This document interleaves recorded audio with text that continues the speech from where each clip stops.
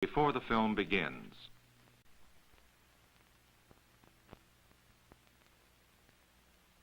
Check 1, 2, check.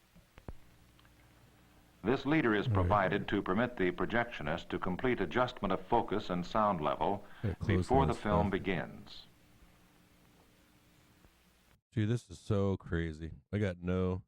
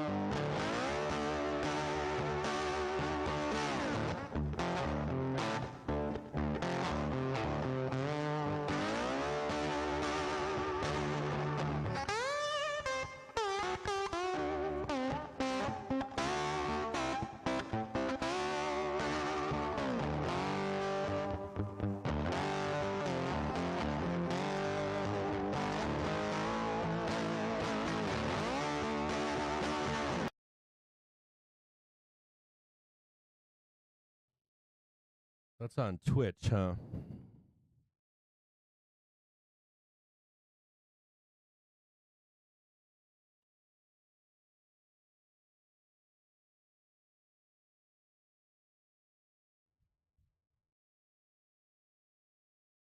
I think I get everybody up there. Check 1, 2, check. Good morning. Give me just a second here. I can't hear.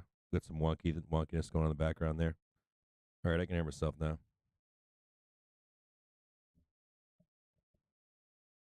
Get right into it here. Give me a second here. I'm a little behind this morning. So just seeing a German government policy paper for the EU Commission says they are abolishing the linking of electricity and gas price break to drop in companies' profits.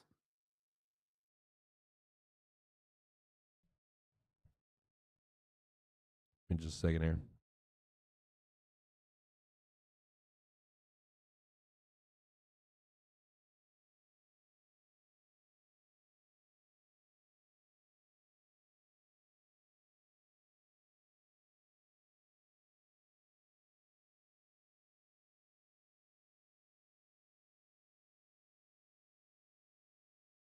Still having some technical difficulties with this multi-stream. It's not quite working.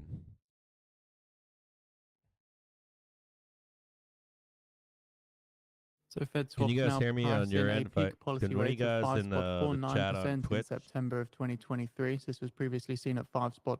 So again, Fed swaps pricing in peak policy rate of 5.49% in September, 2023. All right, good morning. How's everybody doing out there? So what do we got? So yesterday at the let's start with yesterday. So yesterday we ended up tagging these two low numbers on the close here. We ended up tagging the low number here, I think it was 395.66 or something. We ended up tagging 395.53. March will continue to be decided on the basis of incoming data and their impacts on the inflation outlook. Thanks, Chaz. I appreciate it. So we tagged this into the close yesterday. And we ended up selling off pretty deeply in the overnight. I don't think it's showing here inside of inside of SPY at least. ES showed it overnight. And we traded back up this morning and then sold down into the opening bell this morning. So you can see that anyone that went down, the whole blipped overnight into the... Let me pause this for a minute here.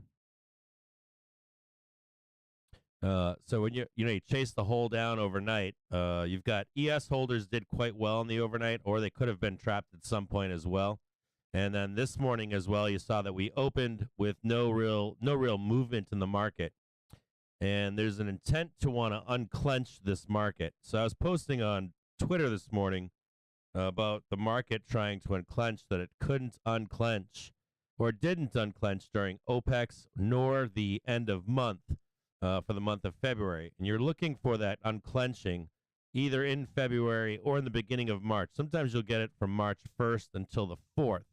And into yesterday's close, we were looking for that unclenching and not seeing it, right? Didn't see it for end of the month. They tried to unclench yesterday into the bell to break below in cash market below that last. I'll try to bring this up for you here and show you. Let me see if I can show it to you. I got some cool stuff for you this morning. I ended up doing some work on McAlgo face late last night. And I want to show you here, if I can bring this over real quick. And what they try to do is break through. The weekly and the monthly triggers. And now they couldn't get it done in cash market, so they have been trying to do it. You can see back here, they're tagging it during cash market, not breaking through. So they've been attempting to do it during after hours, low liquidity environments, stuff like that, trying to smash through.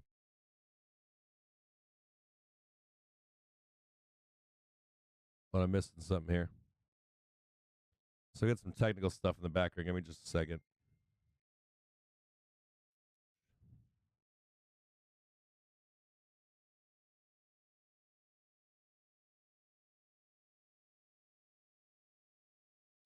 So what happened? I'm getting some text in the background here. So down here you can see that we're just trading off the weekly, trading off the monthly as well. And we're back down here again now in cash market, trying to break underneath this support. Now you can't get a price velocity move to the downside unless we break through these levels of support here. You can see them. This is going all the way back now. 1, 2, 3. On last Thursday, they Bears tried to sell it here, right? They tried to sell it again. Remember, we spoke about this. Well, we started this on February, I believe, 17th, or maybe the 16th or something, the selling of the market. They couldn't break through in cash market. Now they're trying to break through these support levels in low liquidity environments. And I'd seen a Twitter post, I believe back on the 17th, from someone that had posted about how we get price movement velocity to the downside. And my posit was that anyone that has real money in this market, not like you're spending your weekly paycheck on zero dates or something like that, but you have real size in this market. If you've made it to this point, you've gone through 2.5 years of market crash, right? There was a silent market crash back in late 2020, went through all through 2021 in spec growth, and it didn't actually reach into blue chips until 2021, and then 2022 came out. They came after the corporate debt bond tickers like Apple and Tesla, and finally the S&P 500. So you basically had two plus years of market crash. So anyone with real money out there inside the market knows to either at this point to hedge or remove themselves from the market. As a matter of fact, myself, I owned a bunch of Tesla, and I ended up selling it. But when I was holding it, hedging was dirt cheap. It's stupid cheap right now. And you've also seen the unwinding of shorts in the market going back from October through January. There were some articles posted out there. I'm not going to look for them for you, but I think they lost $60 billion unwinding shorts on this market. And so when we're at this top here with, you saw Tesla come up and almost trade 220 the first time. It traded 217, 214, 217, I think again. But I think everyone that's out there in this market, you have to remember that 25% of this market is retail. And then of the institutional investors, some of the smaller institutional investors, they're smarter as well at this point. So you've got a decent size portion of our stock market. It's not the institutions, it's not the long or short hedge funds, but you've got a significant portion of market participants that have learned their lesson to some extent at this point. This gets blamed on the zero-date market to some extent, but truth be told, we haven't seen price velocity to the downside. you've likely seen, and most people that I know that have real size either in this market or come in and out of this market, we're talking hundreds of thousands to millions of dollars, no to hedge at this point. I don't think anyone out there in their right mind has made it through this market without being well hedged. And hedging was expensive until recently. Until we were up around that 220, right in that area there, hedging was not cheap, but it became very cheap during that unwind phase of the market. And so there was absolutely no reason for you not to take profit or hedge cheaply. As a matter of fact, I'm on the phone this morning with two guys, and we're looking at hedging on the market, and it's just printed. It's been printing like gold, and not in SPY and not in the Qs, but in the Dow, right? So these S-Dow calls have been printing like insane amounts of money, whereas SPY, of course, ES, S&P 500, and the Qs really aren't down. You're not seeing. It's weird too because I'm looking at Dixie this morning. I was looking at Dixie. I was looking at HYG. Now they're trying to push through right now in this open. They want to get underneath this weekly and attempt to do this. I'm going to show you a predictive. I'm going to show you the Algo McAlgo face this morning to show you what Algo McAlgo face is saying. He's saying this is all bullshit in here. This ain't going nowhere. I guess to me you'd need more news than what they're trying to do to sell this market. This looks more like bank real money selling. This has nothing to do with any kind of news in the market that's trying to tell you that we're in crash mode or doom or anything like that. There's like nothing about this that's like event driven of any kind. This is literally a sell side market trying to get the market down as best they can at this moment. And what's crazy is if you look at Dixie, I'll bring up Dixie for you this morning.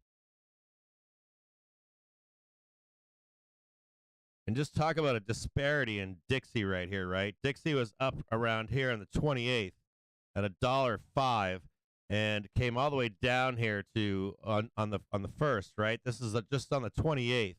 Let's look at that 15-minute chart on Dixie. Now, let's just look at the rollover that took place on the 24th of February. Dixie's been coming down, yet this isn't being shown in the market. Same thing with HYG as well. If you look at HYG right now, it's a tale of two different worlds, right? You're seeing HYG that was up from the 21st. Now it's rolled over today, but not for the 1, 2, 3, 4, 5, 6 sessions. HYG up, and yet it wasn't showing itself inside of the S&P 500, right? You would have expected the S&P 500 to at least have traded higher for, 1, 2, 3, 4, 5. And what's going on is you've got these shorts in the market. You've got short sellers in the market trying to get priced down. You've got large banks trying to get priced down, and especially into end of month. We were talking about this yesterday, and especially last Thursday. So at Captain's Alpha last Thursday, what day is what? What day is today? Wednesday or Thursday? So sometime in this time frame here, I was talking to you about bulls need to get above, or at that time needed to get above 408, 410, and then it came down to like 402 or something yesterday, 404. Bulls needed to get up there to reset the weekly and monthly support levels and to watch the entire day yesterday. The intent yesterday was that we needed to see what this price would close at. We harped heavily on the price into the closing bell, and then even from 4 p.m. to 6 p.m. to know what that price is. Do we close underneath those two levels? And they literally slammed into it the last minute of the market. It was 30 or 40 handles down in a 1-minute shot. None of that is normal. Well, it's normal on end of the month at times when they don't get to the numbers they want to get. And usually the day after those days, there's many instances on end of month where you'll finally see an unclenching for 1 to 4 days after the last day of that month. So from the 1st to the 4th, you'll either see the market head down for 2 or 3 days, or will rip face off for a few days. So that's what we're going to be looking for here in the coming 2 to 3 days for the beginning of March. What's fascinating about this, though, too, is that March and April traditionally are two of the best months to be buying a bottom for a great rally. You guys, I think you've probably heard this or you've been hearing this from everybody about how it's sell in May, go away. Everybody knows that March you buy the dip and you trade that up into April. It's one of the best couple month periods of the year that you're looking for a dip. And not seeing price velocity to the downside at this point in the market has to be frustrating. It has to be frustrating for sell side inside the market. It has to be frustrating for the JPM caller people that are out there that want to see 3,000 and that kind of stuff. Now, I'm going to bring something up for you that's fascinating here. I want to show you this monthly support level that they're trying to break right now, right? Right over here. I want to show you something kind of fascinating here. And this is where my question lies for not just I had told people on Thursday that I wanted to see what the end of the month would bring. What would the end of the month bring, and why are they trying to get underneath and break this support level? It's because they can't reset this weekly and this monthly. They can't reset this weekly and monthly support level if we break underneath it on the close of the month of February. And it's kind of important to know this because what this leaves us with for this month is no real support in the market. Technically speaking, this market has no real support here for into end of quarter, into the rest of March at least, which is a very dangerous situation. I've heard people. Someone said on Twitter a week ago, they said, "Oh no, you can wake up tomorrow and we'll have a market crash." You can't say that, and I'm like, "No, that's not true. You think so, but that actually doesn't happen. There are support levels within the market that we should stop and have checkpoints at, which we always have, and since the beginning of the stock market. You can go back and look and see, even when we're in a market crash situation, that there are specific places the market will stop at, even if it crashes a flash crash of some kind. And this person was actually wrong. And I didn't want to comment on it on Twitter. I was like, I'm just going to keep my mouth shut because he probably doesn't know what he's talking about. We can actually show this stuff in every market crash going back to the beginning of the stock market, that there are places, natural signposts, natural support levels that will get broken one at a time as we break through levels, right? We stop there, we trade higher, reject again, come back down on our way down. And what's fascinating is the fact that we closed yesterday below the weekly and monthly support levels, and we didn't reset those levels for the month of March. And I'll be honest with you, we're probably going to trade sideways right now. We're not going to crash or anything, but it opens the door. And this is the key that I was trying to make to you on at Captain's Alpha, and that big long post I made was that you want to see if this support resets itself or not. And when it doesn't reset itself, there are problems. There are functional or technical problems in the market at this point. So for the rest of the month, into at least the end of the quarter, at any point, if they want to sell this market, there is no natural spot. People will point out the 200-day weekly moving average as a natural spot. I'll give you that one. That one's probably the next level down from here. And but below that, you want to know where the next real level is? It's now like 3,300, and I'm going to show it to you. So this person that was on Twitter that said you can just keep crashing, that is not true. But what I didn't say to him was, when we break through the weekly and the monthly, I'm going to bring this up for you real quick. Give me just a second. When we break through this level that we're breaking through, this monthly here, this emotional level, that the next level down is far, far away. Now I want to show you this level right now that we're breaking through, and where that actual level is on the market, and it is far down. So if you are hedged in this market, you can't stop being hedged in this market. If you're like, hey, I'm going to buy some calls up here, that kind of stuff. We're going to talk about a second case here. We're going to talk about a second case. Let me bring it right here for you. Give me just a second.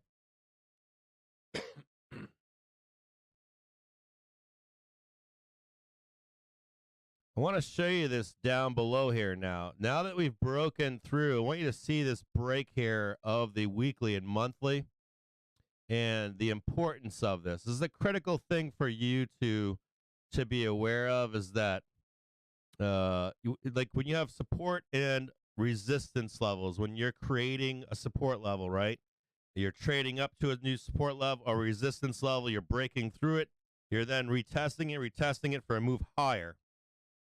When we're coming down and breaking through support levels, we're trying to break through, sell into those buyers, weaken those buyers, right? So that support level is now kind of weak, right? You know that you've worn out some of the buying, the demand to buy there, and that if you go too much with selling, that you can slip right through those levels, right? We all know this. It's standard to know that kind of stuff. Now, I'm not showing you the 200-day weekly moving average. I'll put that up here at some point. But the real key point here is that we're now back to this next level down below here. It's very low.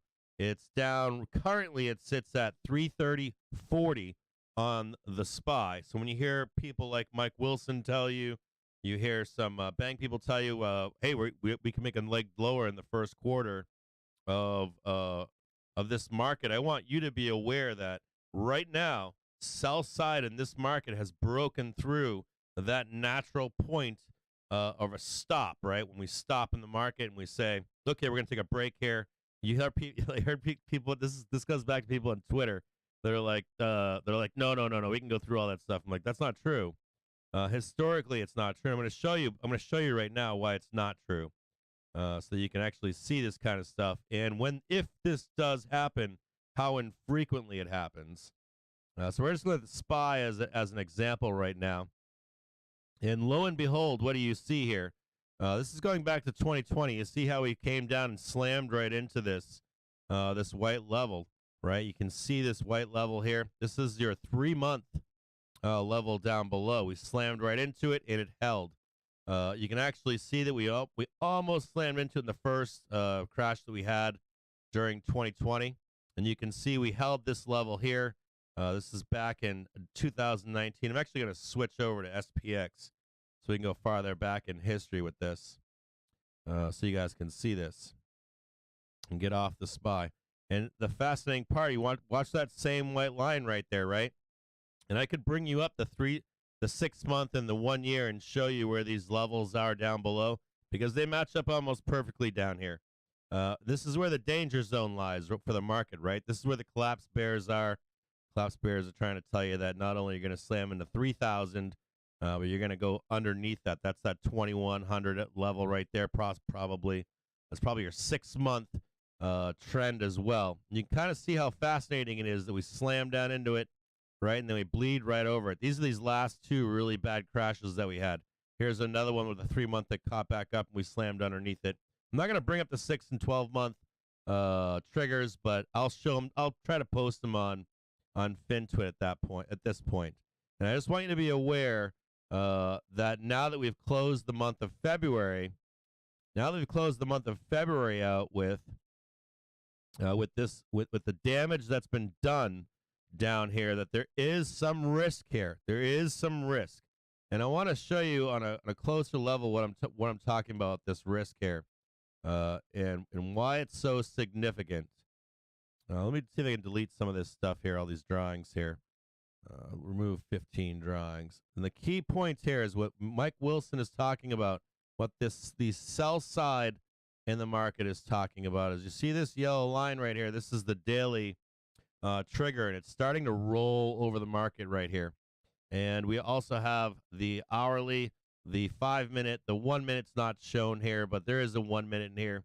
And we're starting to try to hang out underneath, try to get underneath with all of these triggers rolling over in the market.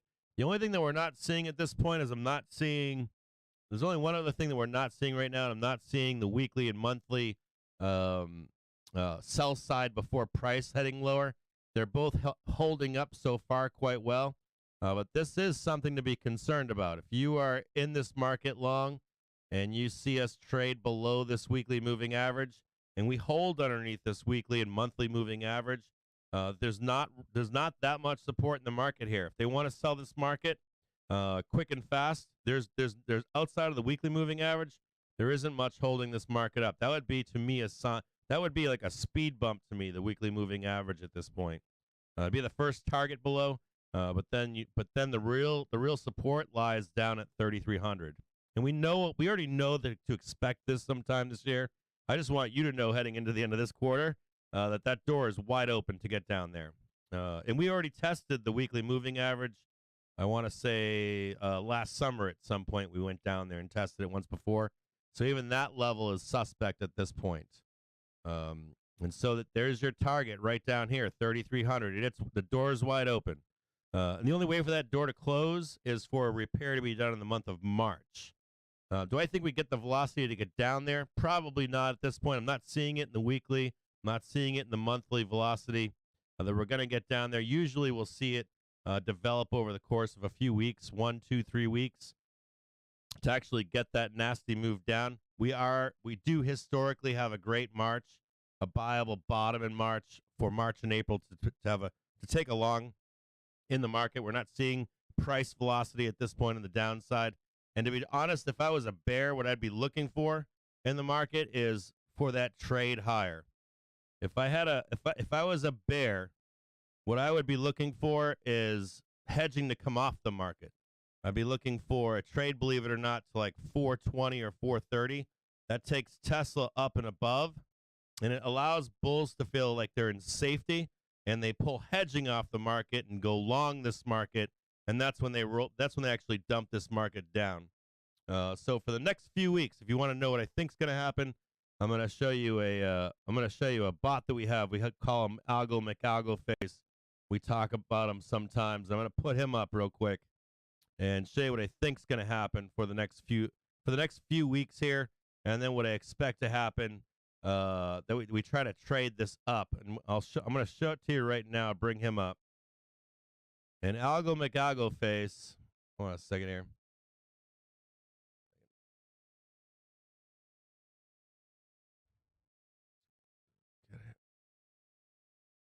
Okay, so Algo McAlgo Face right here, right? He looks like he's going to come back up. Trade this down, right? Come back up, and we're going to sell this high and get a low inside of the market at some point. 392.52 possibly somewhere in there, maybe slightly higher. We might retest these lows here, come back up, and we will fail to get a new high, and then we're going to actually trade higher into this 418 or 420. This is kind of where I'm looking. This is over here in March. This is March 29th right here, and this is April 13th. So we're looking still for a dip to buy, believe it or not, in this market, somewhere where we are currently right now, and have that dip buy to buy for the month of March and April. Now, with that said, you have to hedge. My thought process here, man, is that that this is kind of near bottom. You're going to look back in March and say, I thought we'd be much lower here. I think the market's too hedged personally to get much lower, but they have broken that level. So my point here is that if we're down here and you can find a dip to buy for the month of March or April, if it's here, 390, 392, 398, and then we try to trade this up to 420 or 430, and then I think that's when it can happen. I think that's when they can roll this market over. You'll see some de-hedging coming into the market. Believe it or not, I think that bulls are going to think that they're out of the woods. And that's when there's a good chance for the market to roll over nice and heavy and hard, if it's going to. If it's going to happen end of first quarter or summertime, anything like that, I think it's above and not here. If it is here, if we do roll the market over here and go down to 3,300, I don't think that anyone's going to get hurt here. I don't think that any bulls are, at least. The bulls that I know are all either, if they're long, they're super hedged, and I think they need to be convinced that they're in safety now at this point. I think without that, there's nothing that can be done to shake them out of the market at this point. I think the only way that you shake bulls out of this market at this point is if they believe that we're going higher, and I don't think they're going to believe that until they're trading about, like Tesla specifically, right? You know, I'll show it to you here on Tesla how it happens. I'll show you exactly what happens with Tesla. Give me just a second here. This is how it happens with Tesla. If you want to trick or de-hedge or anything like that, let me bring up how it's been done, at least with Tesla in the past.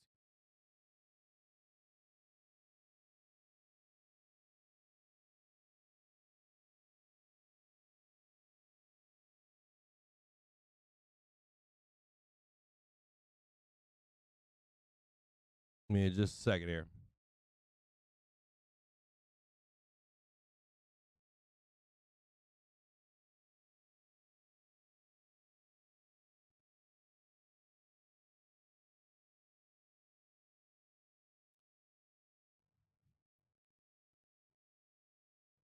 So this is Tesla right here, right? And you'll see up here that you have to like get a Tesla bull has to be tricked into de-hedging. And so we'll trade high enough to actually throw it down. Let me see if I can make this you'll see us trade higher than this daily, right? We'll get above it here. They finally send it down, and we're not quite there right yet, right? We're not quite there. This is a prime example. Tesla's like a prime example. And you see this big blue line right here, right? It's this big blue line coming in right now in Tesla. I don't see, I want to see, let me just put this somewhere else here. I want to see Tesla bulls. I'm a Tesla bull, by the way, if you don't know that. But this is the no trade zone, right? For Tesla, you bought the dip on Tesla down here. You're hedging up here, and you're looking for a long above this blue line right here. And this currently sits at 223.08. So my point here would be that you would get price above, right? Get price above this blue line right here. Bulls would feel safe, and they'd say, hey, look. They'd say, look at that. We just beat the sell side in this market. We just beat all these hedge funds. We just beat these banks. Woohoo! Next leg up confirmed. You'd see it all over FinTwit. You'd see it all over the news. Probably see like Barron's telling you we're in a new bull market. Bull run down here, bull market up here, right? We would consolidate here for a week or two or something like that, and they'd be talking about retesting all-time highs on the SPY and that kind of stuff. And this is where it would happen, where you'd get that crash down to 3,300 in the market. This is my take on how I think it happens. Because currently where we are right now, it's not showing that. Currently right now, you're seeing Tesla supported, even though you don't think it is. You think we're going to have a market crash today. It's not happening. I promise you. And you can see it right here. It's showing itself right here. It's actually curling up. You can actually see this starting to mellow out a little bit, and usually price should come up here, and you'd actually want to catch these guys in here and sell it back down here. And here's April and May right here, okay? So you can see April and May down below. You really want to see that price get up there, and you really want to see bulls feel safety. Right now, they don't feel safety. They haven't felt it for 3 weeks. I want to say mid-February, early February. Bulls are clenched as hard as they can, and they're not letting loose. I don't know what you do. If you're just trading to zero dates, you're just a day trader. It means nothing. But if you go out there and find a real investor with real money in the market, they're heads to the tits right now, 100%. They're not just like they're not in that woo phase of the market right now. They did that at 100 when Tesla hit 100. People were jumping out to buy. They're buying $100. They're buying 120. They're buying $130. That's when they were jumping in the market. So I don't know what to say at this point for how deep the market can go down. As a matter of fact, you've got 188 on tap for Tesla as a low, an expected low if we unclench here. Let's say Tesla trades down to 188. I'd love to buy that trade right there and take that up to 220 or even higher at that point.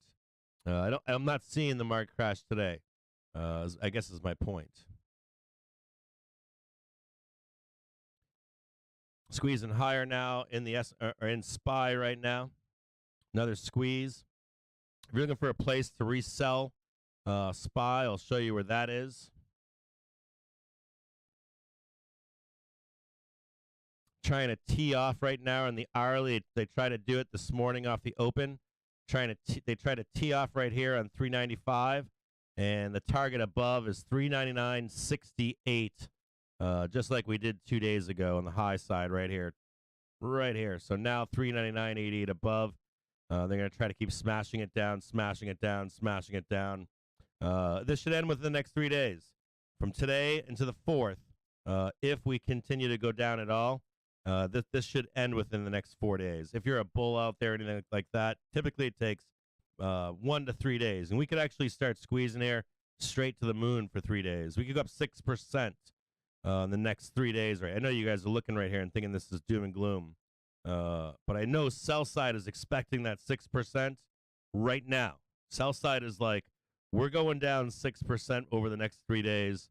But that might not happen. We could actually go up 6%.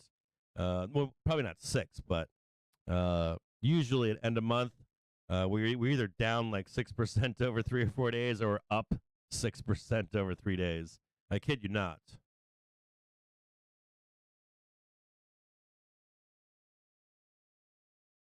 I'll bring this up for you here.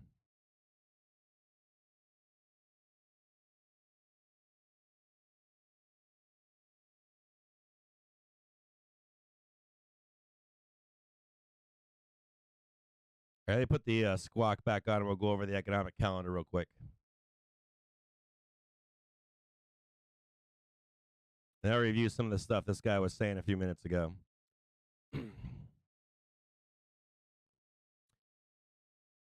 Fed's Kashkari this morning said, we are not in a recession. And in the same sentence this morning said, I'm not sure if we'll be able to achieve a soft landing.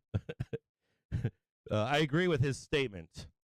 I disagree with the we're not in a recession statements, but I don't think we get, well, I think we get a soft landing in terms of price. So I don't know what their idea of price with a soft landing is. I think the idea of not a soft landing would be the S&P 500 at 2,400, 1,600, something like that. So I don't know what he means by if Crash Kari thinks he is meaning lower than 2,800. I guess would be the point on that. Remember, you have your target above 399. I'll give you that. I'll draw a box up there for you one more time so you can see it. Right up in here, it's 399.30.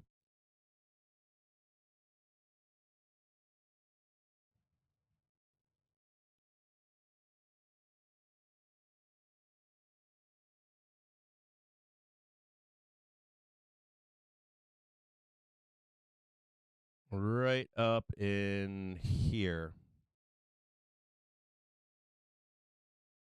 We'll see if the white line will cross the red line and take us up here to go up to on where strong all the demand growth. sellers are sitting up in here. There are sellers right here as well, but they're weaker sellers than the 5-minute sellers that are above.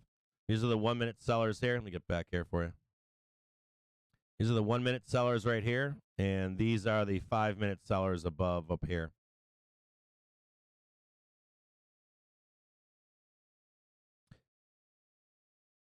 Kashkari is also saying that there are some grounds to be optimistic, but inflation must be cooled. We'll take a look at the inverted yield curve today. Unemployment, I'll bring those up for you. Unemployment, the Fed funds rate, the yield curve inversion, I'll bring all that shit up for you. And then inflation and all that other stuff.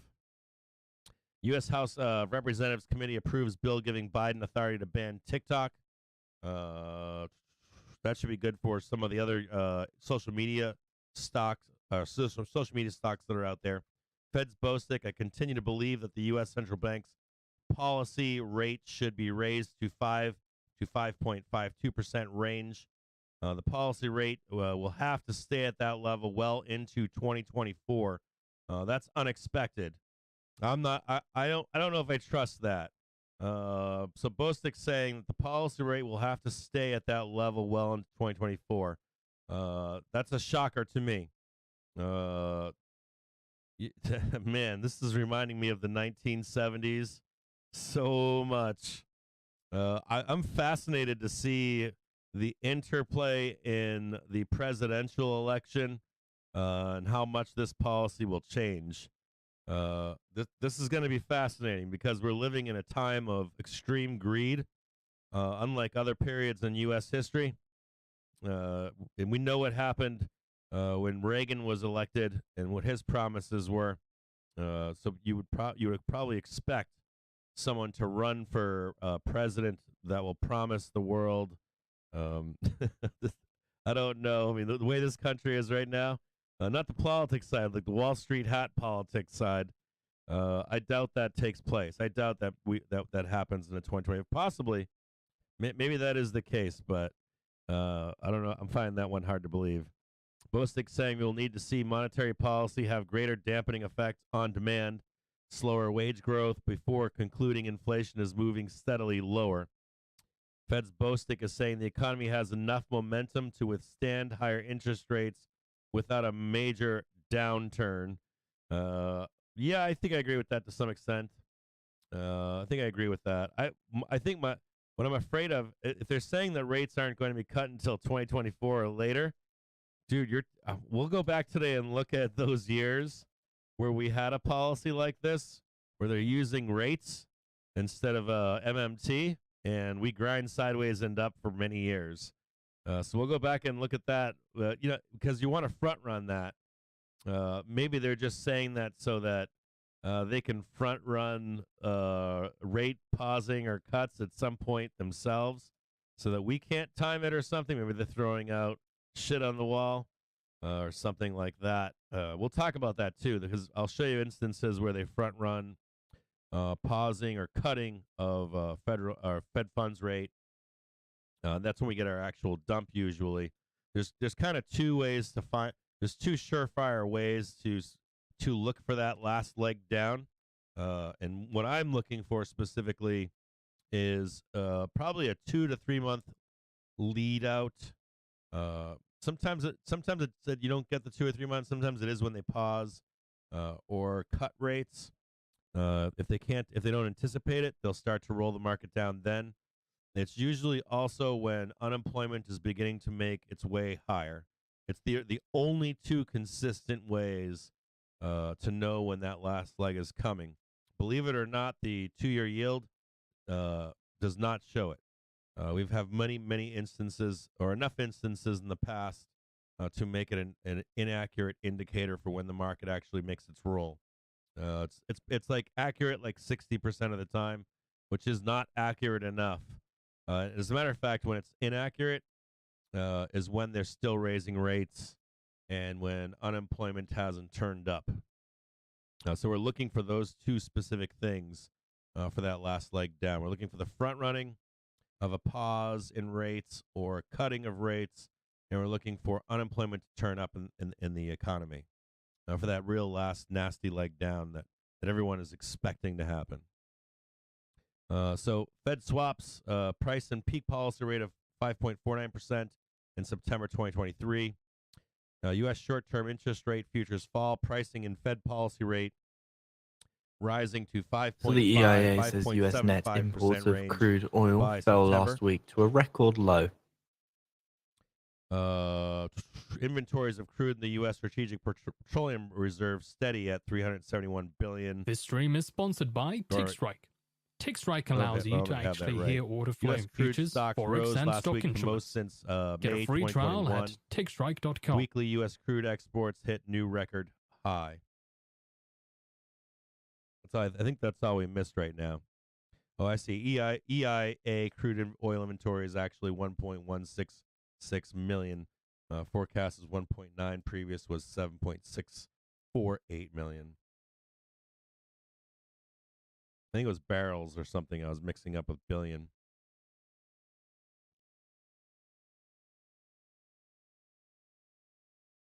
So I'm looking at some of your chat right now. Someone just texted or DM'd, where does it need to trade to repair?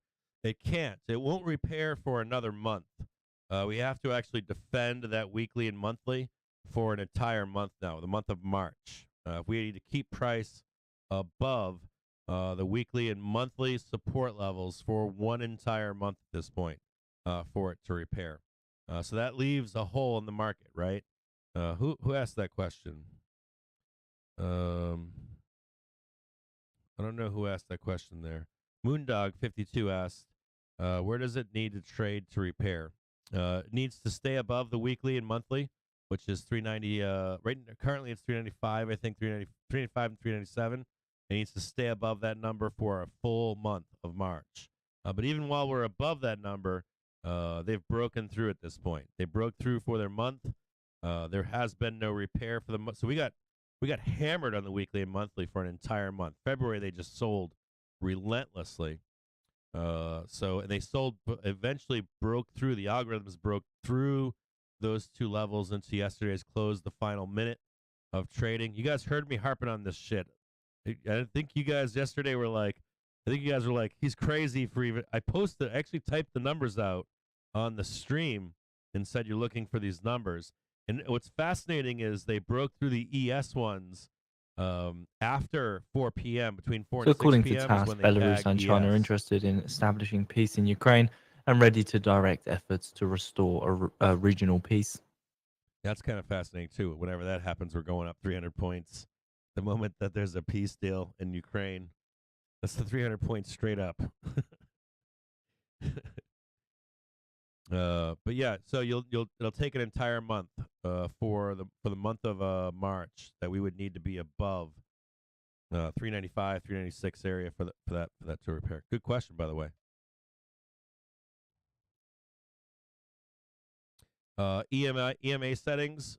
These ones right here I use what I'll do is I'll do a 21 or 27 day, whatever you like, and then I do them on and I also do a 113 or 176 depending on the day of the week, because they don't quite match up on EMAs, but they are working right now. You could do like 116, 117, whatever you like, and then I look at them on 3 time frames. I look at them on a 1 minute time frame, a 5 minute time frame, and a 1 hour time frame, and then I'll give you direction of the market. As a matter of fact, I'll show you some cool stuff. I got some neat stuff for you guys today. I was up late last night doing some work into the wee hours of the morning. I'm going to show you guys some stuff here.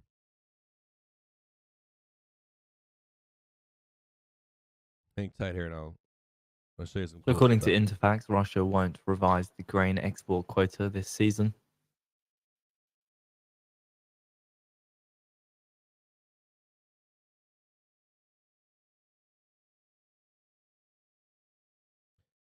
So someone was just asking about EMAs. I'll show you something neat. So what I did is I made some charts, some permanent charts. They can scroll through for you guys each day. We'll go through each chart once a day in the morning, and if I can start like some kind of a schedule at some point, we'll do like we'll look at each chart each day, and you should be able to recreate these at home. Let me mute this real quick in the background.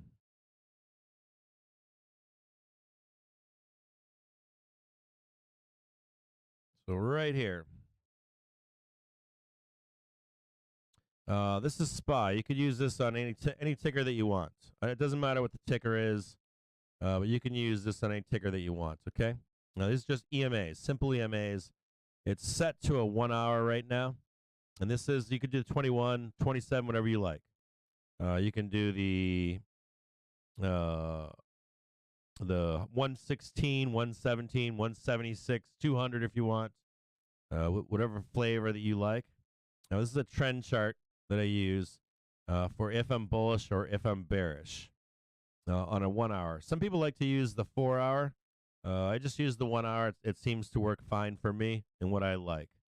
So if I have a bullish or a bearish stance in the market, if someone asks me a question like, hey, are you bullish? And I'll say to people, well, what time frame are you asking? And they'll say to me, well, just overall, are you bearish in the market? Are you bullish in the market? And this is how I find my answer for myself. It's fairly simple. If someone asks you in the market, are you bullish or bearish at the moment, I'm going to show you 2 cool things to check out, okay? And when you're interpreting these charts right here, I want to show you How you can know if you're bullish, bearish, or neutral. Okay, bullish, bearish, neutral. In the short, long term, you can say I can give you exact answers right here. Okay, 4 hour will actually give you some ideas in this too, but the 1 hour specifically for most people's time frames, for their like 1 month, 3 month, the next 3 weeks kind of a time frame. This is an easy way to check. Now, see this trend chart right here is fairly simple. You guys sit out there every night and you watch videos on YouTube. You scour FinTwit. You read like all these news articles and you watch CNBC and that kind of stuff. And it really doesn't matter. It doesn't really mean anything. Price trumps all, right? So on an hourly, do you see how this red line is above right here? This is the same thing that's on Webull. You see how price is underneath that red line, right? And price is underneath the white line as well, right? See how price over here is above the white and red line? See the difference here? So this is bearish, right? You see how the white and red lines are kind of vertical, right? That's kind of bearish, right? White lines kind of vertical, not really vertical, but it's heading up in a near vertical plane, right?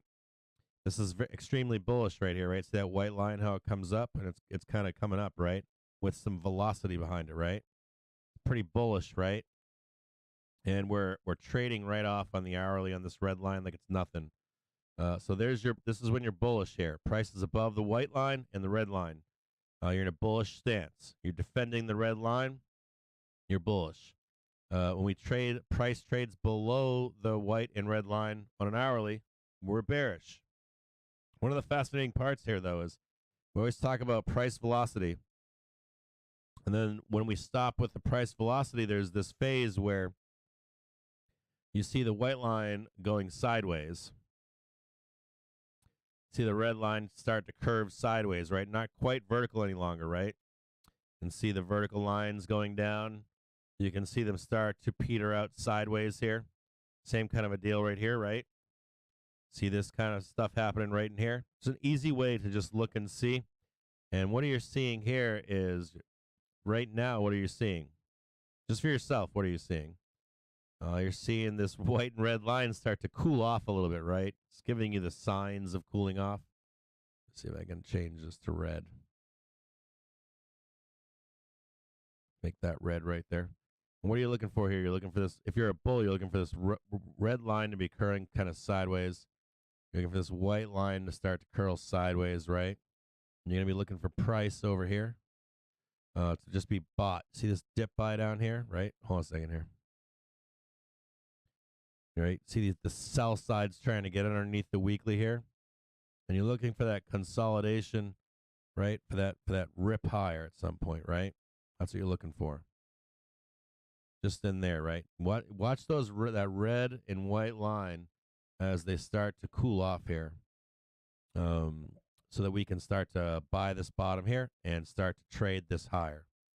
Make sense? So you're hearing like people out there calling for a crash, but the reality is we're coming into 2 strong months, and you're starting to see going back to February 24th. Like right there, February 24th, right? We're talking about HYG and Dixie going up while SPY is not showing higher price.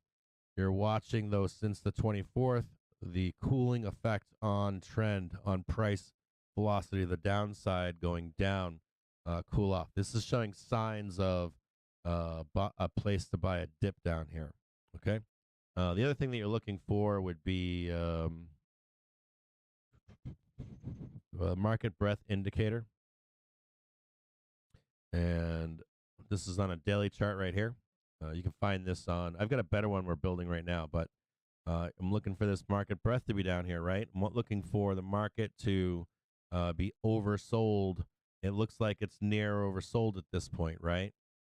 We've traded down, we traded down here 61.8 at this point, almost 61.8. I bet we're on 61.8 on ES, if I had to guess. Yeah, we've tagged 61.8 twice now. See right here, 618.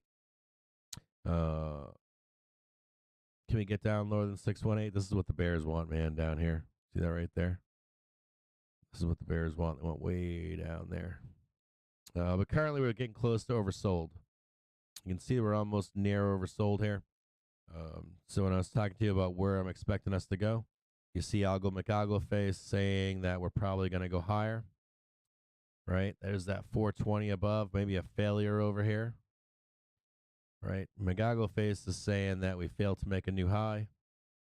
Come back down, grab a bottom, and then head back up. Tag that 430 up there. So this is all laying itself out right now to get up there. Tag that 430. Failure above here, maybe at 412, 410, something like that. The only thing that concern here, if you're a bull, is that there's no more. This is gone right here. This known support for the month of March is gone. And my hope, not hope, but I think that somewhere up here is where people feel confident and they bloodbath us down. That's where I think it is. That's where I think it happens, right up in here. So anyways, there's the market breadth indicator. You've got the, are you bullish? Are you bearish? Why are you so bullish right here? People are like, why are you so bullish right here? Why are you thinking that we're going up? Hold on, cancel this. And people are saying, why are you trying to buy a dip here? It's because we're not seeing price velocity to the downside. It's because we're at the bottom of breadth at this point, and we're probably going to make a move higher sooner than later. Bring it back to that supply and demand.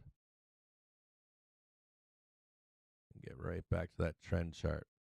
And if you are a bear and you want to see the next place to be selling, you've got two targets here. You've got 397.24 and then 401.15 currently on the SPY. Looks like they're slightly off from Webull EMAs.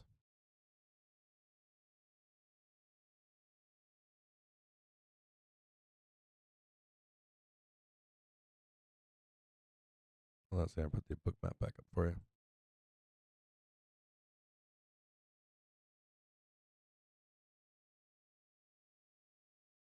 I'm going to take a look at BBY.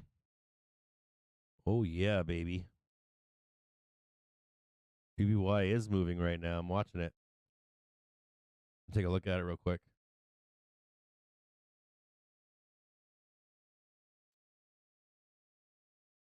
BBY trading $1.49 right now.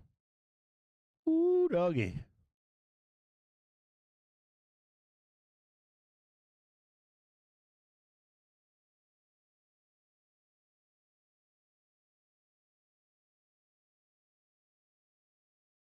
Last second here.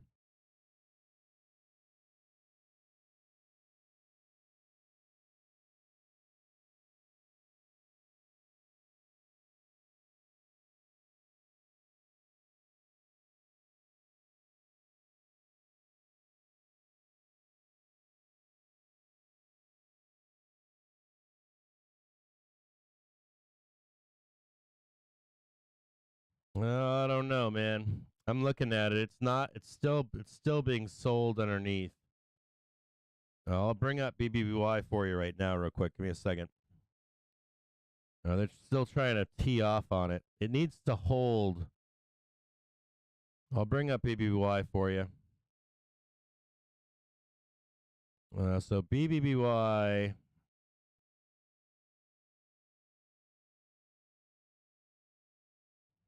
That's a beautiful squeeze right there. Back on the 7th.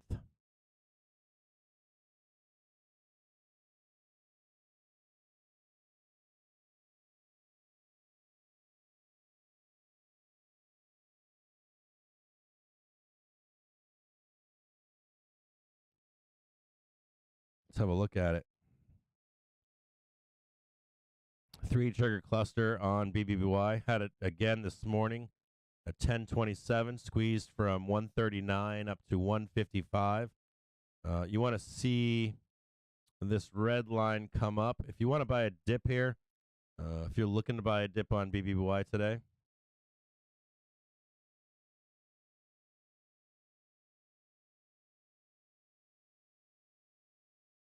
check around 12 or 1 o'clock, maybe 12:30.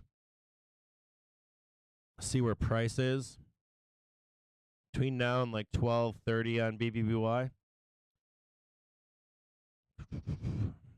If it can hold.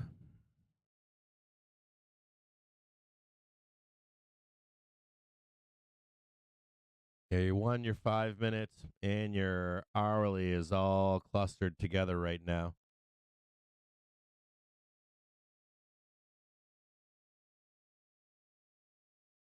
You're trying to get to $2 and say $2 to start. Same place as before. Nothing, or it's a little bit lower than it was before. Bring this one over. I want to show you one quick thing here. Remember we were watching it last time, and it didn't break above and hold. See how it didn't hold here? It broke above the hourly, and it failed to hold this $1.50. You want to see that? You don't want to see that same thing happen here. So you really need to hold. I'll make it a little bit lower. Needs to hold $1.40, $1.45, somewhere in there. If you can hold $1.45, and your 1 and 5 minute are able to get underneath it, that's where you're looking for above $2. And I don't think that you get to 220. Maybe take some off above here. That's BBY right there.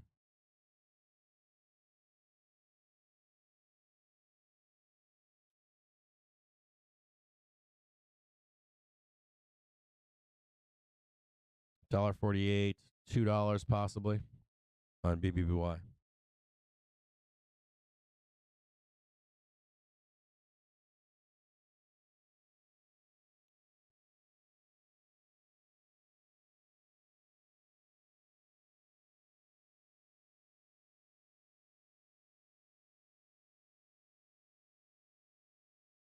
So you guys are asking about lines. So, okay, so I'm on a 1 minute chart right now. Okay, so bring up a 1 minute chart, whatever you're on. If you're at home or something, bring up a 1 minute chart. Just put your chart at home on a 1 minute. Let me bring up an EMA here. Here's just simple EMA. Whatever chart you're using at home. These have all kinds of different inputs. Right now I've got it set to 113. I've only got selected the 27 right now and the 113. So you can just see it's a 27 EMA, 113 EMA. Nothing special. And then I just revert back and forth between a 1 minute, a 5 minute, and a 1 hour. Just between those three things right there. I think I've got it highlighted in white. And then I've got this one highlighted, and I've got none of the others selected. I don't. Depending on what you get, if you got TradingView, you can just search for exponential moving average.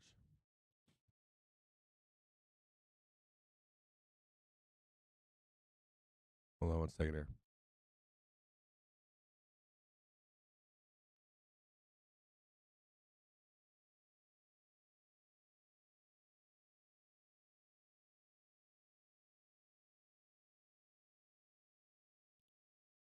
Give me 1 second here.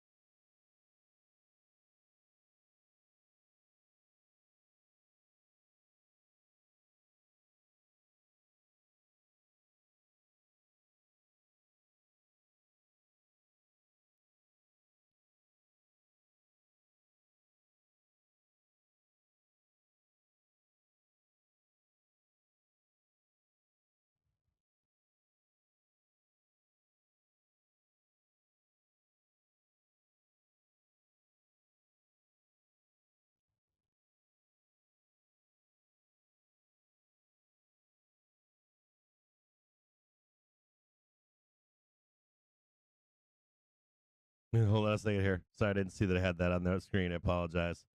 Give me just 1 second here.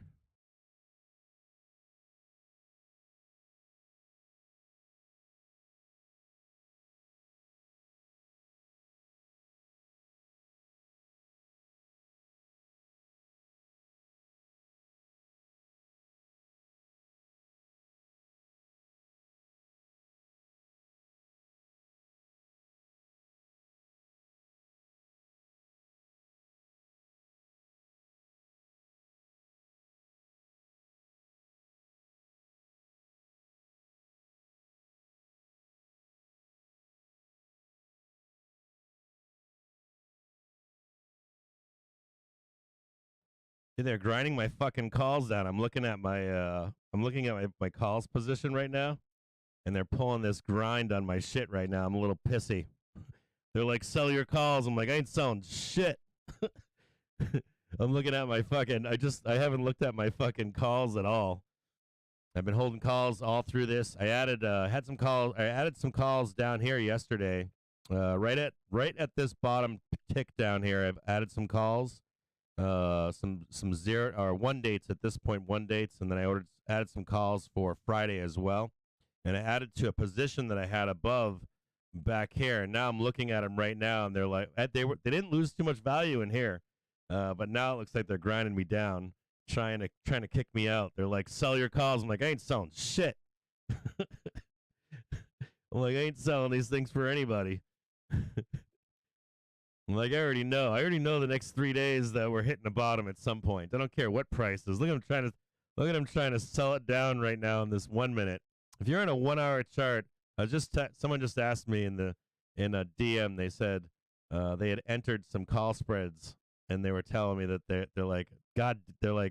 they're selling puts down here, and so what they're doing is they're selling puts down below and picking up calls for a spread. And you can see right on this 1 minute right here, they're just trying, the sell side of this market is just teeing off right here. You can see it right here. They're just teeing off down below, teeing off right here down below. And they want this next 3 days to get as deep as they possibly can in the market. Just screaming for it down here. They really want it as deep as they can possibly get it right now.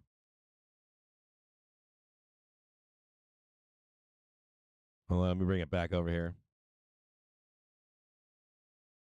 And I don't see the news event that could do it. I mean, people were waiting this morning for like ISM to come out, and I'm like, what, dude? I might have to buy this fucking dip right here.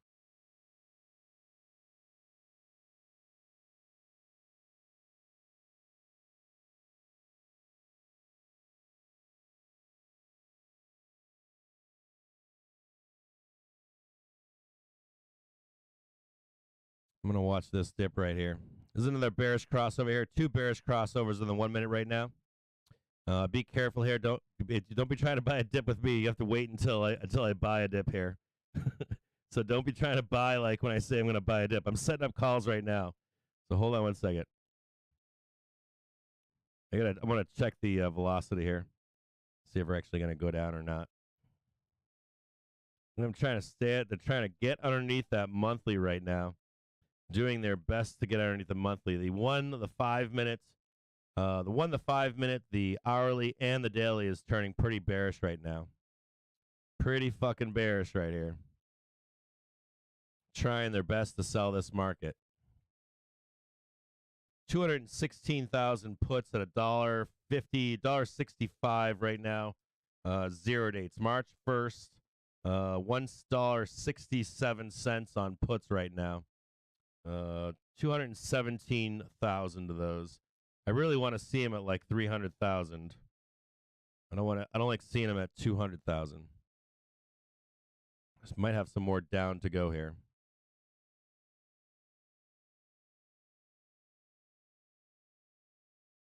I'm going to switch now, looking at 394 Cs.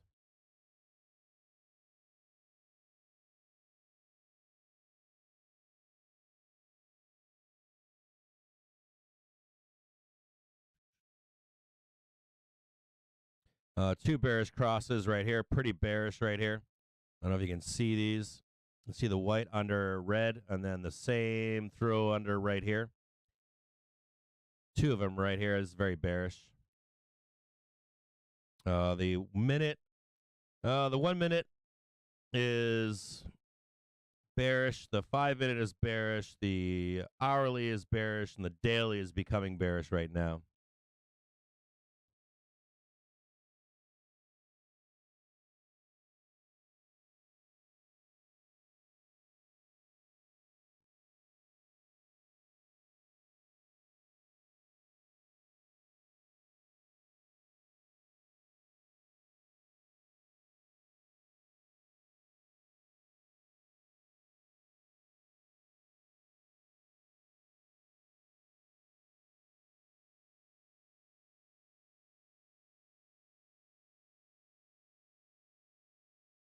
Now trading 393.73.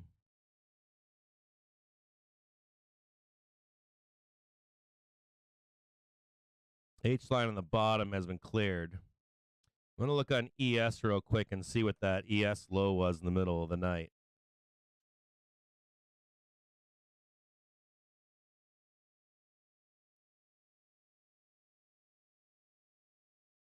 $395.05. What's wild is that ES isn't selling off down there right now. ES is actually holding up above at 3962.50.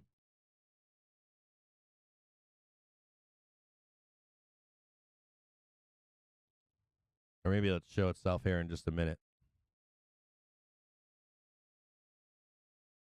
Might be delayed right now, I think.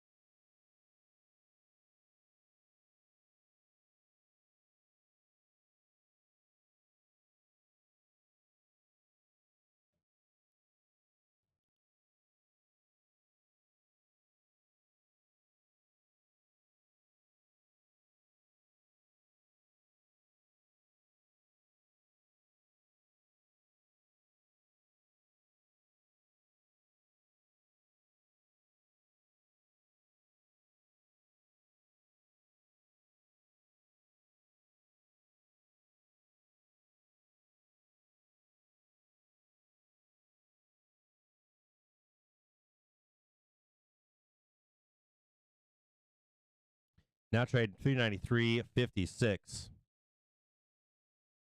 1 minute, 1 minute, 15 or 5 minutes. Starting to level out a little bit here. We should have some more down here, just a little bit more bloodbath.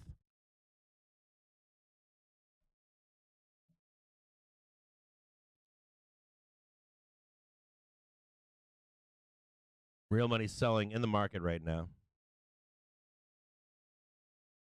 395 P's now $1.86. Now 221,000 of those puts in the market.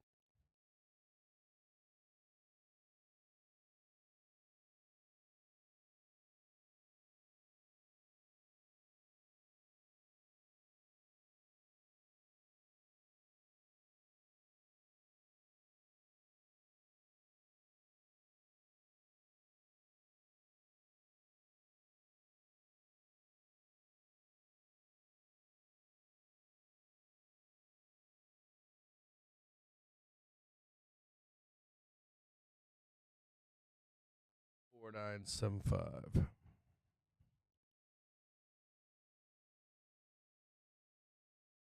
I think we've tagged at this point the ES low from the overnight.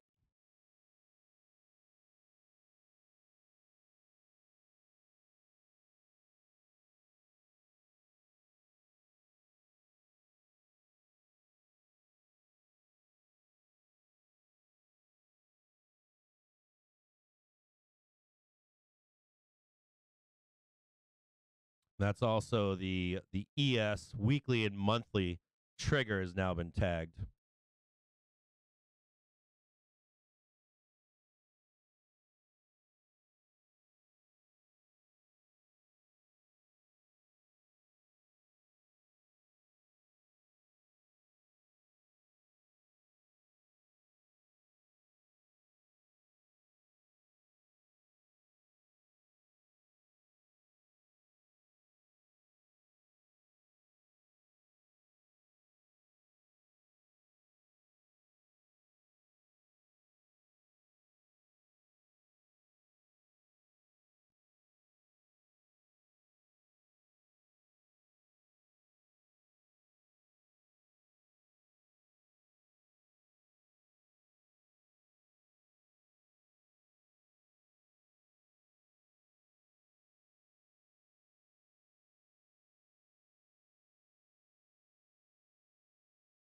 I have an extra EMA in here.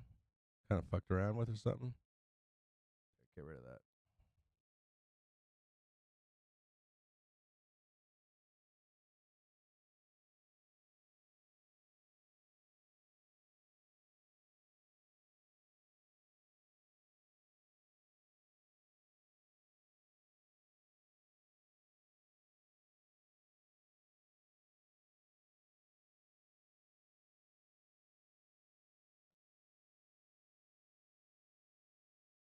Still bearish on all velocity to the downside. 1 minute, 5 minute, hourly, daily, still bearish here.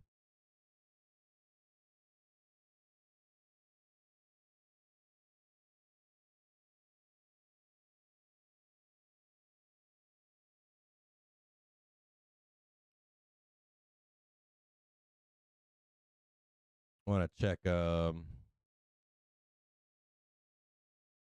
crude.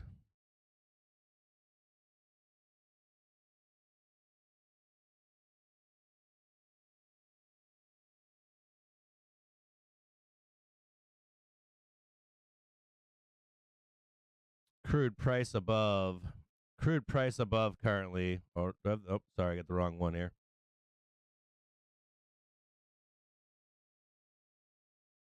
Yeah, crude's still bearish right now.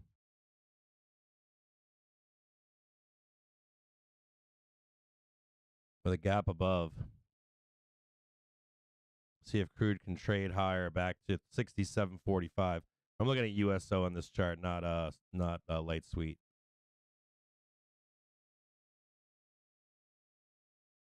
Light sweet now though, or at least USO is with a gap above at 67.43 and 67.56. I'm gonna bring up light sweet real quick.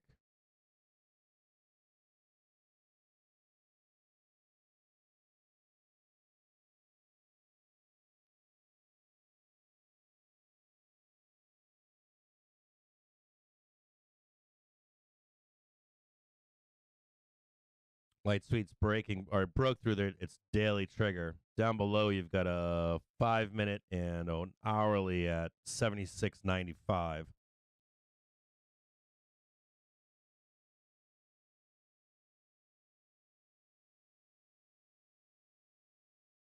This is this right here is the ES weekly trigger is right here.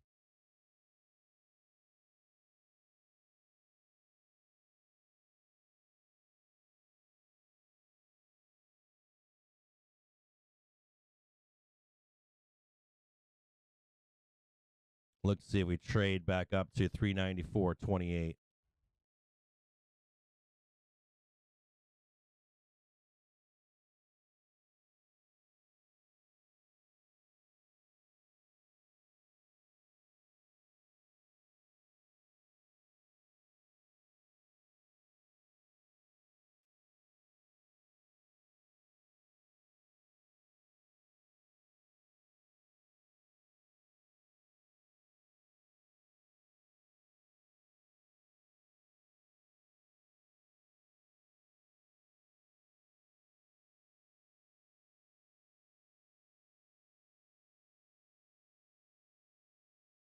So the S&P 500 index briefly trades below the 200-day moving average. There's your 200-day right there. That's not the weekly, though.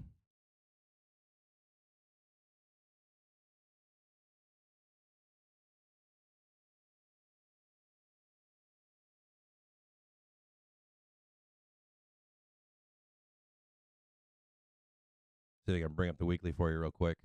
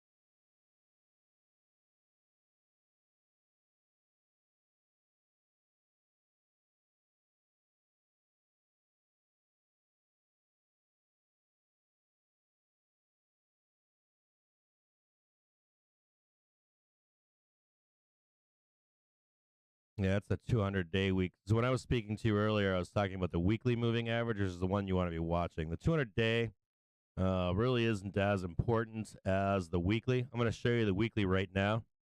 It's a different line than the daily.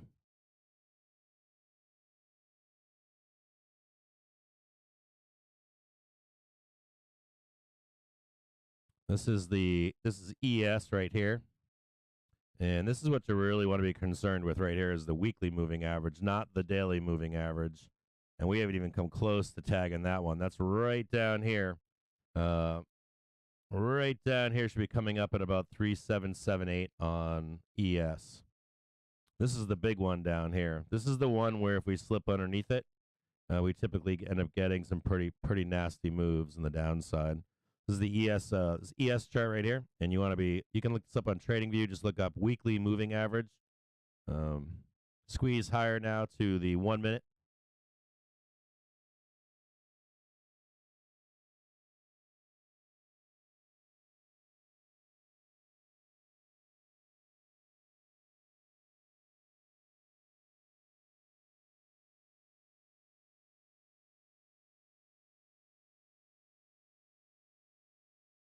Do a search for yourself on TradingView. Look up the 200 or look up. I think the search for it is weekly moving average. Let me see if I can find it for you and see who makes that indicator.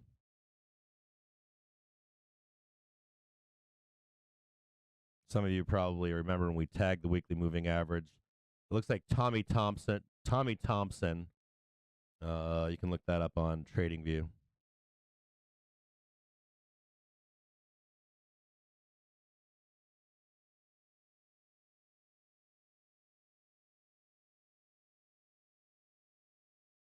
See if we trade up from here up to 395.13.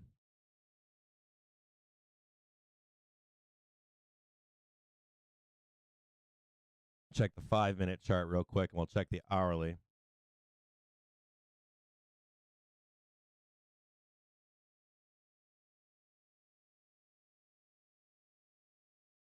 Five-minute target above 395.10. 1 hour left behind at 399.50 so far. Market very overstretched right now.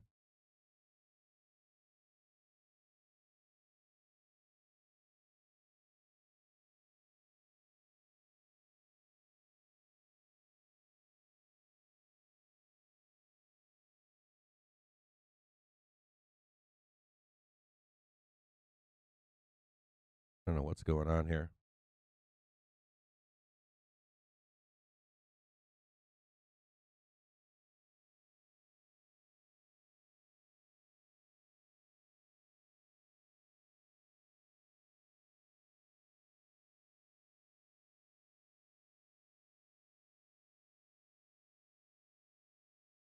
Target above 395.02.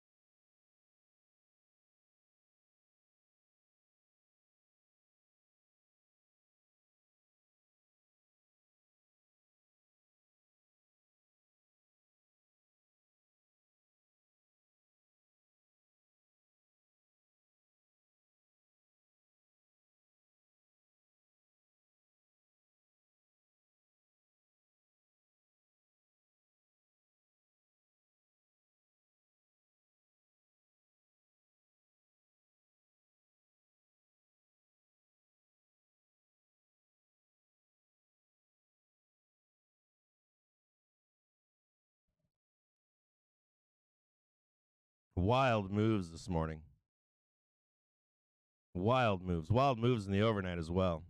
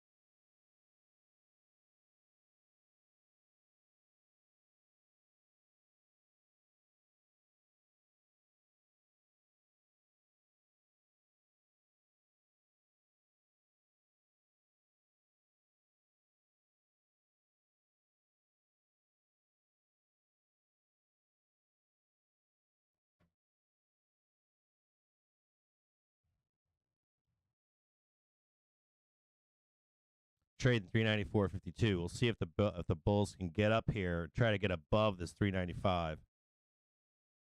I'll check the 5-minute real quick. Been teeing off up here. We got 396.18 above. We'll put this one above right here. We're going to move this one here from to 396.18. See if they try to tag it again. See, they're selling it right above here. Down, right above here, down. They're probably going to try to come back in and sell this down one more time. Let's be conscious of these sellers that are above right here. These are the swellers right above here. 396.18. Yeah, be careful getting trapped inside of here, right here, right inside of here. There's that red box right there.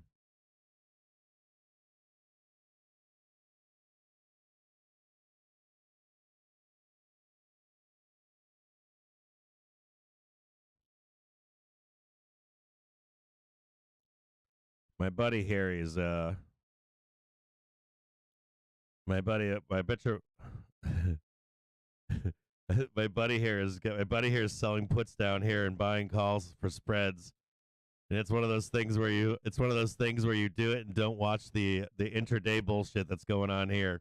Like, you don't want to be watching any of this nightmare fuel over here. This is when you get scared as a bull. You're like, oh, I'm really scared right now.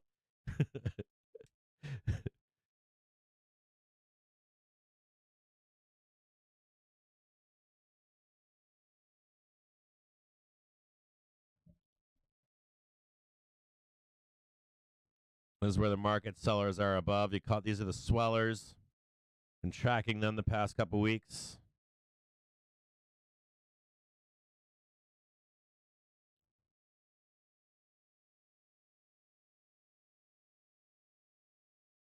Young Jim Bros are down up in here somewhere.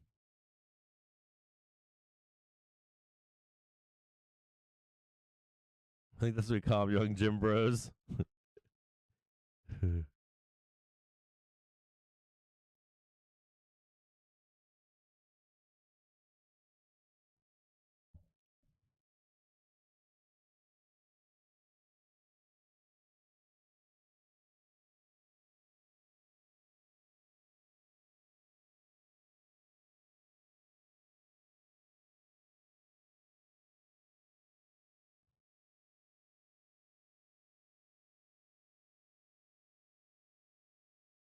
SPY, we're underneath right now the weekly and not weekly, the monthly.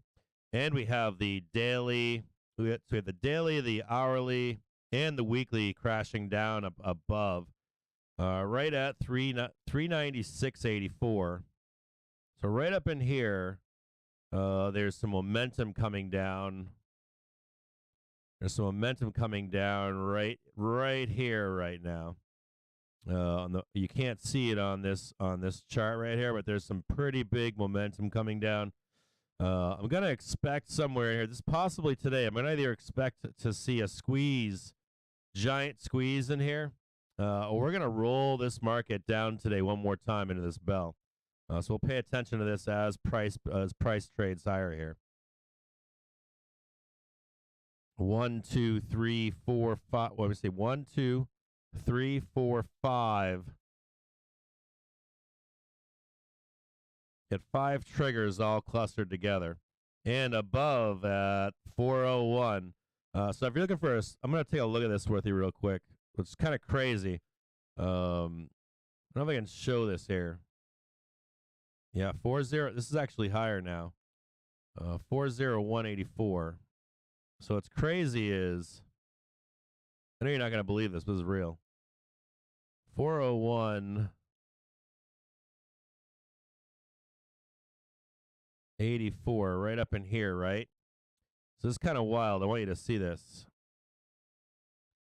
We're in this really weird place. So there's this right now, currently, right?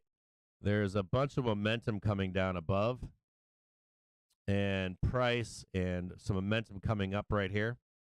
And it could lead to either a giant fucking squeeze up in here, a giant squeeze. I want to show you this, or a big leg down. But I want to show you something. When was this? November? Just give me a second here. I want to show you guys something. Do you guys remember?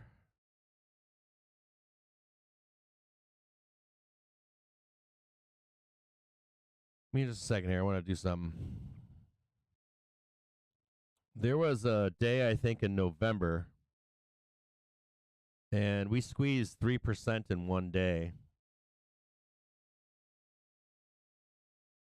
Just a second here. New layout. I want to see what day that was.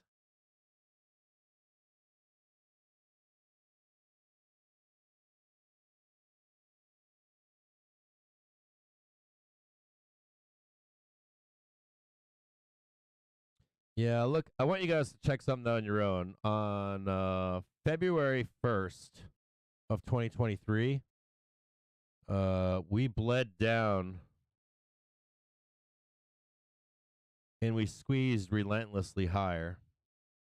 On your own charts at home, go look at Wednesday, February 1st.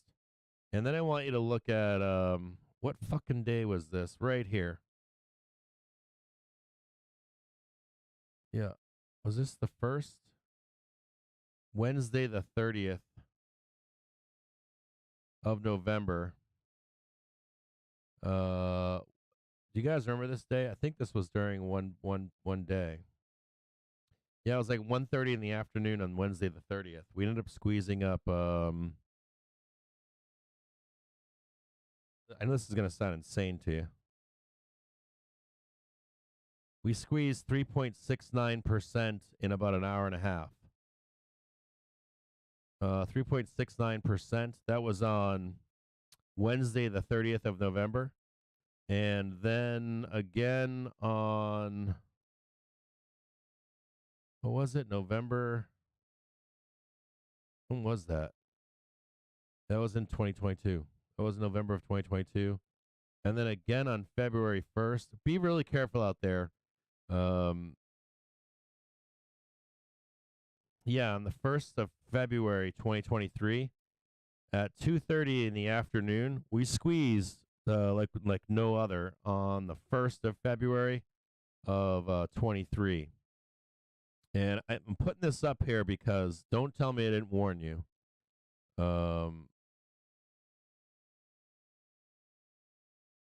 And I'm going to show what I'm going to show you the same kind of a thing's happening right now. I know this sounds insane to even think we'll go there right now. I don't think we are, but I just want you to know that there's like major sellers right here. I'm going to show you these sellers on another chart right here. And if they can't sell the fuck out of this market right here, if they can't sell the fuck out of this market, we could have a how many percentage points is that? I'm going to check this. Give me a second here. I have to save this as something. Supply demand. MBI T3. Well, did I lose Algo McAlgo face?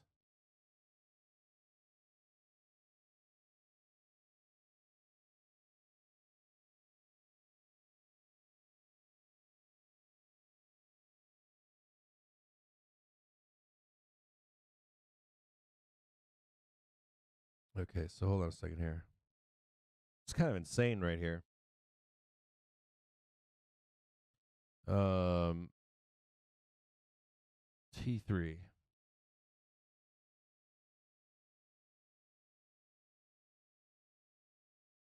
What's the percentage on that?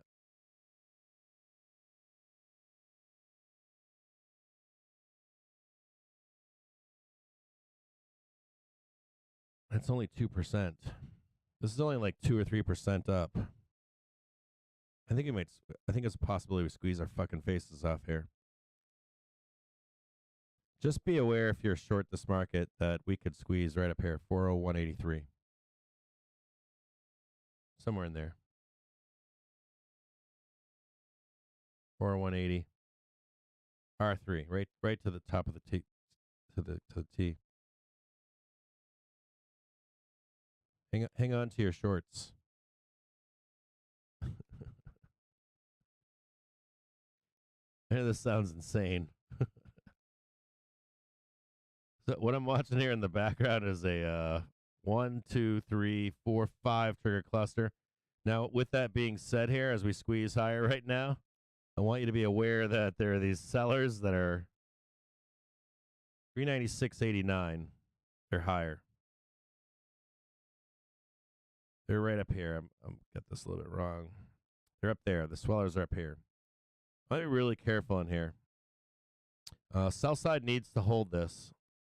If they can't hold this, we can get a relentless squeeze here. I'm gonna show you guys something. Just be really careful here if you're short. I know it sounds crazy to even say this, but I want you to see what I'm talking about here. So if this price comes up right here, right? I want you to see that This is sell side right here. It's 395.50. Trying to sell this down right now. They need to sell it right where we are currently. But if these triggers start coming up, we start breaking through these two triggers right here. 397. We'll go straight north. Right up here. So 401.89 right now. I'm going to show you where these two triggers are. One's at 395.63. 395.63. So these young Jim Bros aren't even here. They're right there. And the swellers are right up in here. But if any moment these two break, it's like straight. It's going to go blast off higher because of all these triggers all here. They turn into like a reverse.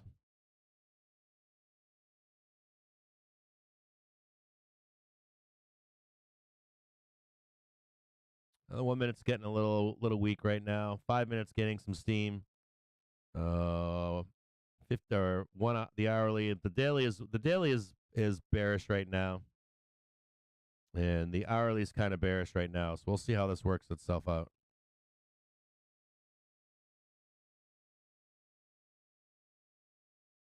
I've got two examples of it happening on in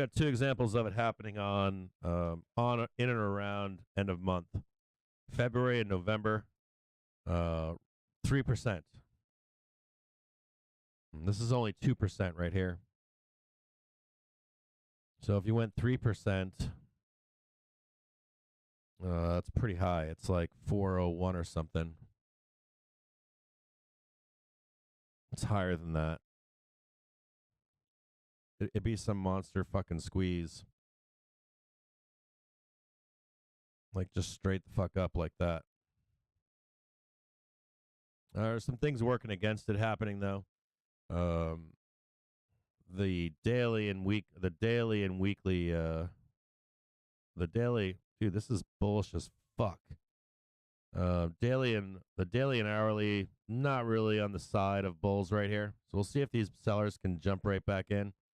But if they can't, we could get a unrelentless squeeze higher.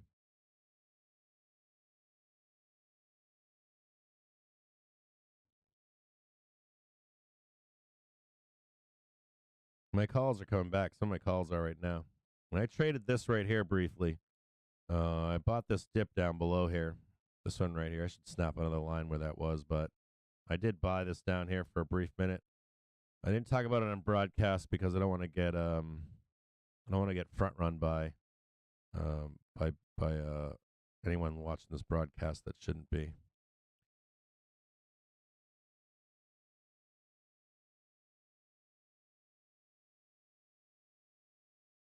Excuse me.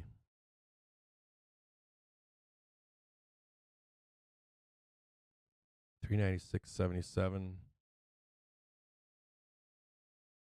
$396.95. They're now higher now.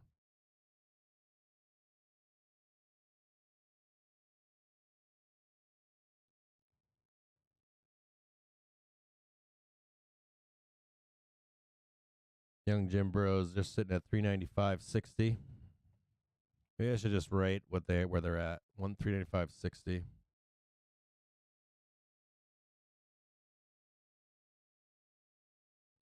That's where they are.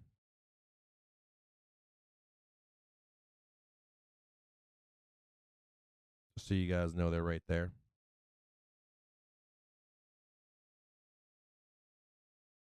Try to be more specific.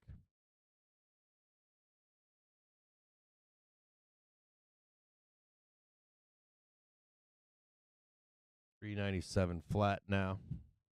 These guys are at 397 flat. They're backing off right now. These sellers are backing the fuck up right now.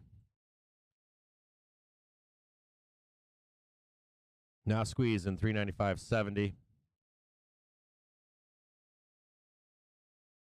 Motherfucker. Just blasting the fuck off right now. Squeeze broke right through the young Jim Bros like they were nothing. Swellers are at 397. They're actually turning up. The sellers are actually moving higher right now. They're actively moving higher every minute or so. They're now above 397. Now they're at 397.10.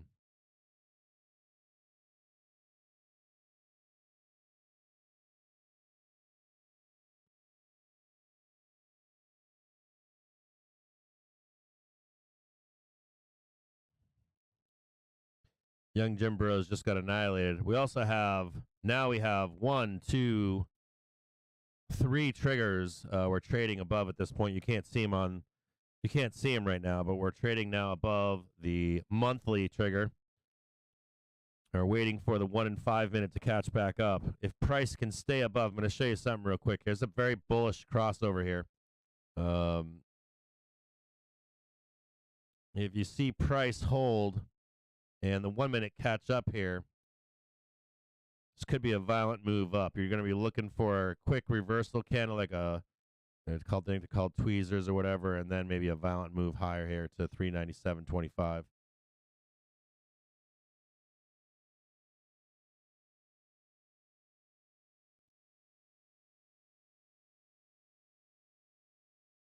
Young Jim Bros smacked around a little bit. Watch this bullish cross right here. If it develops, if there's some kind of like tweezer, like you'll see a candle come back down here. You might be able to jump in this trade here. You want to make sure we don't get thrown over, right? You can see before. You want to like take your money out. I can't give you guys advice what to do. But here you want to make sure you can see that they jump in right here. These bears are going to probably try to jump in once more, but we've got a beautiful cross forming right here. We'll see if we can hold price on this. I'll be looking to jump in myself here in just a minute, see if we can take that rocket ship up higher.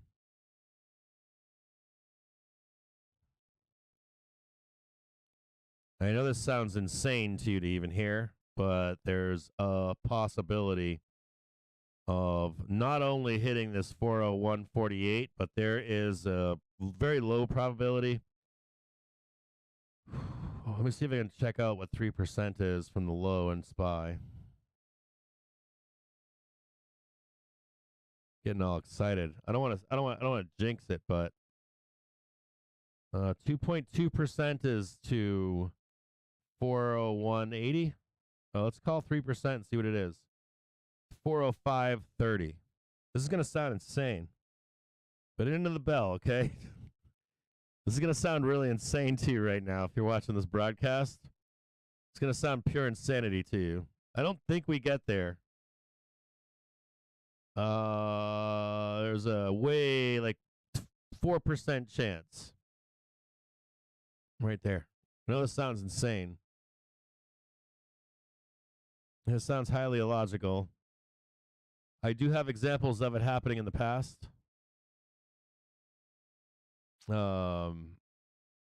If we go there,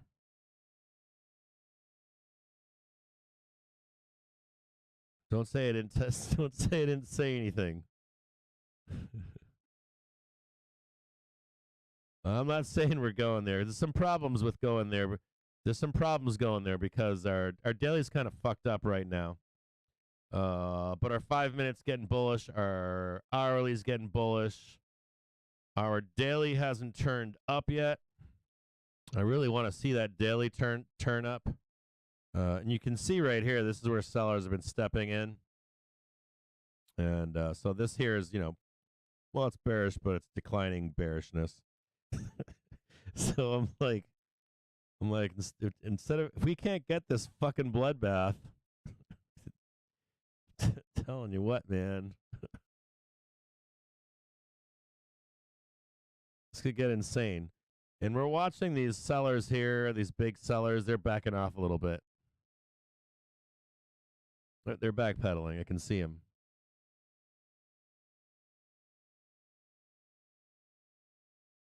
They're holding firm. They're holding firm right now at 397-ish, 397.10. They're up here. We want to see if we can break through these sellers here.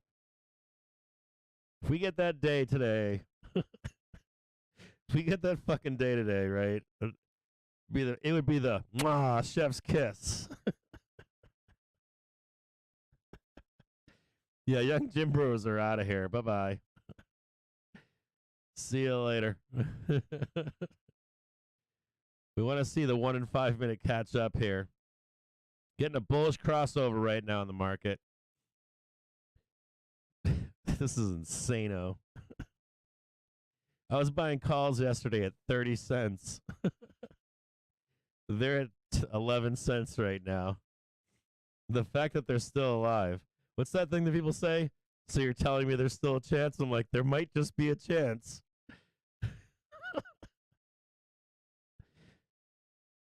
Highly illogical.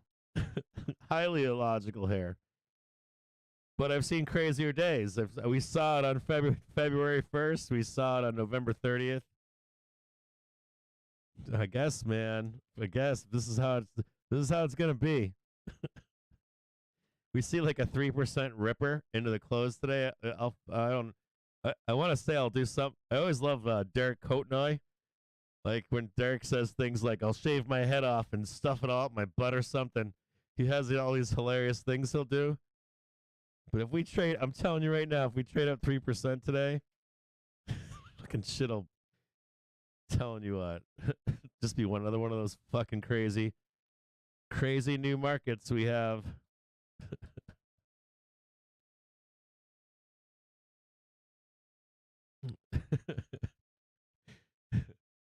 Just go back and look on your own. Just go back. You want me to show it to you guys? Go back and look at like February 1st. Go back and look at November 30th. I remember those days too because it was like 1 in the afternoon. And we're waiting right now for all this to catch up. Right now, what time is it? It's 11:54. So, let's say we get into like 12:30, 1 o'clock, and we're getting some. See how the velocity in the downside starting to wear out a little bit? So in the next hour or two,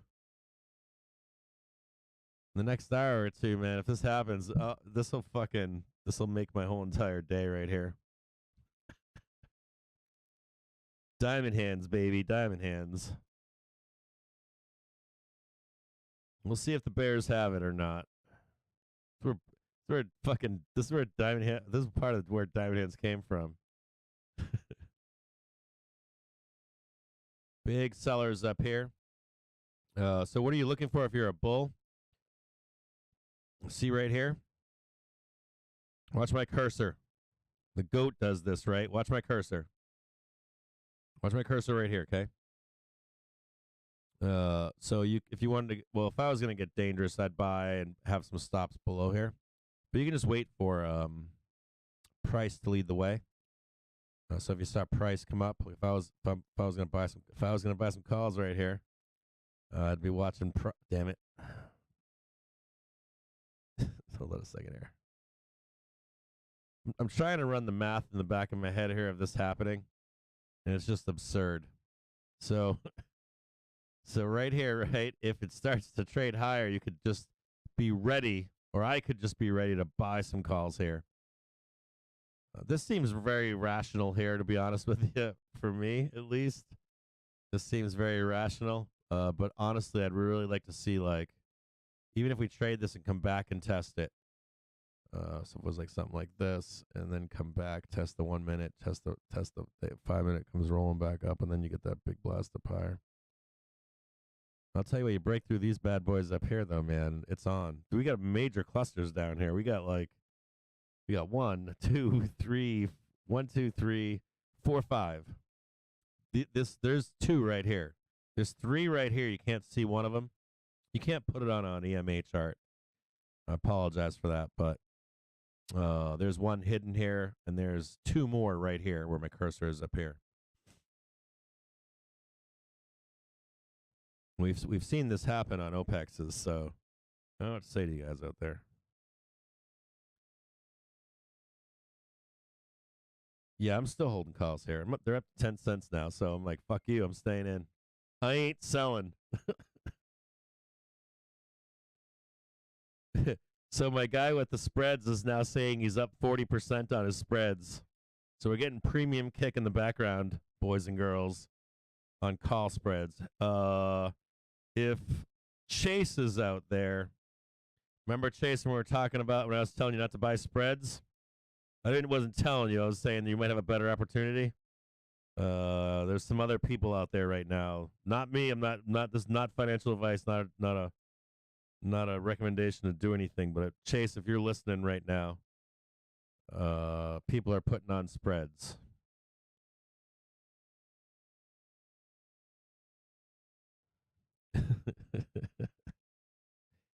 Wild, Wild West.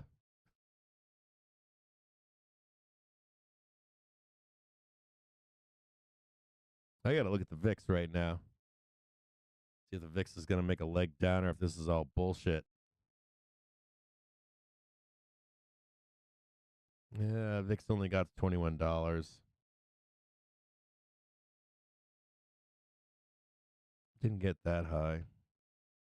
These fucking bears want at least 22. These fucking bears want higher than 22. These bears want 23. That's what they want. Bears want $23 minimum on VIX, and they haven't gotten it yet. When was the last time they had $23?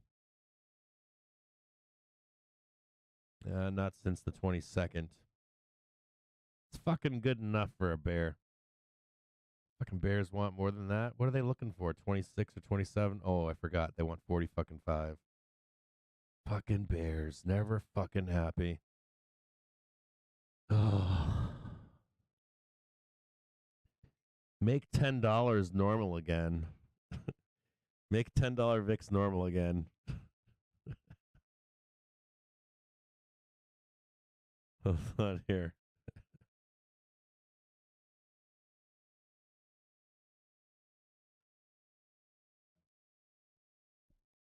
Be careful here. This isn't the place to be entering calls. If you're trying to, you can see before. This is a place they teed off, right? Teed off right here. Looks like the same setup, doesn't it, for bears? You can kind of see the setup. There is one slight difference, and that is that the white line is trading higher than the red line. You can see the white line trading higher than the red line right now. So we're going to just keep an eye on this.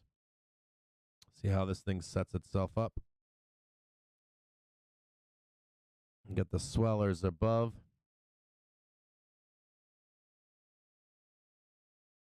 Keep our eyes peeled here. What is going on here? Dude, I don't know what this is.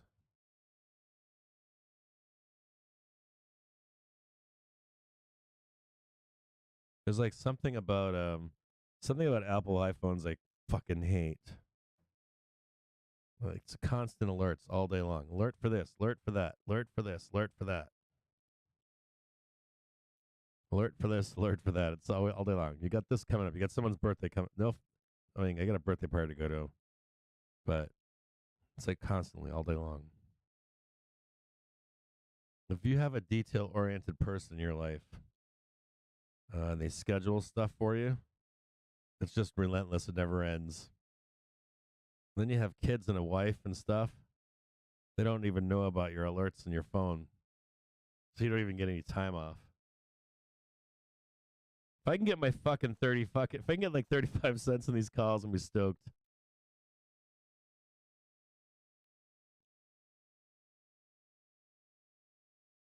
Straight up. It'll be an ironic day again in the stock market where they eventually print. One way or another, they print.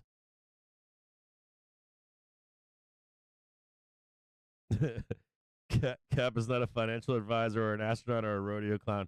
You know what's funny about that, Joe? I was talking to I was like, how do you trade? I was like, I have to somehow try to scream at people that you're not sitting here with your finger on the buy sell button. You're not sitting here with the buy sell button. There's a delay in the stream. So if I get a call for 10 cents, or let's say it's 50 cents, you might be buying that call for 70 cents. It's that fast. If you watch an options chain, you're like, it's like 10-cent differences, 20-cent differences.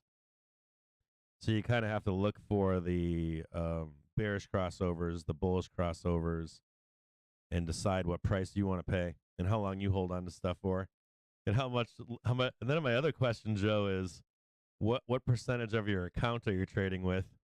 That was my other favorite one.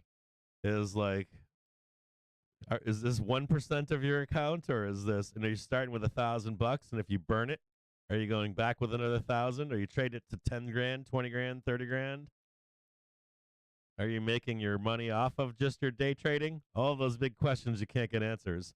And when I get those answers from people, it's usually someone that's like, I'm trading $1,000 and it's all in every trade. That's usually what it is, Joe.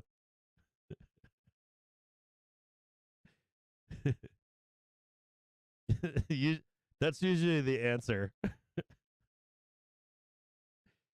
one of those.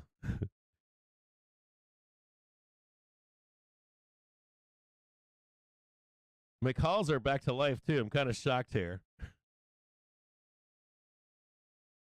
Exactly, right?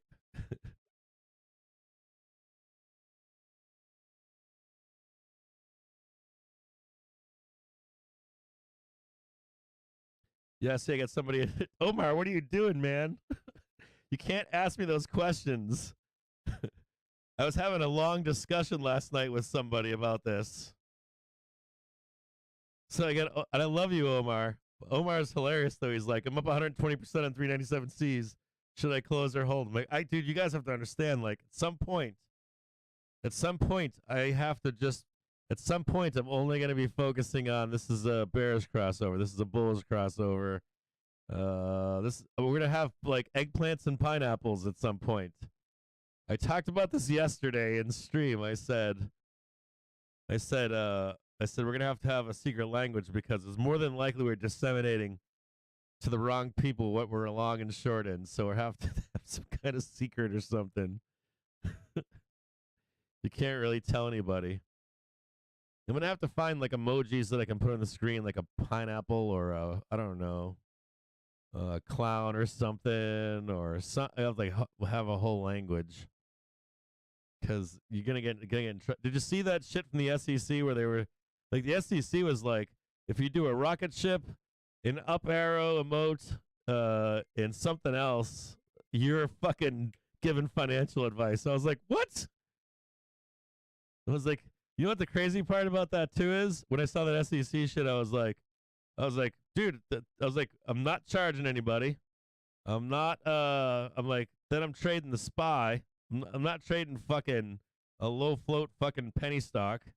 I'm following all the fucking rules.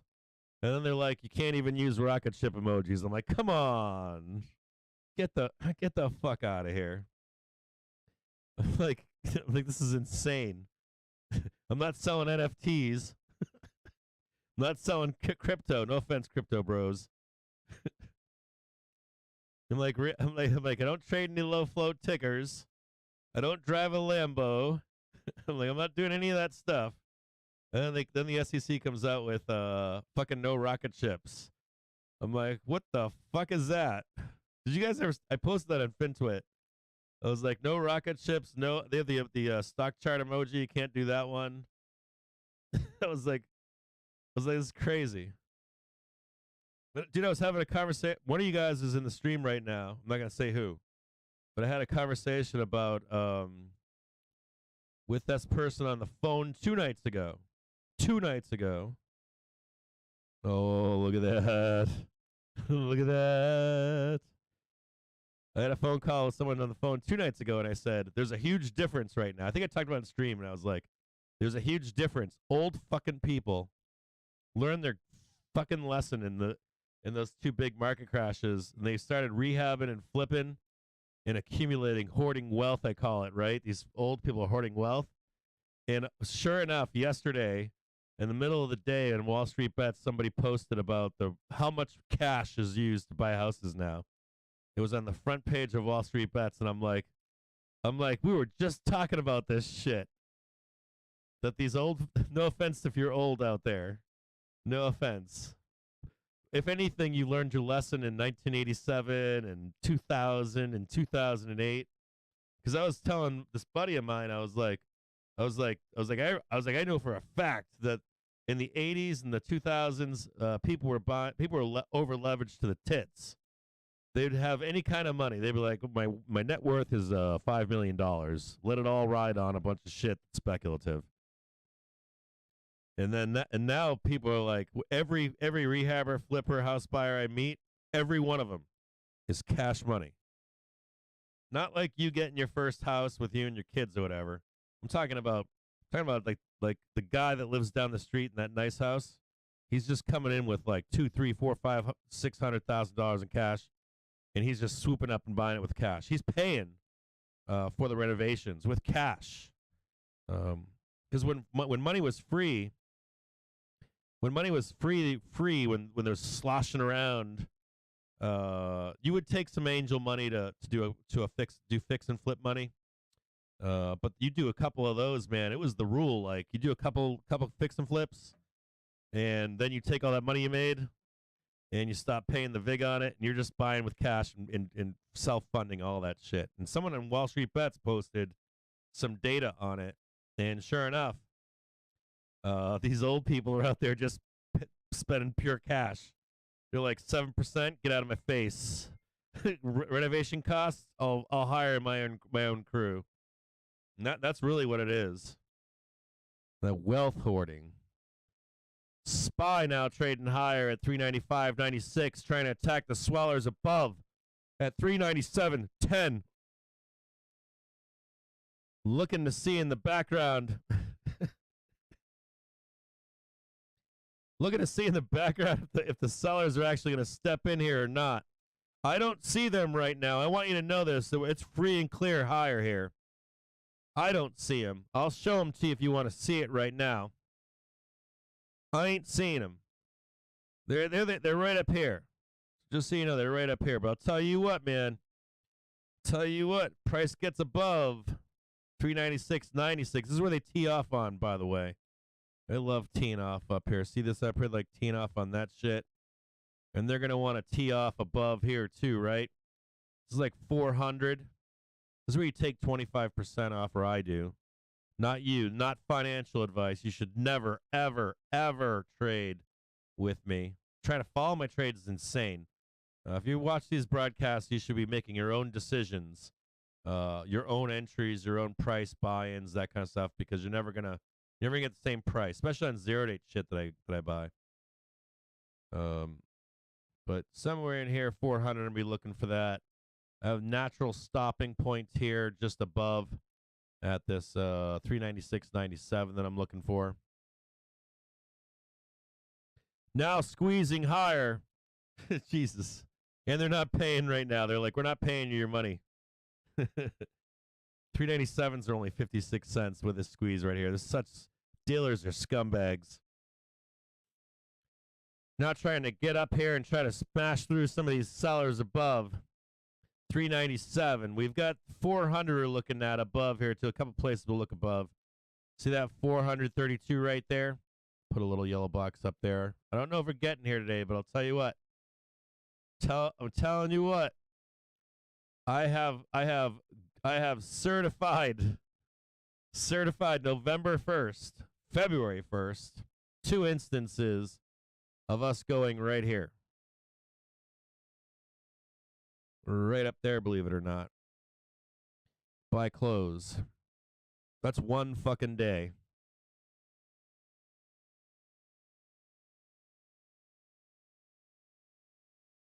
Now, do we get up there? I don't know. I wouldn't bet on it. Well, I guess I did bet on it, but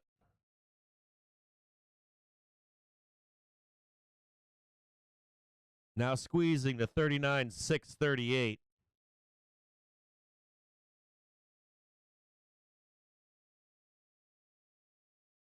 Now trading higher than the opening price. We are now trying to trade to the pivot to get from negative gamma, intraday gamma at least.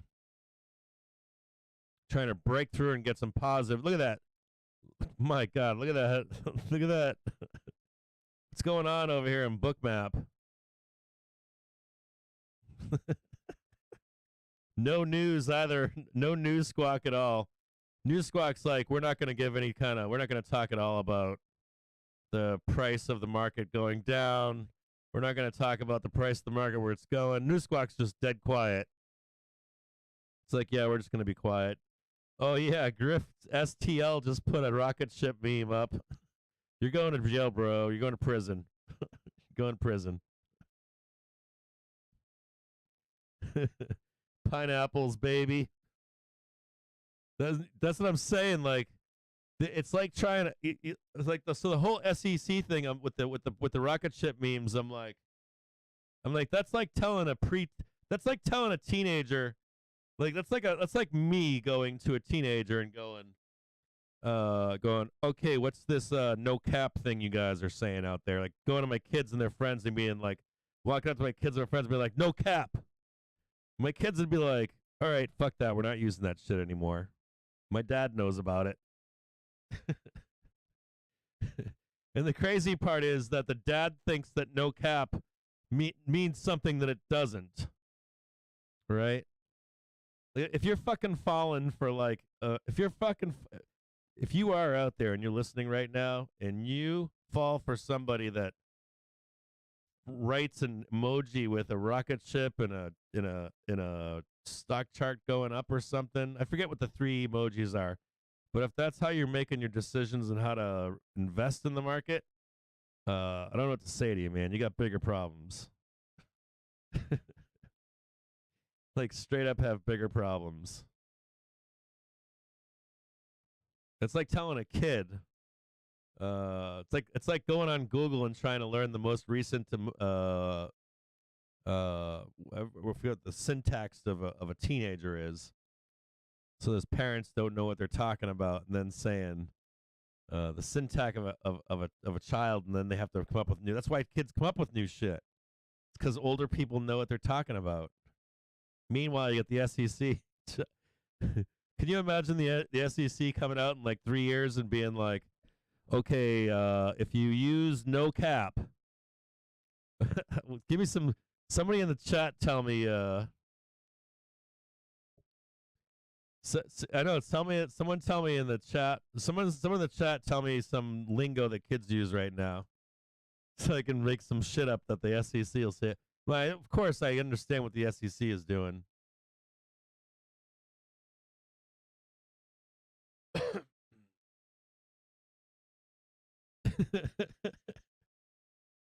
Like, what's some shit that I'll look it up. So, but you get my point, right? Like this, that's insano. That's insano. That's like the SEC coming out and saying we're banning eggplants now because Jem uses them on Twitter. Jem uses eggplants. Can't use eggplants anymore. No more emojis. Somebody used the $sign. No more. I think that's what it was.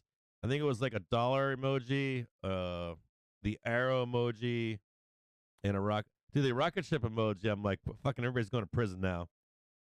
Fucking stealing the rocket ships from the Wall Street bet crowd.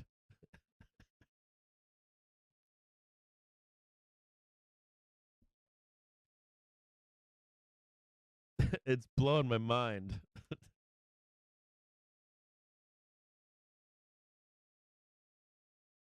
Is that what it was? It was the money bag, right? John Dickus is saying it's the money bag. So it was, I think that's what it was. The money bag, the $sign, the money bag. It was the money bag, the up stock chart arrow thing, and a rocket ship meme. So I guess if you're a bear, you can't go to prison by the SEC. If you do the downward sloping arrow or something like that, I fucking don't know. It's so fucking bizarre. Just go after fucking stock pumpers, man. Matter of fact, fuck the stock pumpers. Look at that fucking criminal shit that took place in the Bell yesterday. Go after those people. Find out who that was. Hey, matter of fact, right? When they did the stock offering on NVIDIA, did you guys remember in yesterday's stream where I said, somebody just came in and bought like 40,000 puts on SPY right now. Like yesterday in stream. You know what? Chaz, try to go into yesterday's stream and at like 3:45, 3:30ish, somewhere in there, I made a note in the broadcast where I said, I said somebody just bought like 40,000 or 50,000 puts on SPY, and it wasn't there. It was just gone. It was some huge money, like giant size, all at once. Do you guys know? Some of you guys know, but some of you guys don't. You guys know that if I put a trade on like that, I have to call my broker. I can't just go inside my brokerage and be like, I need fucking 50,000 calls, 0 dates right now. Each broker has a limit on what you can actually type in. It's like 300 on most of them. 300 at a time. Slam the buy button. But if you want to do that, you got to call your broker and be like, hey, I need this much size right now. And they're probably going to be filling it again across multiple exchanges, not just one. Some of you guys think everything's... Anyways, whatever. I'm not going to talk further on this subject, but they're like, SECs, they were going after people. Like, fucking go after whoever the fuck bought all those NVIDIA puts and whoever the fuck bought all those SPY puts yesterday right at the exact moment. Remember when I think yesterday in the broadcast, it was when we were squeezing higher briefly, and I said, I was saying to the Bears, I go, don't worry about this squeeze right here. It's just a shitload of puts that just came in. So we had squeezed up briefly before coming back down, and I was like, a shit ton of puts just came in the market. Surely the dealers are taking the opposite side of that trade as fast as they possibly can to burn off some of those puts, and or they joined them. They're probably fucking doing that. That's shit that you don't know about either.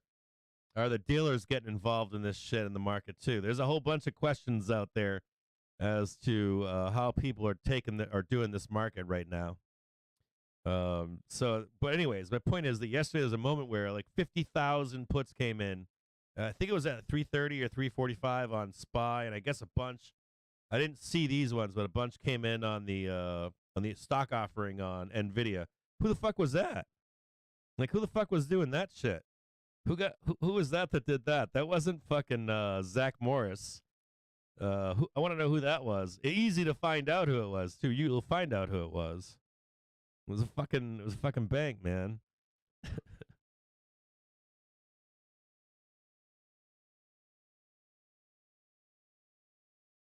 Yeah. Was it really 100 million put premium print at 406 yesterday? Woo!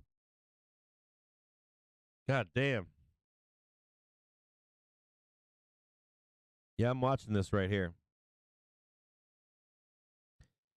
2 tests on the 1 minute. Not too bullish right now. I don't like seeing 2 tests on the 1 minute. We'll see if this consolidates here. We're going to be watching this right here to see if this consolidates or if it starts to break through. Keep my eyes on this. The longer amount of time we spend above the 1 minute, the more bullish it is. But price needs to stay above the 1 minute right now. I'm going to take a look over here at the breadth, not the breadth in the market, but the velocity in the market. Still bullish in the 1 minute, bullish on the 5 minute. We're waiting on the hourly right now. Daily still is not bullish. Daily trigger is just kind of fucking not trigger, but velocity is just kind of sitting there. The hourly, we're waiting for it to kind of cool off. We might spend some time here. In previous examples of this happening, it took some time.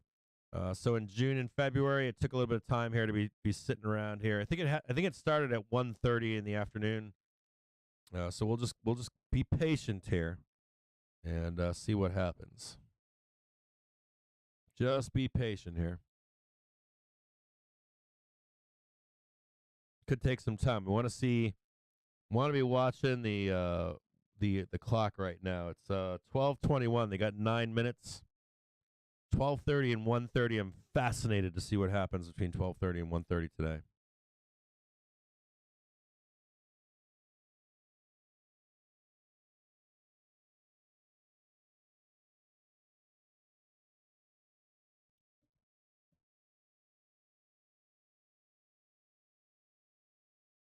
Refresh the chat because I think I'm behind in the chat right now.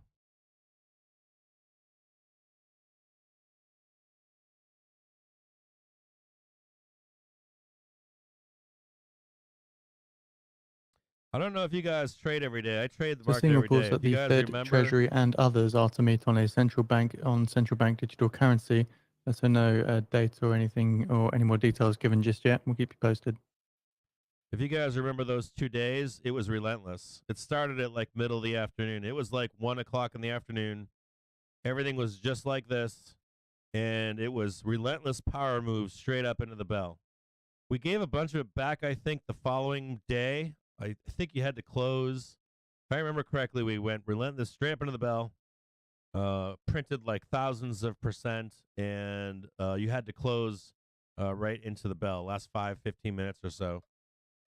And then we gave a bunch of it back the next day on the open.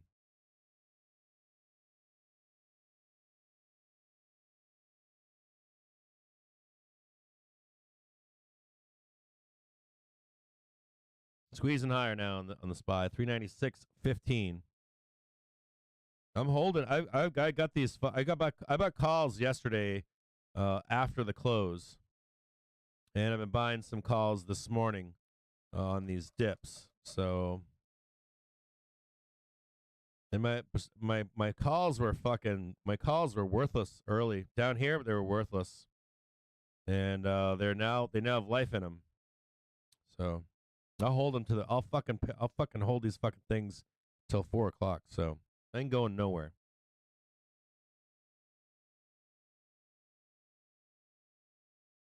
Tesla, we can take a look at it.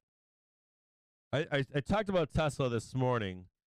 I would like to see. I'll bring the chart up for you. I used Tesla as the example because most of tech looks like this. Most of tech looks like Tesla right now, believe it or not, to some extent. Tesla is bouncing off of the 197, or had a double bottom on. Well, I got double bottomed at 198.93, but basically 197. It's trying to trade up right now to 204.39. If it can trade up to 204.39, let me show you some Tesla stuff here.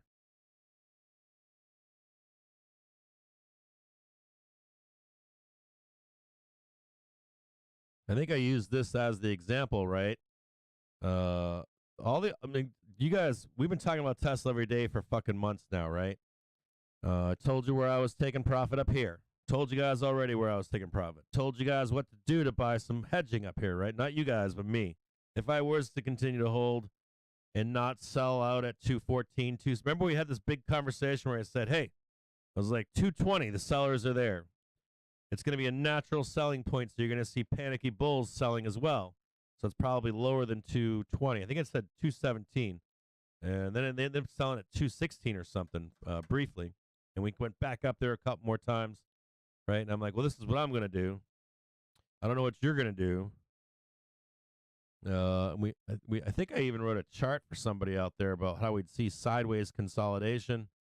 And then we'd actually make the move higher. Now, my take here, though, is that even if we make this move higher, if this is in March or April, if we get above here, dude, if we start trading up here in like March, April, and we start consolidating and shit again, I think that's where the fucking market roll is. I think you got to get bulls really bullish. And people mix this up on FinTwit. So sometimes I'll say we've had a bull run, which we technically have since October, and then I'll see people say, "Well, it's not technically a bull run," and I go, "Why not?" And they go, "Well, it was in 2022 and not in the same year." And I go, "No, it's the same trend, all the way up. You do zigzags, it's all the way up." And they're like, "Well, I consider this 2 different runs." I'm like, "Nope. No. We never broke that low. That low was in October. We haven't broke that low since. That's one run." But then I'm like, then people are like, "Well, people are out there claiming we're in a bull market." I'm like, "No, we actually tagged the bull run. Technically, it's 20%. We tagged 20%. We nailed it. No problem." So we did. We got a bull run, but we're not in a bull market. And I don't see anyone saying we're in a bull market. Now, that's the key. is if you did get above, like if you got above that 220 or 230 on Tesla, and you consolidate and you're like touching the top up there, you will have people out there that'll be like, we're in a bull market. Long everything. Long Apple, long fucking Google, long Amazon. I'm telling you, they'll be out there. And I mean everybody will be out there. They'll be like, we broke free of the corrective nature of all of these stocks, and it's a new bull market. That's what you want to hear. All right, that's what I want to hear. That's what I want to hear, because I want to hear everybody all this. That's when the truly comes into play, the all bulled up that you hear, like, y'all getting all bulled up in here? No, it's when we're on a high. That's when you're getting all bulled up. That's when shit goes wrong. Because that's when nobody's properly hedged. That's when everybody's like, woo! They come into my DMs, they're like, I bought $500,000 of Tesla at $1,200. You should too. And I'm like, no, I'm doing that. Sorry. And you're like, are you hedged out? And they're like, fuck no, man. We're going to the moon. Like, that shit right there is where bad shit happens to people. Always. Every single time, that's where really bad shit happens. Like, dude, have you lost $1 million? Not too many people have. Have you lost $1 million? If you have, you know what I'm talking about. You lose $1 million, man. That shit hurts. You feel that one. Your wife knows about that one. Your boyfriend. Your wife's boyfriend knows about that one. Your wife's boyfriend's boyfriend knows about that one. Everybody knows. Your kids know. The dog knows. The cats know.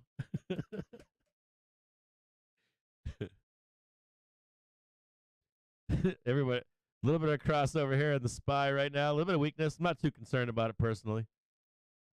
We're just waiting for some catch up to play and to catch up right now. If you're bearish, I'm sure that you're getting all bared up right now. They want to sell this down right here. Sellers are like just licking their chops right here. Like, we're going to sell this one. I'm going to sell that one right there. I'm going to sell this one right here.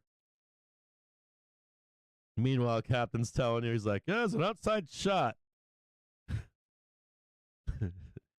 It's actually like, what is it, a 30% chance if you look at monthlies. If you look at monthlies since November, we got November, December, January, February, right? This is February, right? Oh, we have a 50% chance, only going back 4 months, that we're going to rip to 4.0 something. Stupid. Some really bad math in that in that probability. You call that California probability math, statistical math. Recency bias. Small sample size.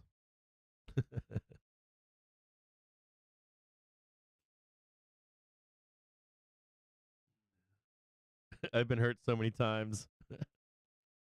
Yeah, you lose $1 million, trust me, you'll know it. Fucking double bottom taking place. The pool will be like, damn, your wife told me about that last milli, Mr. James. Will this affect my employment or your wife's private yoga lessons? Oh, too funny.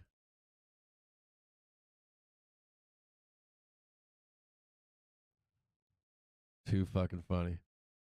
Most of those people that I've seen that have lost that kind of money, they fucking disappear. They usually disappear. They've probably recreated a new account or something. I don't blame them. I understand. They probably think people think badly of them, which I don't. That's why I like my boy Victor Niederhofer. You guys know who Victor Niederhofer is? I'm going to do a book review on him. He's fucking awesome. It's funny because people craft their online persona, their public persona. It's all about crafting, right? So you craft who you are. This has been going on since the beginning of time, right? But you know most of these people are monsters. And like Victor Niederhofer is like full front and center. He's like, this is all the money that I've lost. These are all the bad trades I've made. And it's funny because I was reading some book reviews on his book. And some of the book reviews, like, so one guy, I'm gonna name his name. I'm gonna do a video with this guy. But like one of the worst book reviews for Victor Niederhofer is like, this guy's book is a testament to what not to be, and he's a terrible trader, and you should not follow or read anything this guy puts out. And I'm like, I bet that guy that wrote that review has gotten torched. I bet he's lost his whole entire bank account. I'm like, that's what I want to read. I want to read the guy that's lost everything. I don't want to fucking read some guy that's won everything, because I don't believe that fucking guy. I want to read the guy that's like, I lost this trade, I lost that trade. I'm upside down on this one, got torched on that trade. Because, you know, that's who you learn from is people like that, because you know they're fucking trading real money. So I want to know what Victor Niederhofer has to say about fucking losing fucking huge money. Wait till you see that book review. It's going to be awesome. Because you get all these stupid reviews of the book, and you're like, man, all these people here probably read all the wrong books. Probably read all the wrong books.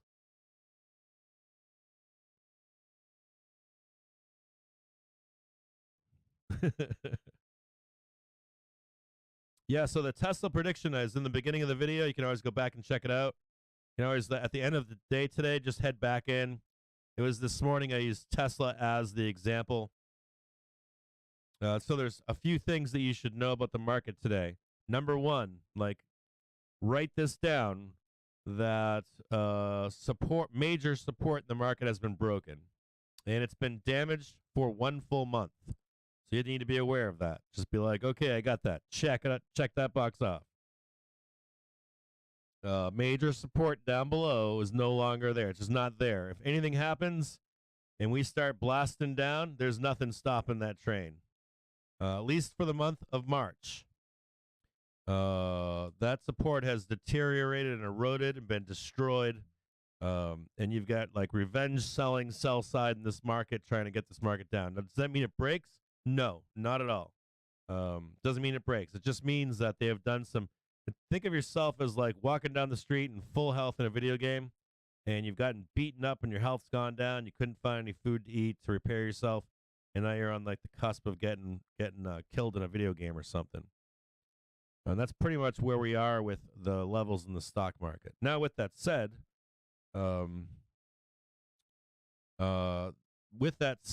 it doesn't mean we can't trade sideways or trade up and sideways for the month of March either. And Algo Face has us trading sideways and up for the month of March and into April. Failure to make a new high as well in there. So it's something like this. I'll show it to you. Somewhere in here, some kind of failure to make a new high up in here. That's what he's got us doing. Like a failure right here. Come back down. Catch this support here, and then catching 430 or 420 or 430. I'll take a look at it. This is the wrong time scale for you, though. This is March and April, believe it or not. So it would be. So if this is the double bottom over here, you guys can't see all this. I'll show you Algo McAgo in just a second. I'll bring his ass back up.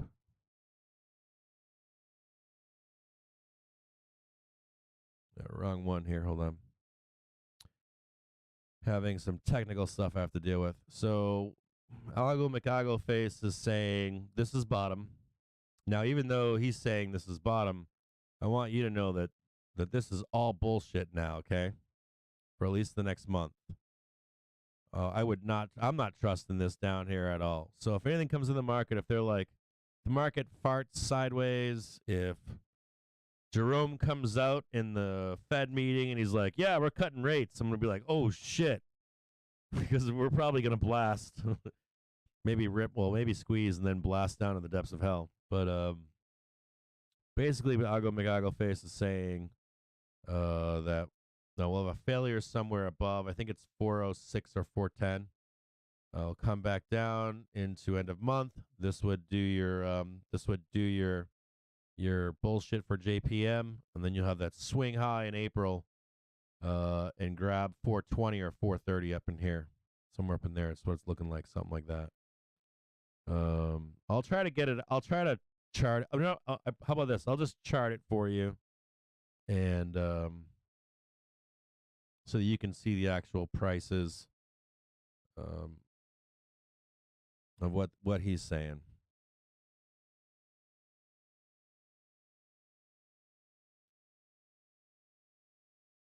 Now you can't trust him that much. This is the other thing about. I have to write a bunch of stuff about, like, I have to do a paper on Algo McAlgoface because Algo McAlgoface, he's only as good as the market acts. So if the market does something that Algo McAlgoface doesn't account for, he'll change his mind. He'll be like, yeah, you know what, we're going over here now. So it's only as good as Algo McAlgoface is only as good as a few days ahead, a week ahead. In his predictions. So there are some problems with Algo McAlgoface. I'm gonna be honest with you. So I would use Algo McAlgoface as a this is what I think we're going unless something changes materially that I haven't seen. That's how I would take Algo McAlgoface. It's good for the next few days. It's good for planning. And if not this, then that, right? If we don't do what Algo McAlgoface is doing, we have to be concerned. You can do a snap of this. You guys want to do a snap of this, maybe? You want to take a snap of this? You can do a snip. There it is right there.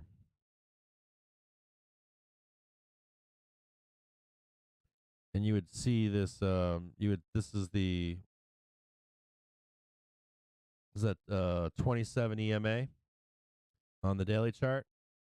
Something like that right there. Does that make sense? Take a snip of that. You see how low we are right here, right? You're talking about a squeeze higher, a failure. That's that shit you guys are watching out there. That bull flag. See the you see the failure to break above right here. That's at 410, 412 or something. Then we come back down again. This is that's March 13th right there, a low on the 13th. That could be the 17th. Now it's claiming on March 30th we're up at 414. I doubt that. I don't think that this algo does well down the road. I really am looking for a pin below 4060 on the 31st. I am still, so I don't trust Mr. McAlgoface this far out in time. But anyways, that's what he's thinking is going to happen. This is definitely not financial advice. I use this for like a day out, 15 minutes out, 5 minutes out. For a general gist as to where we're going. Right? Buy the bottom, buy the bottom, buy the bottom, that kind of stuff. This can materially change in an instant, so do not, like, you look at Mr. McAlgoface and you're like, I don't trust your ass. Yeah, it's not a rule or even a guideline. It really is only good for, like, you like, think about yourself when you're like, I think we're going here in the next month or two, and then something materially changes, and you're like, oh, fuck that, I'm bearish. I would assign that same thing to an algorithm. But you can kind of see what he's thinking there.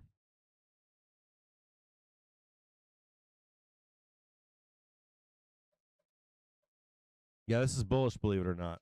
What's happening right now is very bullish. The longer we spend here, the more bullish we are. We just need to keep price above this white line right here. If it starts to turn, you guys want to know what looks bearish? I'm going to show you what bearish is here. I'll show it to you. If you're bearish, I'll tell you what to be looking for. I'm not telling you that this is financial advice or anything. I'm telling you what you're looking for. You're looking for that right there. You're looking for this right here. You're watching these two lines, if they're curling over, or are they curling up, or are they curling over? That's your big question. Are they curling up or curling over? If you see price begin to trade under here, that's bearish as all fuck right there. That's bearish. That's pretty fucking bearish. And you're looking for these lines to go under there too. So I'm not seeing the bearishness yet personally.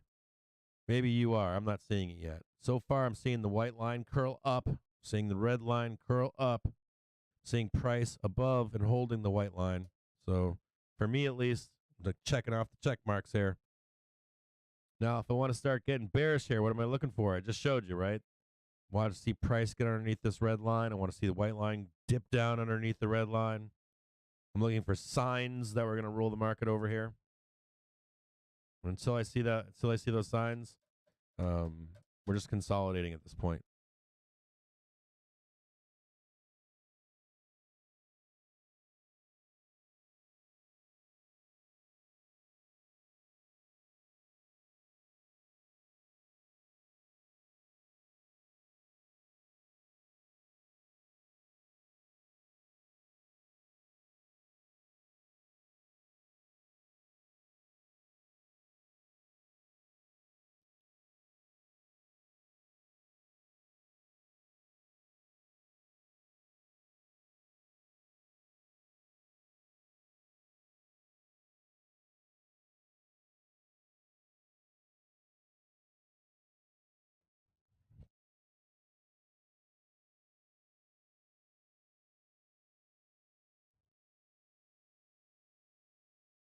Did Barry tweet today? I haven't been on.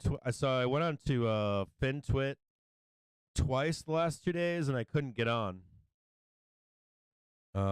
Like I could get on, but I couldn't read anybody's tweets. Like I could post a tweet, but that's it. I couldn't read anybody else's tweets for some weird reason. Like the follower one, you follow like the two when you can choose each one.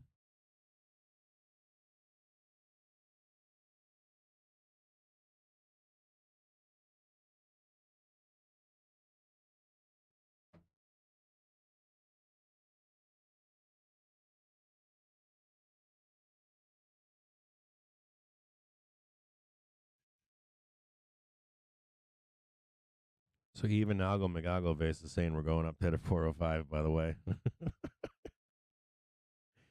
Mr. McAlgo face is saying we're going up there.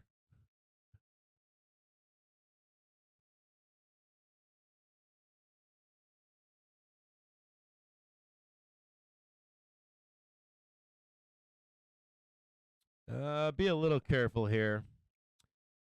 So we've got 395 Ps. There's 318,000 of them.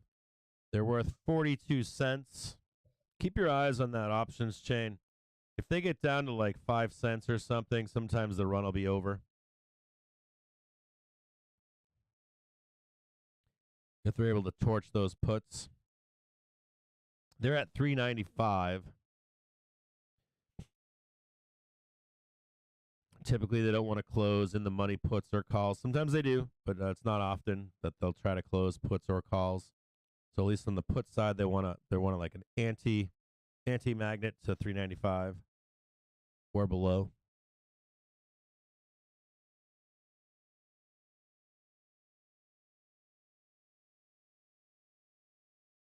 I want you to think about this out there. So someone said I don't trust this uptick in the chat.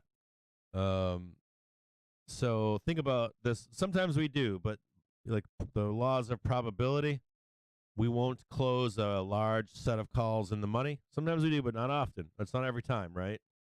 Right now, we have a very large number of puts, 0 dates, on 395p. So it'll act like a detractor. So they'll try to close the market above 395, like 396. And right now we're trading 395.93. So they'll attempt to. They don't always. We have seen days here where we've seen hundreds of thousands of puts and calls, but it's just a rare. It's rare that it happens. It's like 1 out of every 10. Not that many. It's that rare. For every day of the week, You might, or every 10 sessions, you might see one session where it happens.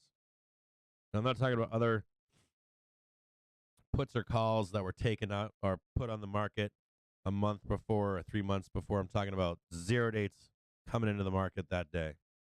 You don't often see it.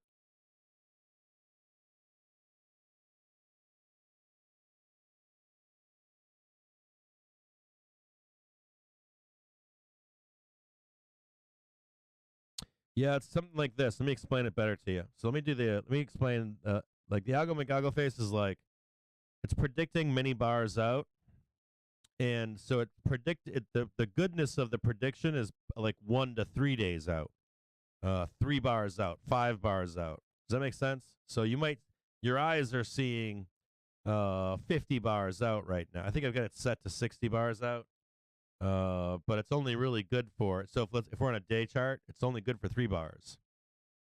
If that makes sense. Now when I set it to 3 bars, it doesn't show the line because the predictive path is before. Does that make sense to you guys? So here, let me explain it in a better way. So if it's tracking this right here, right? It's tracking what has happened.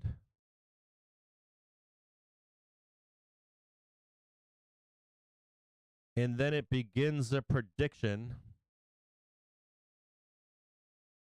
right here against actual price. And then it has more predictive bars in front of it right here before something happens. And the sweet spot for this stuff is like right in here.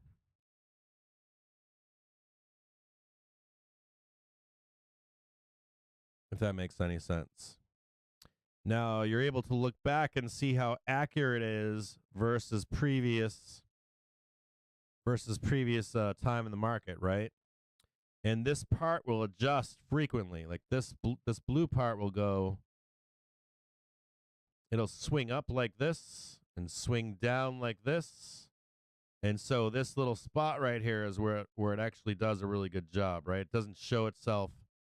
It doesn't predict well over here. As a matter of fact, if you run algorithms, I have some algorithms that I run on much larger time frames. And if you look back too much, they get like not regressive, but it'll fold into itself.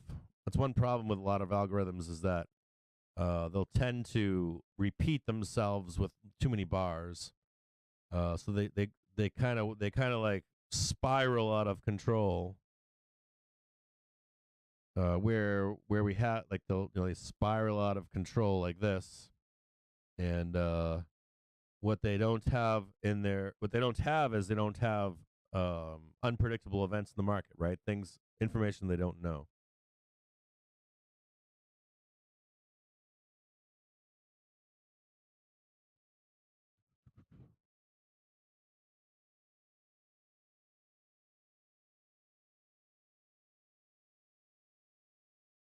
Price starting to trade below the 1 minute right now.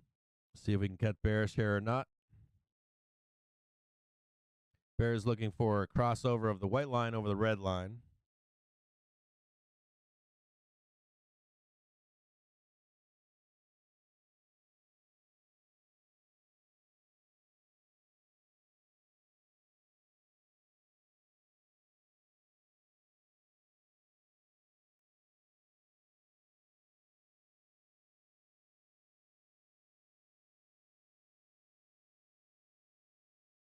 Bear market low is in per Urban Caramel's indicator. I don't believe so. I disagree.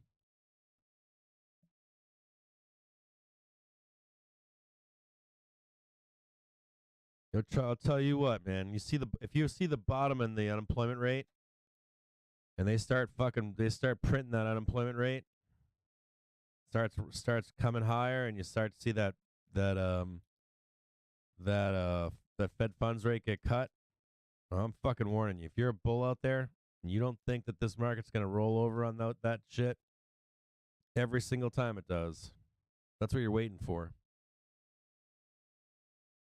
That's what you're looking. If you're or me at least, that's what I'm looking for. I'm looking for that unemployment rate to start turning up, like really, truly turning up, and then the Fed's fund rate to get cut. That's going to be a big leg. It should be.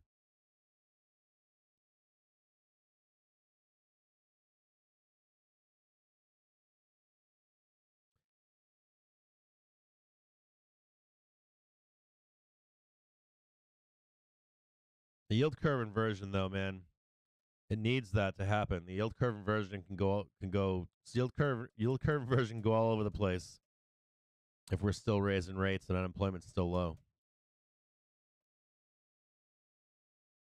Yield curve inversion can roll right over and head straight down to the depths of hell, and the market will still trade sideways and up. It's kind of wild.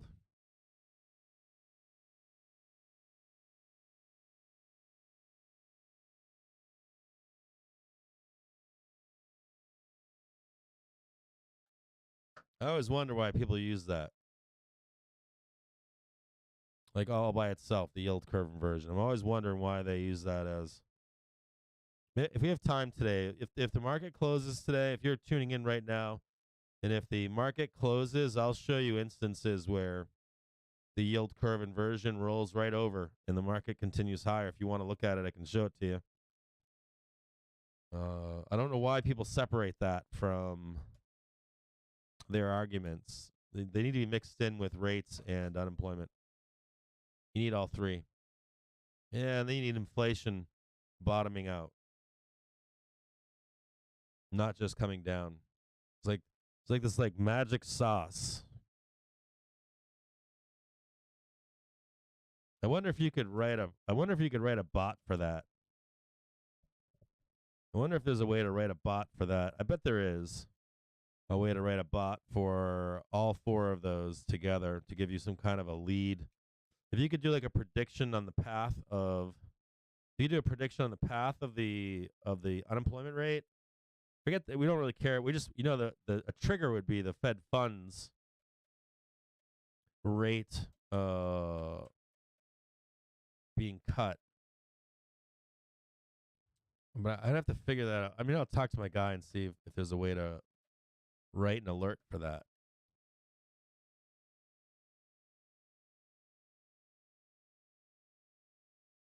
We can backtest it against history and see if it's produced results every time we've had a market crash. Oh yeah, baby, book club reading.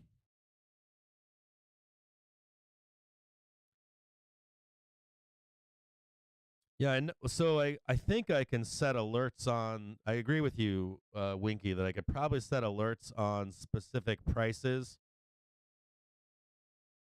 Not prices, but percentages on each one of those lines. But you'd want like there's got to be a magic ratio to it all happening, and you'd have to backtest it until it worked every time. That'd be a really cool fucking tool. If you could backtest it and it worked every time the market actually rolled over, it'd be fucking awesome. Doesn't prove it'll work this time, but it'd be a really nice fucking tool to have, right? Price now trading under the 1 minute. Just trading sideways, burning options right now. So we're waiting on some time. It's now 12:56. We're actually waiting for 1:30. Bulls want to do something at 1:30 this afternoon. We'll see if they can put it together. This is going to be the Bears' last chance right here. They have basically a half an hour here to send this market lower. If they can't send this market lower in the next half an hour, Bulls are going to take back over.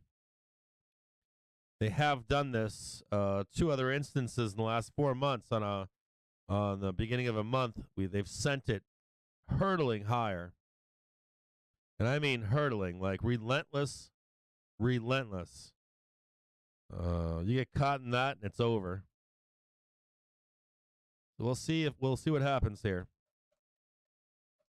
Let me know is anybody talking about this? on social media. Have you guys seen anybody talk about this on I haven't been on social media. I've been too busy. I don't have a lot of time right now. It's been I'm being consumed by this right now, this project. No vacations, no time off, no hours off, no time to get shit faced. I got a little bear drunk the other night, but I didn't really drink. I got like bear drunk. I said I haven't been drinking, so I had like a few beers, and I'm like, arr, arr, arr, but I was mostly tired. Like gravel rocks in my mouth. Just overworked. Let me know, a little bit of crossover going on here. Let me know if you've heard anybody saying that. Has anybody brought that up on social media that we've had those relentless squeezes on the 1st or the 30th?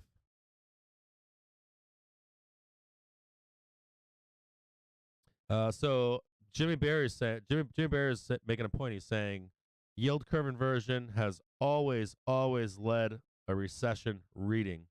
I agree with that, but the yield curve inversion has not read a market crash every single time. We're mixing economy and stock market.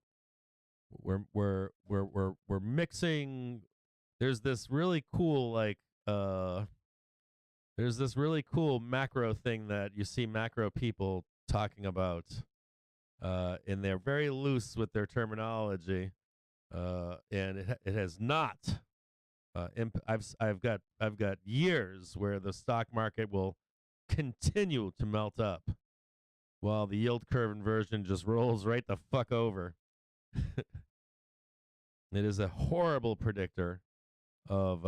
I agree with what Jimmy's saying. But these are key words here. The economy is not the stock market. And most people reading a newspaper or a magazine or our people are in the stock market.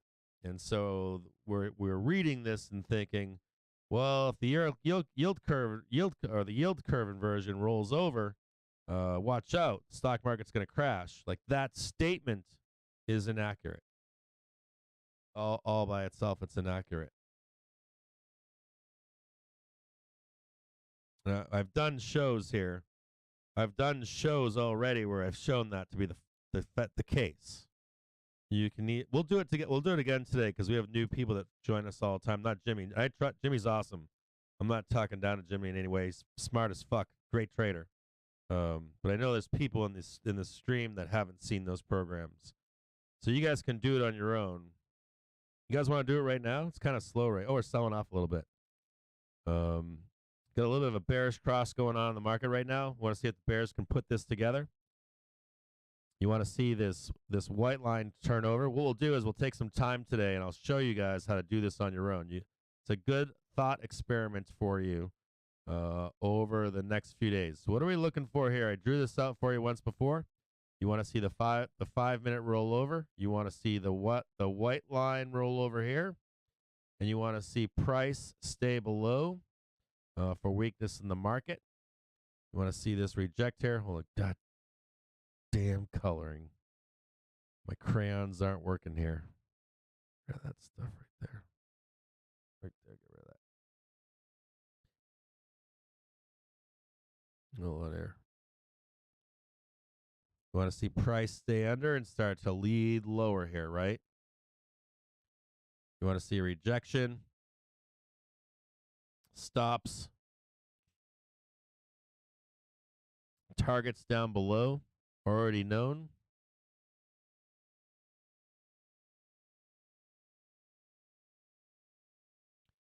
You've got S1 right here. First target, second target, third target down below. Let's bring it out for you right there. Now 1 o'clock in the afternoon. The bears have half an hour here to start getting this market really bearish.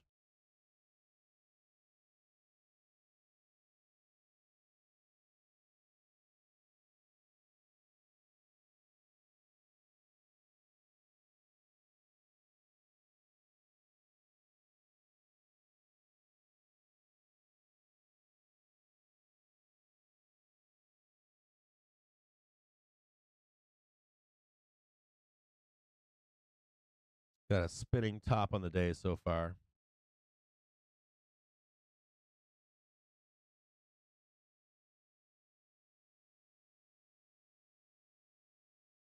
Check out some stuff in the background here.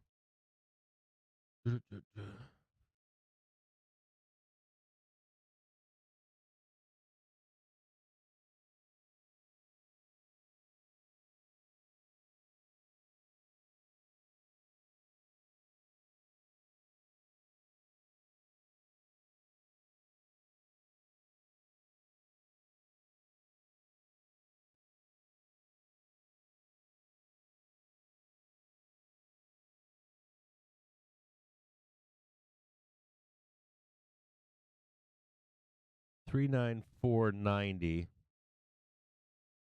Keep your eyes on this one right here. $394.90 right here. Keep your eyes on that one right there. $394.90.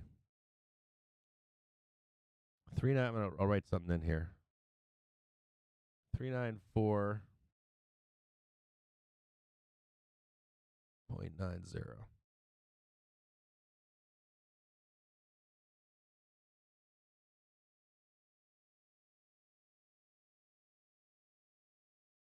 Right there.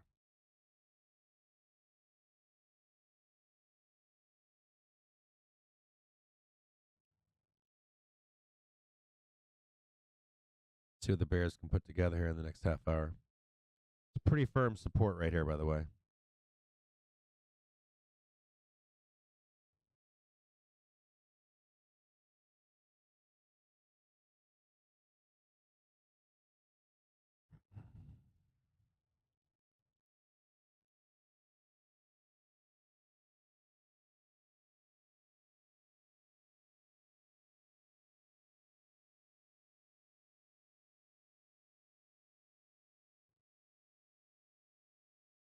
Yeah, I should let me go take a piss real quick.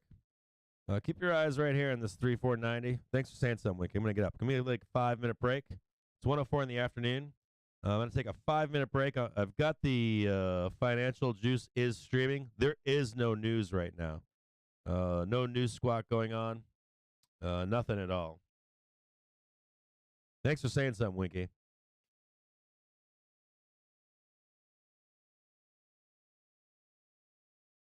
Yeah, FOMC meeting's what? March 22nd, right?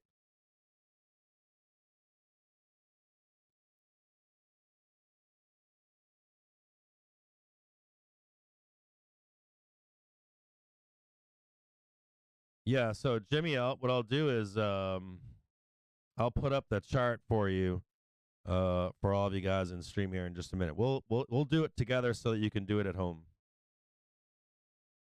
You can like fuck around with it over the weekend or something. Do you guys want me to just publish it? Do you guys want me to just publish it on TradingView for? How about this? This is what I'll do.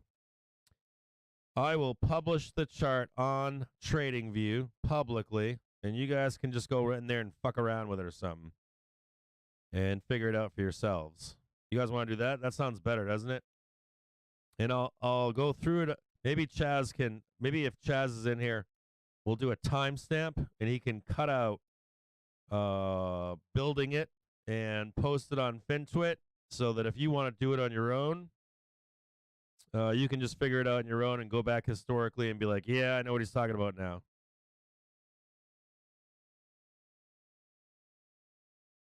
Yeah, that sounds good, right? All right, I'll put it on TradingView, and we'll cut a snippet out of the broadcast today. We'll post it. It'll be like a 1 minute, 2 minute clip, and then you can just reference it on FinTwit, put it in the Discord or something, and you'll have your own chart. And you can mess around with it. You can overlay it however you want. You can check back in specific points in history and try to backtest that information yourself, so you can have a much clearer picture than what people tell you in the news. I feel like by the time we consume that shit, we don't. It's not that we don't know what we're talking about. It's that we don't understand its impact on the stock market. And you guys will have a better reference to. You guys will be able to. People talk about Volcker years. we can chart those out too. I can show you the Volcker years and how politics impact the Fed and the market. So you can try to have thought experiments on this stuff and its impact on the stock market. It's kind of weird because I think you'd need like a man, like I don't know when this stuff comes public, but I'm going to assume that it's going to when the political season starts up again for the presidential election, I think that's going to be a big conversation. It might not be. Maybe they think people are too dumb to understand it, but this is like a conversation this is a big conversation for the for the American public to have. And it's impacted, of course, by serving at the behest of the Treasury Department, the Fed. That's a pretty big policy shift for our country.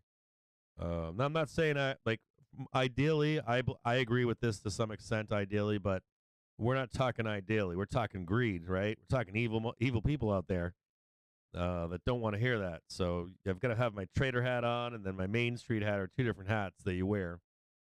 And sometimes politics, though, and the stock market do intersect. And you have to kind of decipher if that's going to happen. Now, you'll hear people they'll roll out Art Cashin, and he'll be like, the banks don't want that. The banks want the Senate they want the Senate and they want the House of Representatives to be deadlocked, right?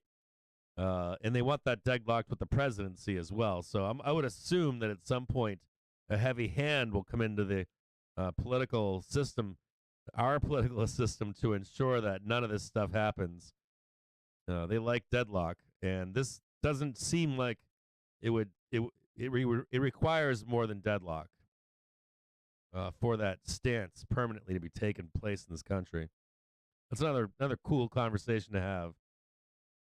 It'd be good to do an interview with something like that with somebody that's smarter than me, and ask maybe a political scientist that has some market experience, so that I could ask some pointed questions about that.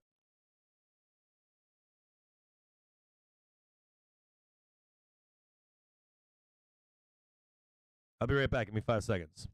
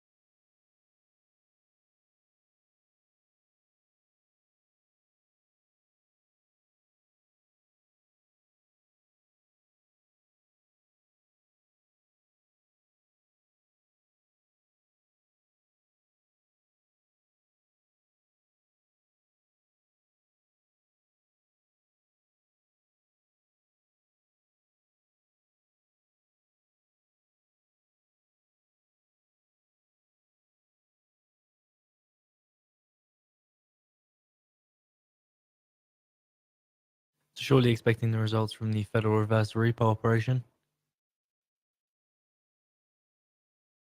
This stream is sponsored by To The Tick. Get free daily pivot points, Fibonacci, and market profile levels by signing up at tothetick.com.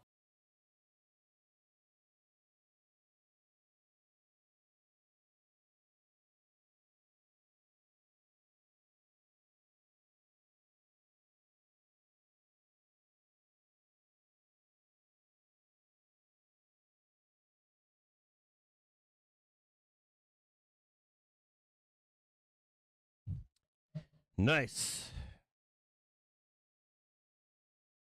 All right. Sorry, I just did some muscle failure exercises. Whew.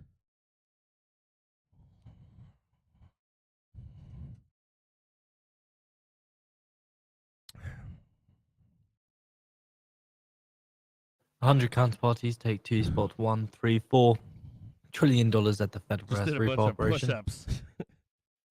I'm like, it's a quick way to go to muscle failure is push-ups. Pull-ups, push-ups, supine bicycles, anything like that.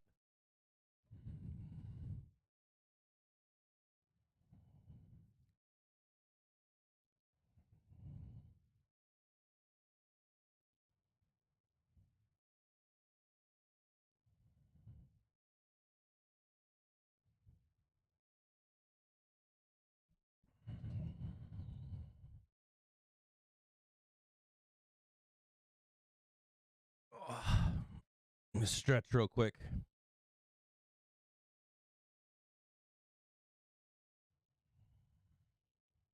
That's the one good thing about doing these live streams is I've been working out like crazy. Like working out like a madman now. Like I usually don't spend this much time sitting in front of a screen. I'm like, I gotta work out every single day. Twice, 3 times a day now. Okay, so what's going on? Are the Bears putting it together or not? This is a bearish cross right here, okay? You guys know what these are? It's a bearish cross right now. So let's say you were a bull and you're like, yeah, I'm going to buy this right here. What would I say? Do you think I would buy this right here? It's pretty risky, right? We know this is firm support, though. This is a positive for the bulls. Bears would like nothing more right here than to just sell off this white. This is actually, if I didn't know this bar was here right here, if I didn't know this was here, and I was just looking at this, I'd be like, oh man, that's going down. That's like a perfect setup for a bear right there, but I know some pretty firm support right here. I also know that it's 1:18 in the afternoon. We got 12 minutes left for the Bears. They must throw it down. If they don't throw it down, I gotta drink some water. Hold on here. Getting on my it's my story mode here. Hold on.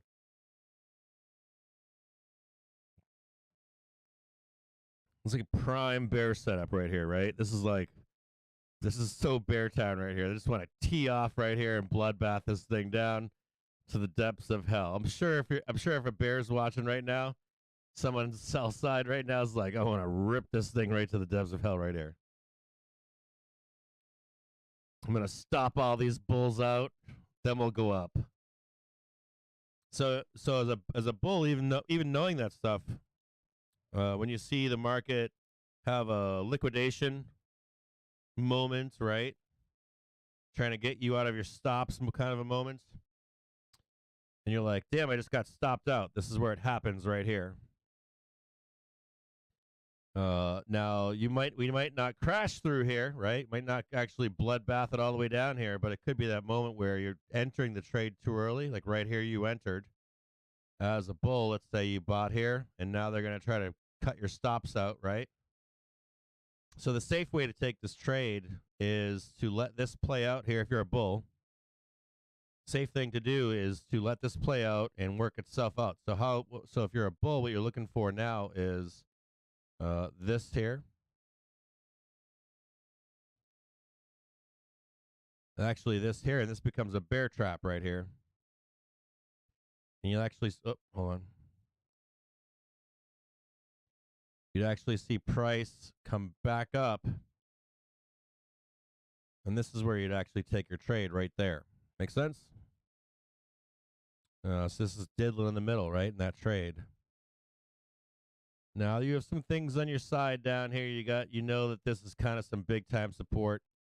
But you also know if price goes below here, that's very bearish too, right? You don't want to be stuck inside calls down here and getting all fucked up in calls. So you're going to let this play out right now. Not you, but I'm not telling you what to do. I'm telling you what to expect, right? This is what you should be looking for in the market, right? It's not an enticement for you to take a trade or anything like that, but it is for signs and signals in the market that are common in this market that you should be looking for here. So just imagine if you had taken, let's say you're paper trading this right here and you took calls right here. Let's say you're like, okay, Cap, I bought calls right here. And I set my stops right here. And I'm gonna get stopped out here, right? So like I got stops right there. And you're going to see if they try to trigger your stops, and then we start to trade higher. We'll see if that happens.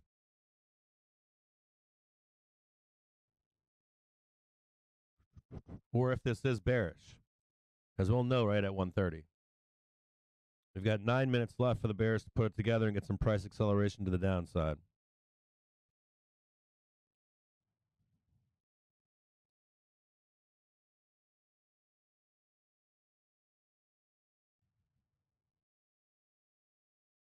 I'm going to watch this right now as it plays out.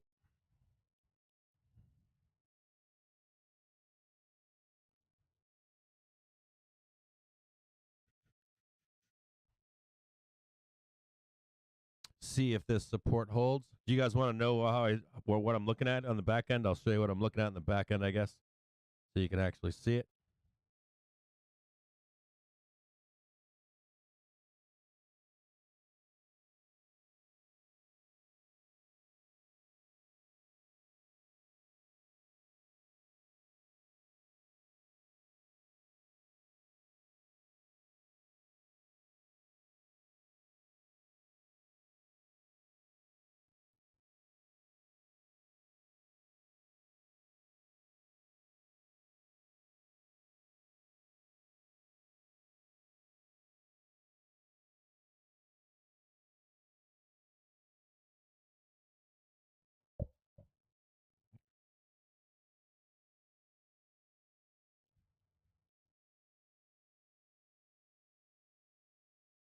Five-minute chart's still pretty weak right now. 1 minute's getting a little long in the tooth. Hourly is getting a little long in the tooth right now for bears. I don't have much time. Daily is all kind of fucked up right now. I'm just watching in the background here to watch this 5 minute play out right now. It's 1:23, so the bears have 8 minutes left. It's showing itself on the 5 minute chart, some bearishness for the next 9 minutes or so, 7 minutes. But the hourly is starting to roll over. The hour starts on the half hour, just so you know. It doesn't start on the full hour. It starts at the 30-minute mark. The bears have 7 minutes to put it together here and try to send this lower. Got a small gap down below here at 394.85. See this gap down below? You can see it. Right there. I think I pulled off a yellow rectangle from down here. There's another yellow rectangle right there. I'll bring this one over for you over here. You can see him. I think I stole this one and put it up high. 6 minutes left for bearishness. Gaps being closed down below, 394.86. If you had bought calls right here, you're being stopped out, right? So if you were sitting right here, bought calls. If you had bought calls right here, you'd be getting stopped right now, right? You're like, oh, I'm feeling the pain right now. I'm feeling the pain. Hey, come on in. Come on in. Ooh, baby. Appreciate it. Thank you, love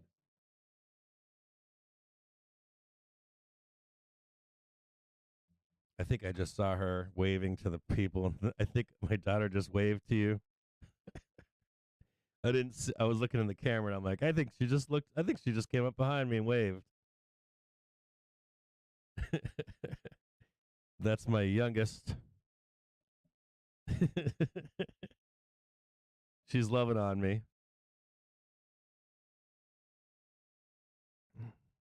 She's on her afternoon break right now, and I took a break, and she said, "Do you want me to make you some coffee?" I'm like, "Sure." I don't think she's ever made me coffee before, so this is new for her. She's she's just coming into that.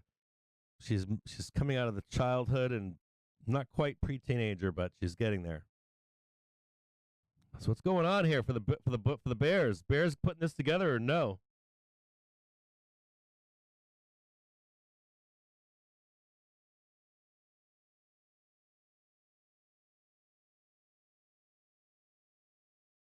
Oh shit! I'm missing it. Hold on, I gotta buy some freak. Yeah, hold on here. I just reset my my brokerage here. Shit, I just missed like 39-cent calls or something. Hold up for me. Wait for me here. Hold on here. Don't get ahead of yourself. Don't leave behind. Don't make me chase.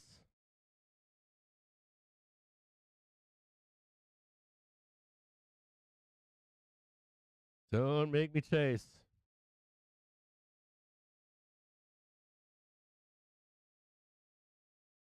Don't make me chase.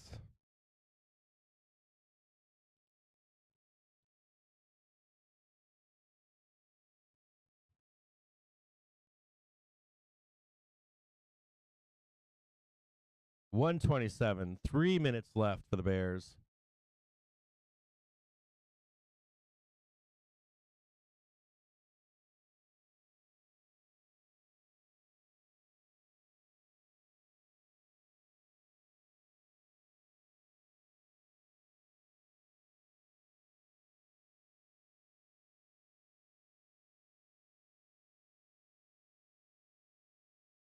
Mm-mm-mm-mm.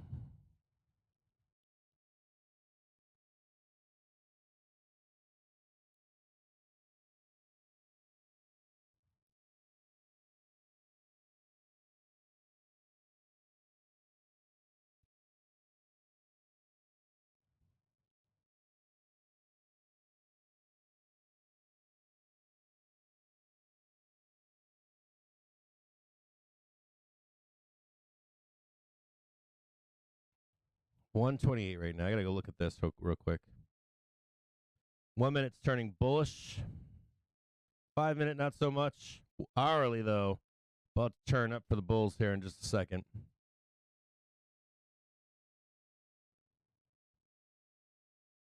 Come on, baby. Come on, baby. Turn it around.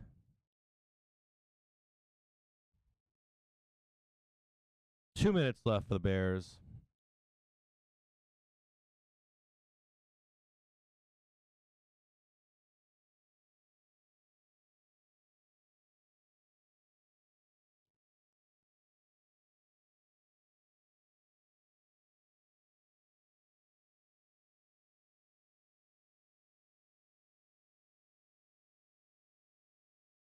Show me what you got.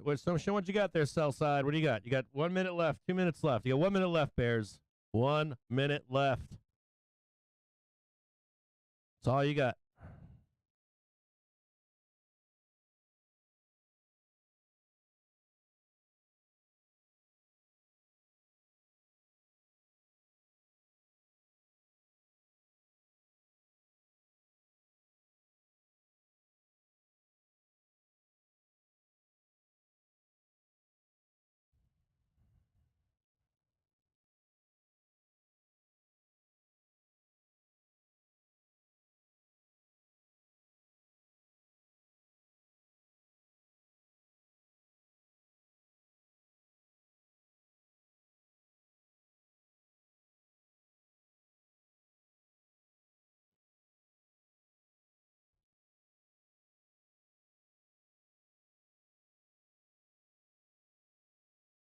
1:30 now.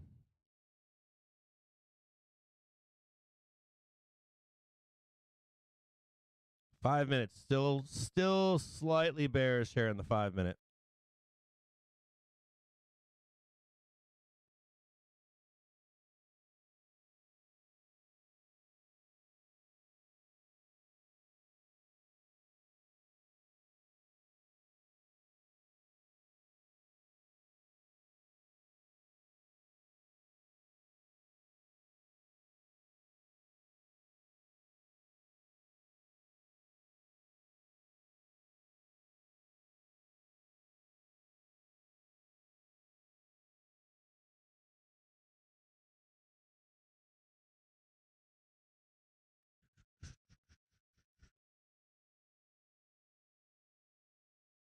I'm watching these 395s. They're 66 cents right now. 65 cents.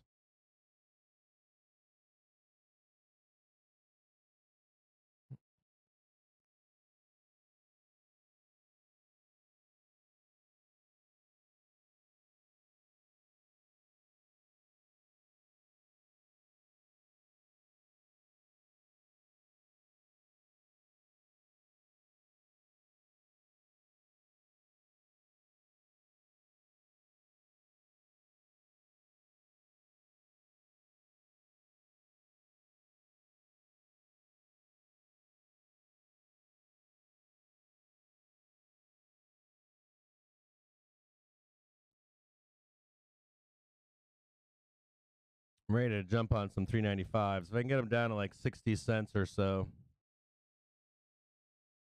I'm about ready to buy some calls.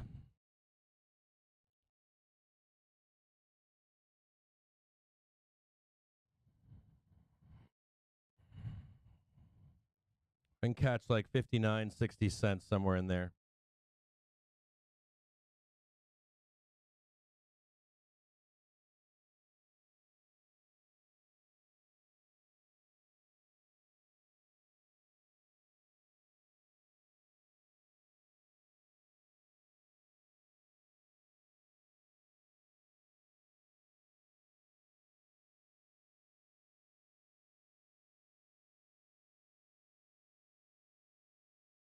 They're at 60 cents right now. 61 cents.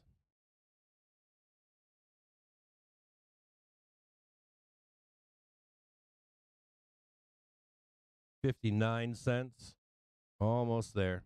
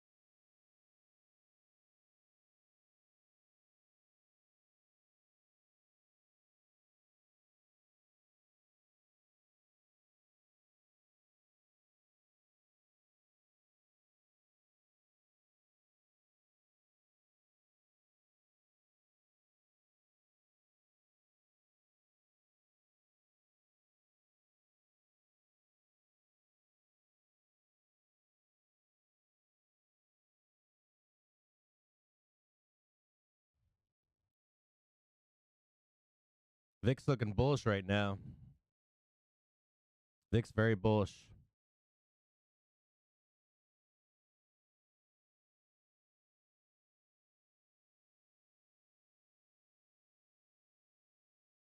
$20.76 on the VIX. Let me look at the VIX real quick in the background. USO is pumping right now.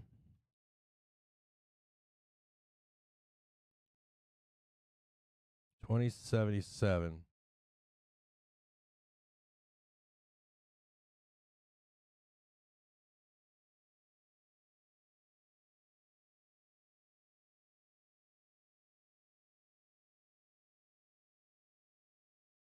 Still waiting.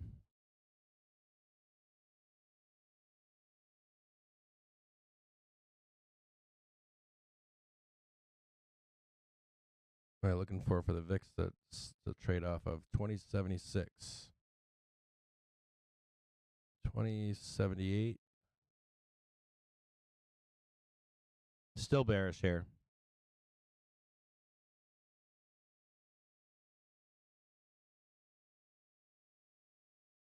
Bears like, I want to get 23 in the VIX today. I want a bloodbath into the bell. I want to go down 6%, 3% down here.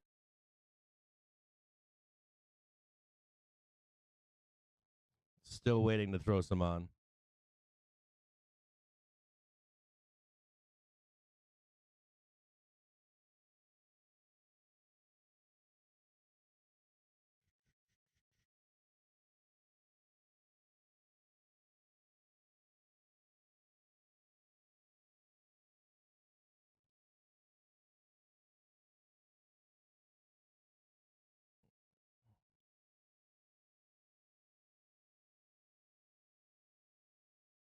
Looking at 395 C's, they're 59 cents. They were down to 57 cents just a minute ago.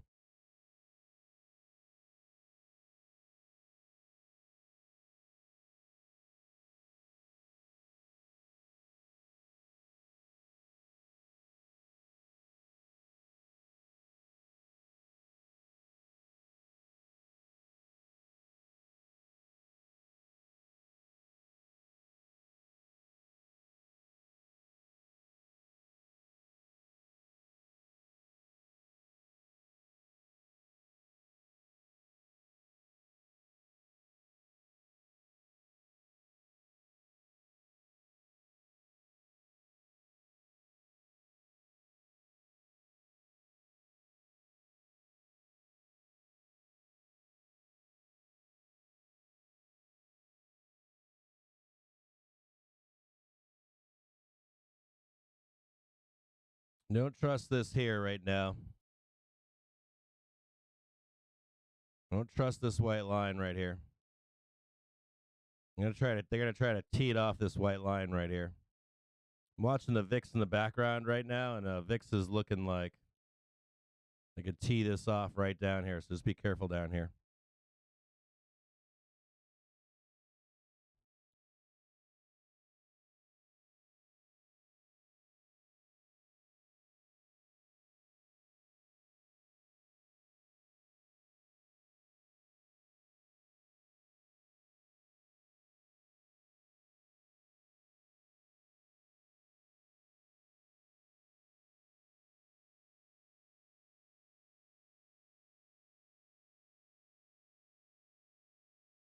One minute's bullish on SPY.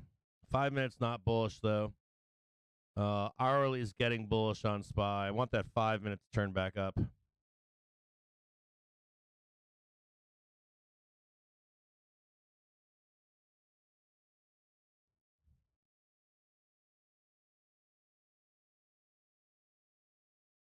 $295 is now trading 70 cents.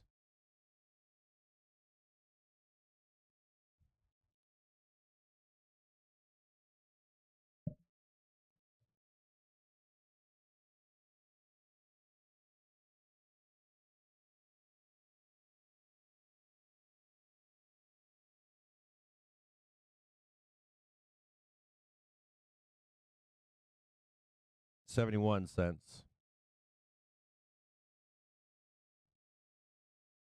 See how this coffee tastes.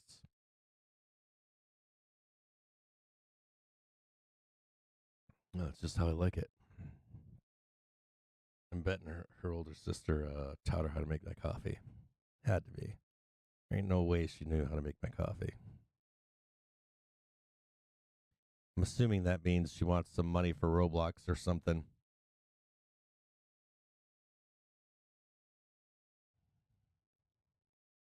There's some money somewhere she wants. I don't know. She hasn't asked for anything yet. That's how daughters are.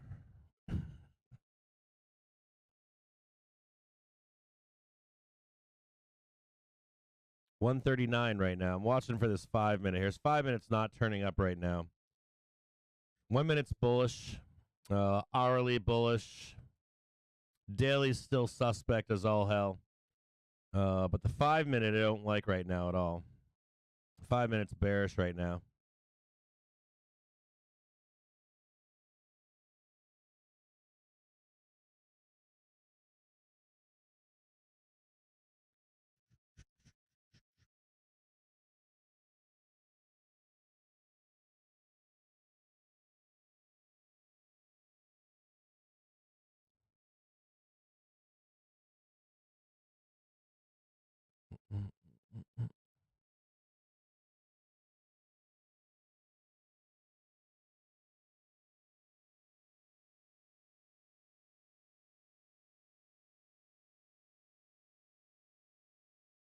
It's like 3 bear planes, 1, 2, and 3. 1 bear plane, 2 bear planes, 3 bear planes.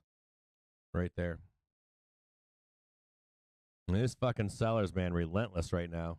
Absolutely relentless, this market.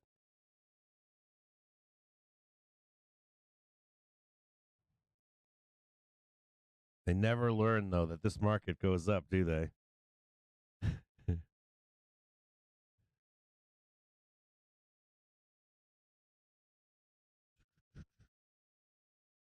141. Waiting to see if this turns up right now.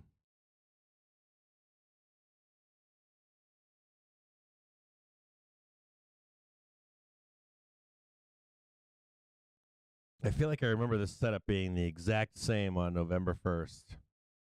This is the exact same setup, it looks like.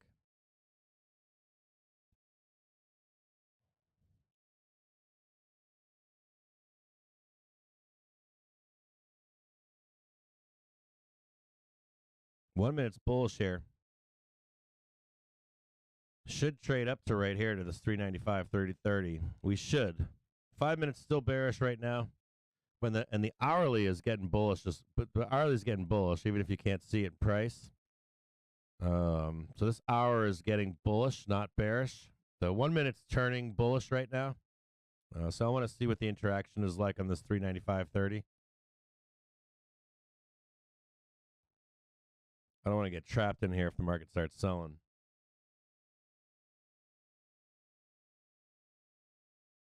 Back down to 63 cents. Now there's 400,000 puts on 395p for 89 cents. And we're trading under 395 right now.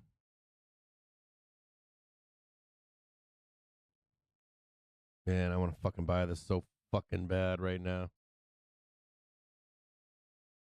Just want a taste. Just want a little bit. Just a little tiny taste.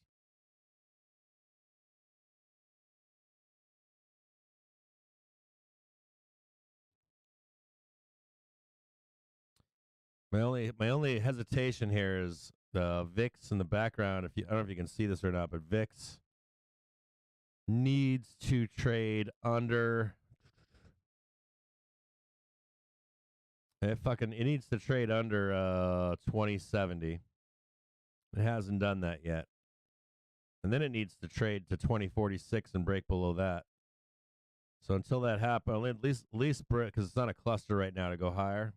It's setting up for a bloodbath here, but it could be a false signal.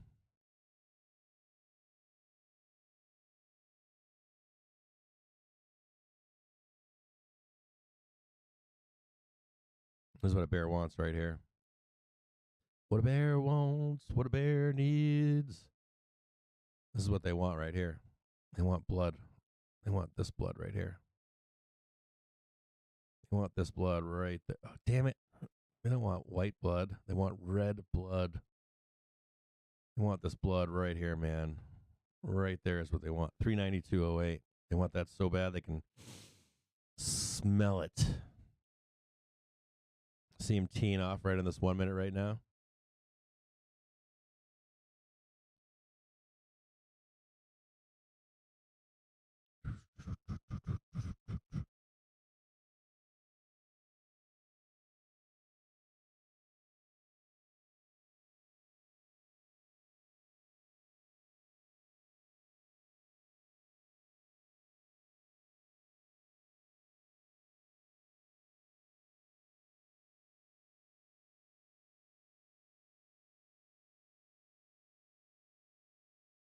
Now I'm glad I didn't buy these fucking calls. They're 55 cents.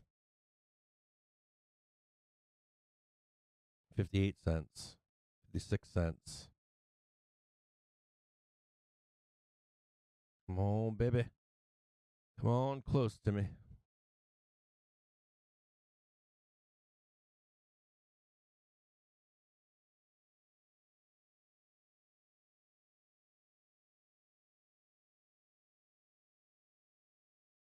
They're trying to bloodbath this down and get that VIX up there.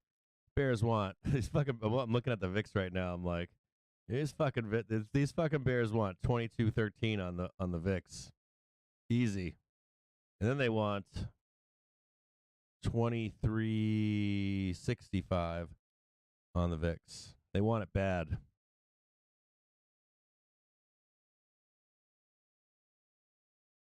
Look at it right here.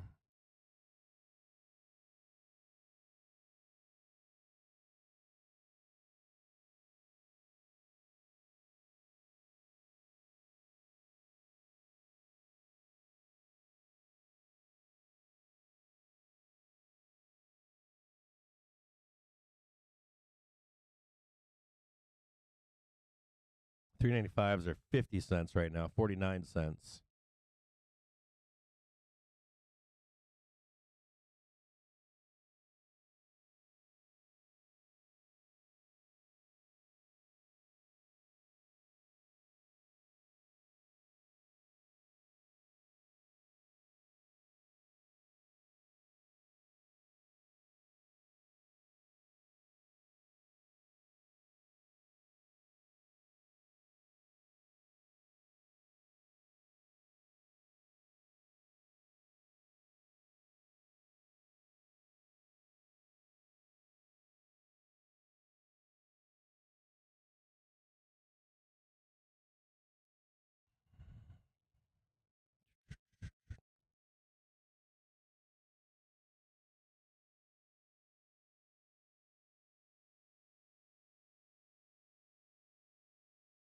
Mm.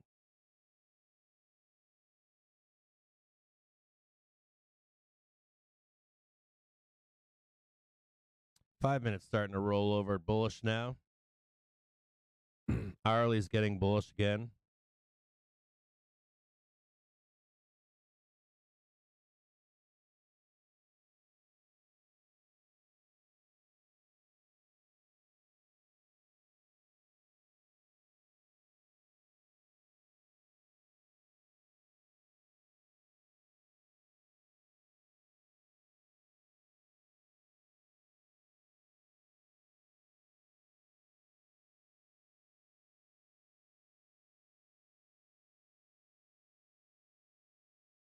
This is all on VIX.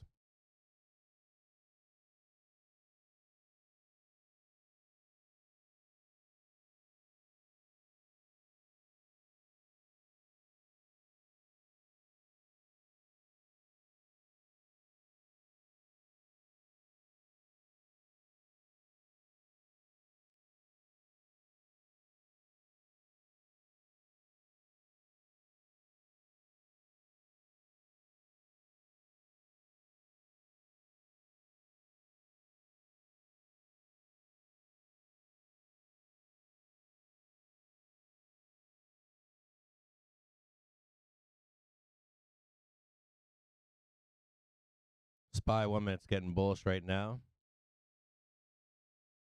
5 minutes not doing shit.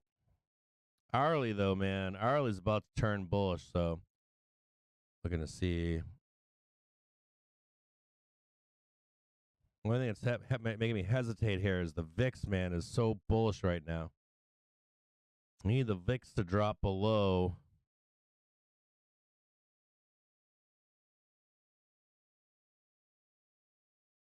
VIX sitting right on a cluster right now, consolidating. It needs to break below 20.71 right now. Right now it's trading 20.99, so I don't like it at all. 20.76 on the 1 minute. It's trading 20.76 in the 1 minute. It has to get below 20.71. There's some gaps down there. Gaps down at 20.66, 20.50, 20.50. There are some gaps below on the VIX.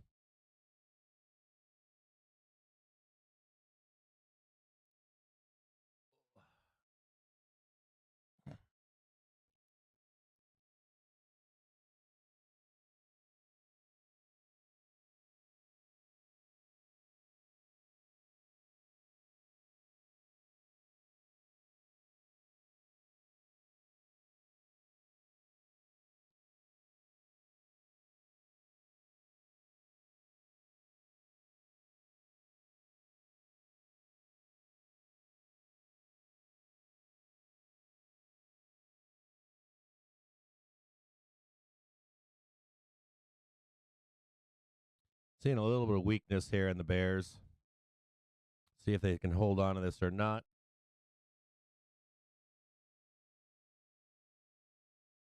$151, 9 minutes left on the half hour.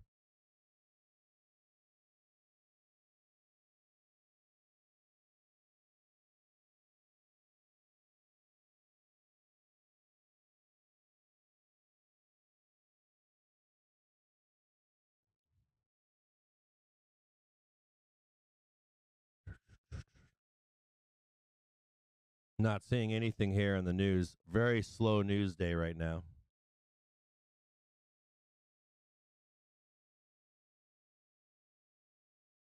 Gap was filled on oil.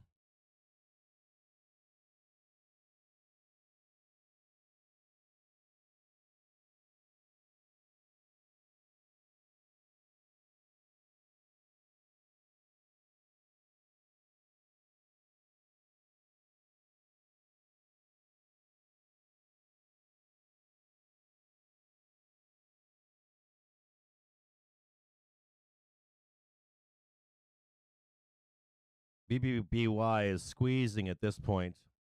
It squeezed above 145, traded twice to 154. It's above both its 1 minute, 5 minute, and hourly trigger. Now trading $1.54. Take a look at that one right now if you want.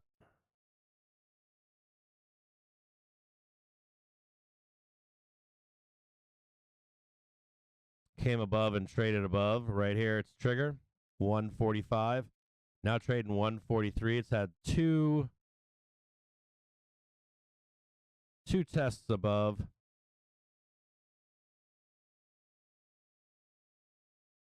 Still a target above of $2. Trading 153 right now. It's got 3 triggers underneath price right now. So if you are in BBBY, it has to hold. First place it needs to hold is going to be 151. And then down below there is going to be, put a box up right here for you. 147. 147 and 151 on BBBY.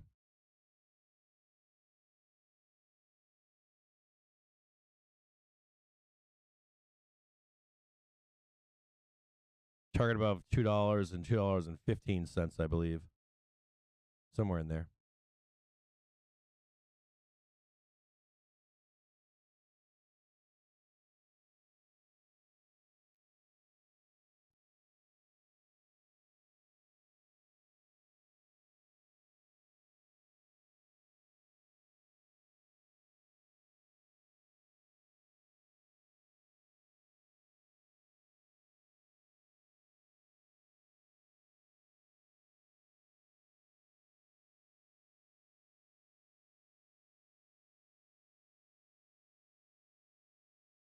One minute's getting bullish on SPY.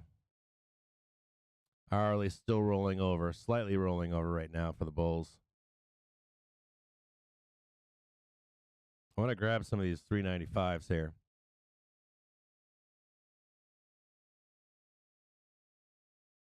Trading at 58 cents right now.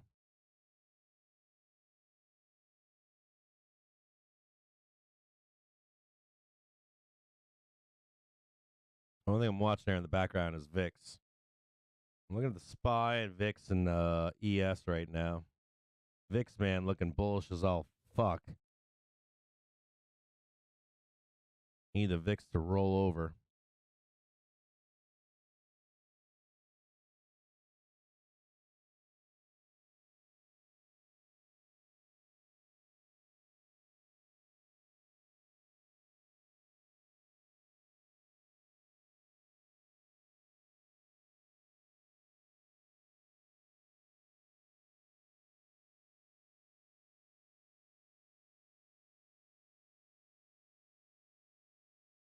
I don't know what this is. Hold on a second here. I gotta do something in the background. Hold on a second here.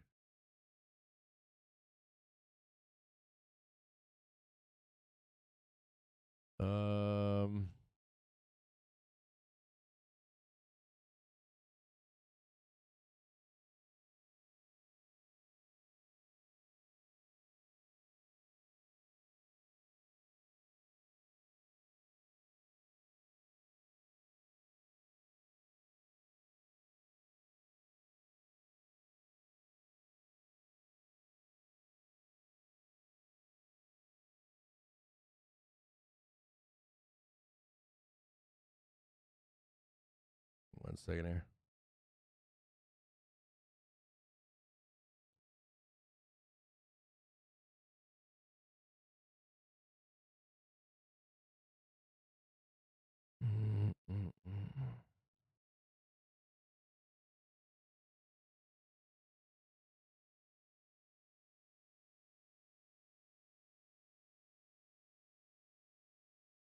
It is squeezy, isn't it?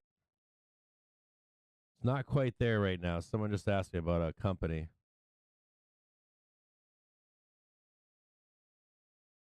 I'm looking at it right now. It has work to do. I'm looking at it. Whoever just texted me.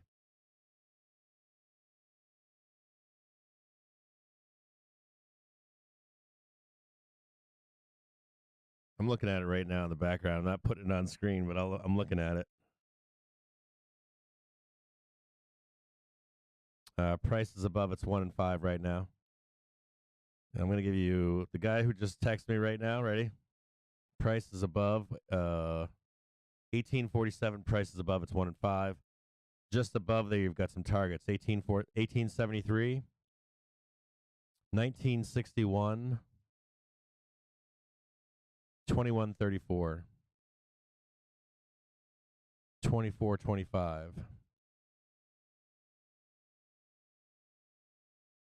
As long as it stays, I shouldn't be doing this. As long as it stays above 1845, you're good to go, or 1840ish, somewhere in there.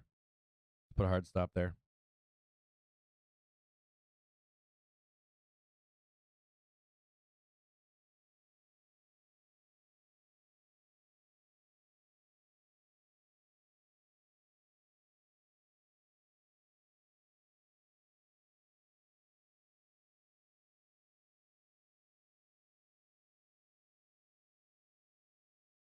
Buying the fuck out of this right now on the SPY.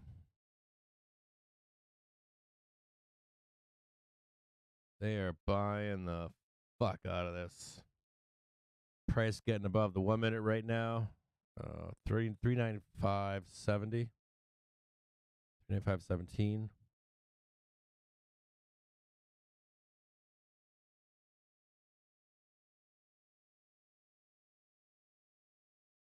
Come on, give me a bull plane here, baby. Ain't no way you're closing these puts down here at the end of the day.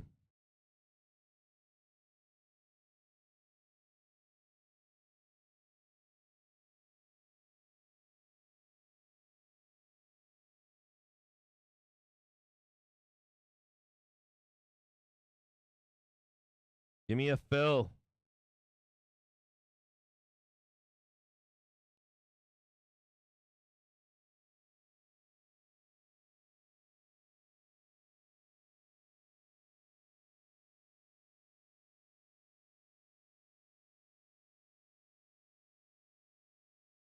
Come back down. Hit me on 60.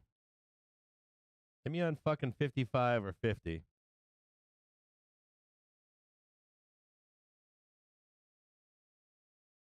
Ugh.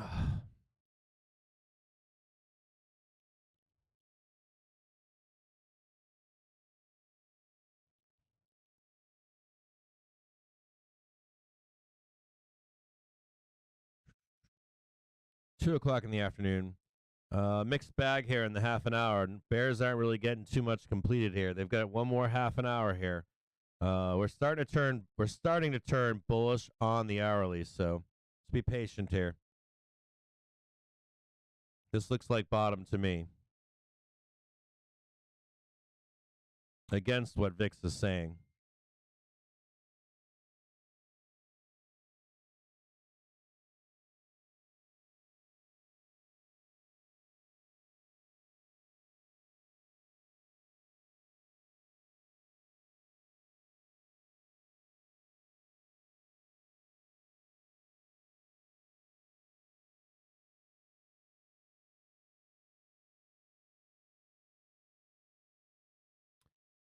So I got asked to look at a ticker. I guess if I'm so here, I'll bring this up real quick. I'll bring this up real quick. So 2 tickers I'm going to bring up for you in stream right now.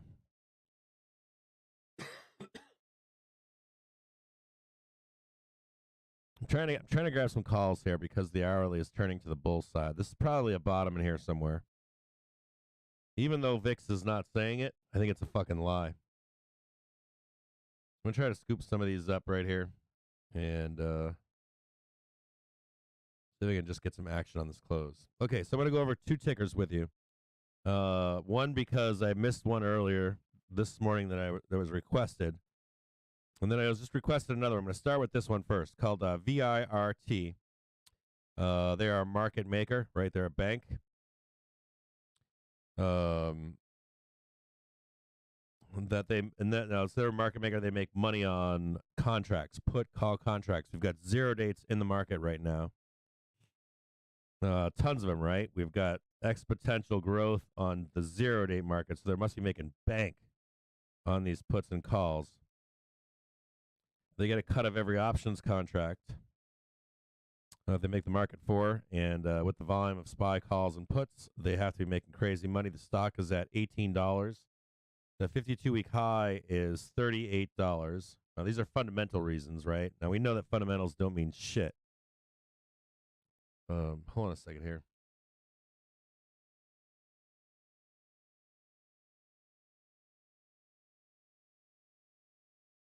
I'm going to look up VERT in the background here real quick.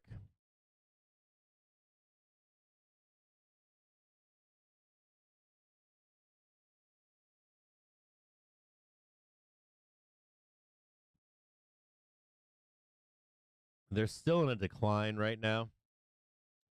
They're only on 2 triggers, but I'll bring them up. We'll take a look at them real quick.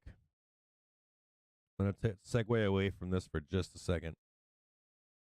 Then I'll get a second one over here, too. This is by request. So this is VERT right here. It's traded $18.42. I don't know a lot about this company, but I get the point behind it.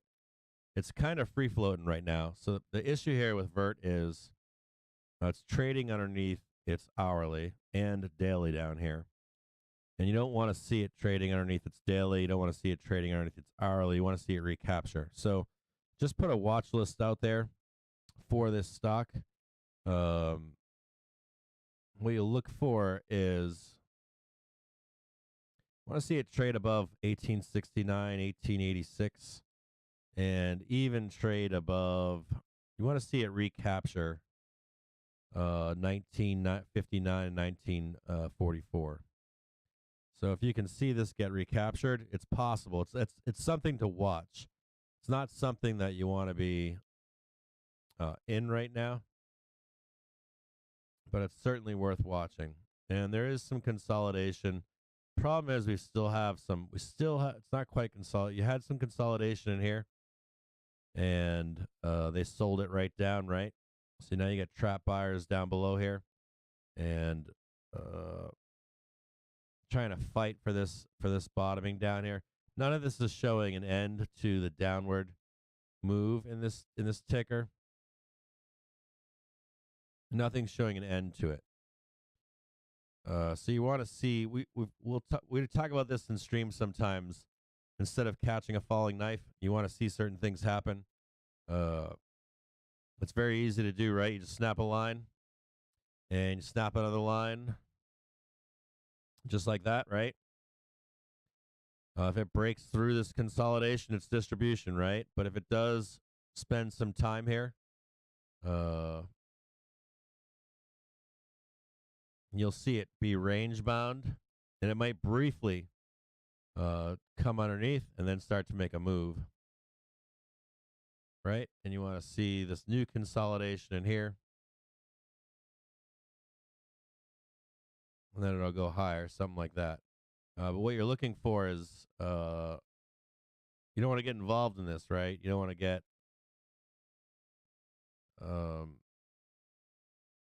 something like that would be blue, and something like this is orange. Move that over here. Okay, you want to see price. You want to see price hold here, right? You don't want to see like this.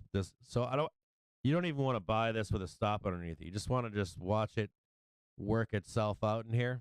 And you've got some places here where they're going to try to sell you out. So there are some places of danger above, right?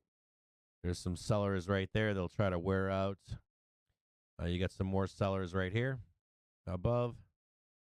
And you really want to get above this like 23 bucks or so for the real move in this ticker. Now, all of this can be wiped out the moment that you trade under it. So if you start seeing any kind of nonsense like this, you trade under here and it starts to reject. It hasn't finished yet, right? It's just going to continue down on its path. So it's not quite there for me. But I get the point. It's worth watching. Let me check the other one that I was asked to look at. 5, 0, 4, 6. Geo. I was asked to look at Geo today.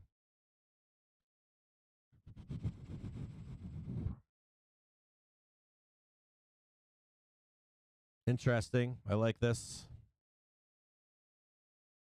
I like Geo. I like the consolidation down here. This is what we're looking for in that other ticker, right? We're looking for consolidation. No more decline. We're looking to weed out previous sellers, hidden sellers, right? Bag holders. You can see them right here selling into bag holders. This stuck up here, like just get me out of this stock. That's not so bad though, because once those sellers get worn out, you've got another one above. Right here, just stack them up, right? Stack up bag holders. How long have they been bag holding for? Since 2020. So I'm just betting they're just dying to get out of here. Bullish in the stock right now. Currently bullish in the stock. I'd be looking for a buy down below. Something down here, right? When you're range bound, trying to catch a dip. Somewhere down in there. Looking for some kind of dip buy down in here. You know these buyers are all committed right here. They're like I'm in. I'm all in. All right. They have no problem buying the bags from above. So if you can get a dip buy down here at $7 or $8 or something, worth watching.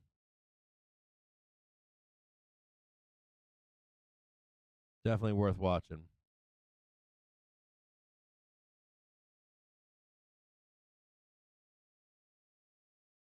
Daly's starting to get bullish.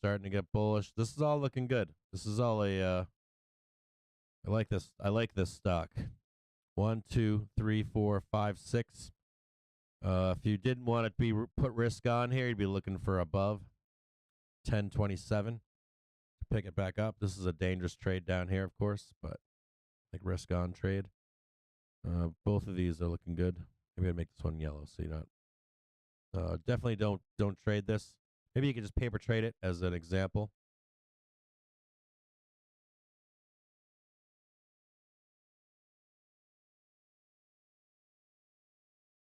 Or something like that.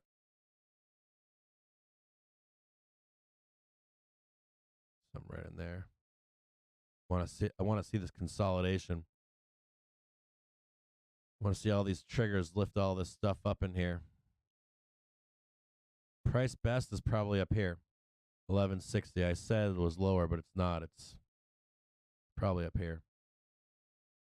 Anything above 1160 is very bullish to 1468 on Geo. Interested down below here though at $7, $8 too. Okay.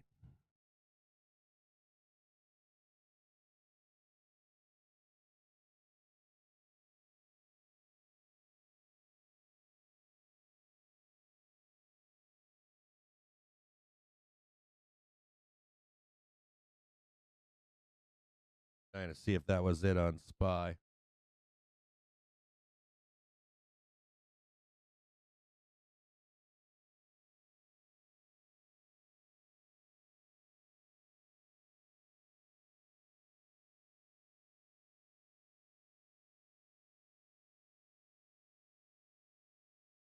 Yeah, I'm still looking for that 2073. I'm still looking for 2071 on VIX, and I haven't seen it yet, so I'm not buying anything here.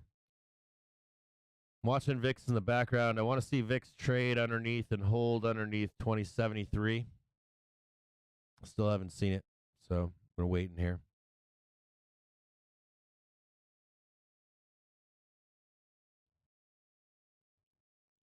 Nothing to do here so far.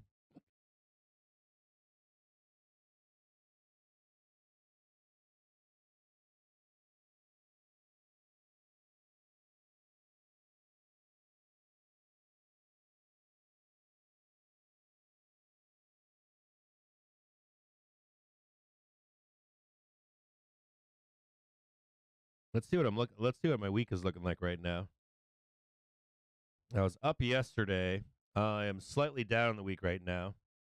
I'm down about 3% in my day trading account, 4% in my day trading account. So I'm not almost break even. I'm not down at all.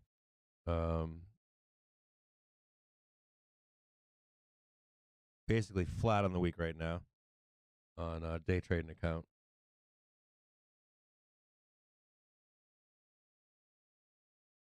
I was green yesterday. I was red on Monday, and then yesterday I was green yesterday, and then now I'm slightly under.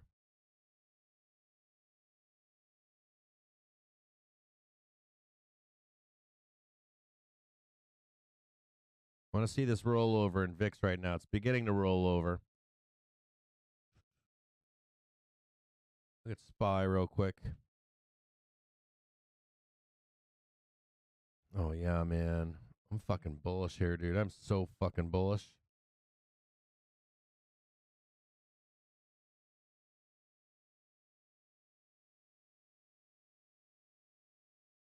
I'm bullish here.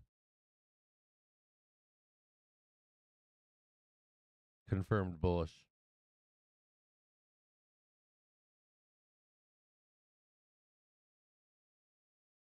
I'm chasing now. I'm not getting fills. I'm too low.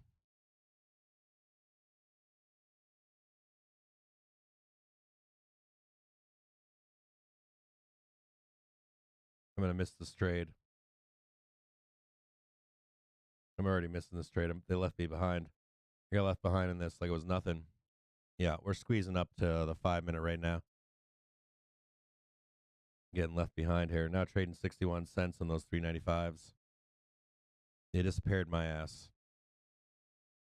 Trading 62 cents.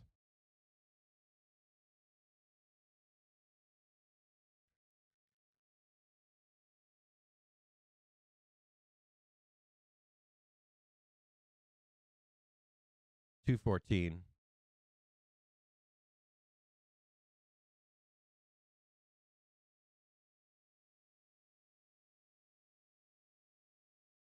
Maybe they'll come back and grab me. I'll buy down here. Send it back down to me. I'll buy it. I'm down.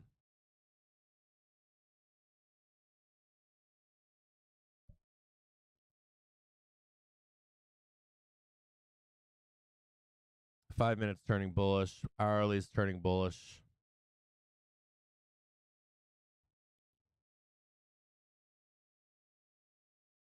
Take me for the ride.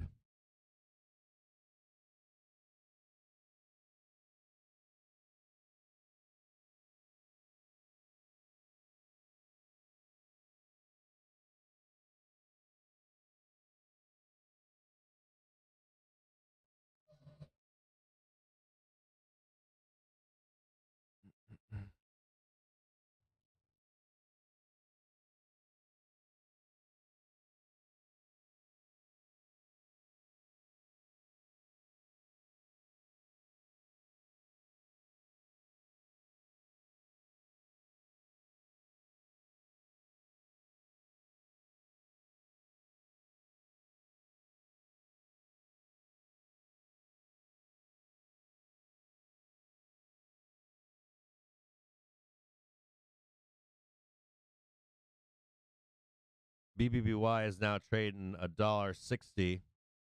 It needs to hold. Now, if you're trading BBBY out there, it needs to hold $1.56, $1.52.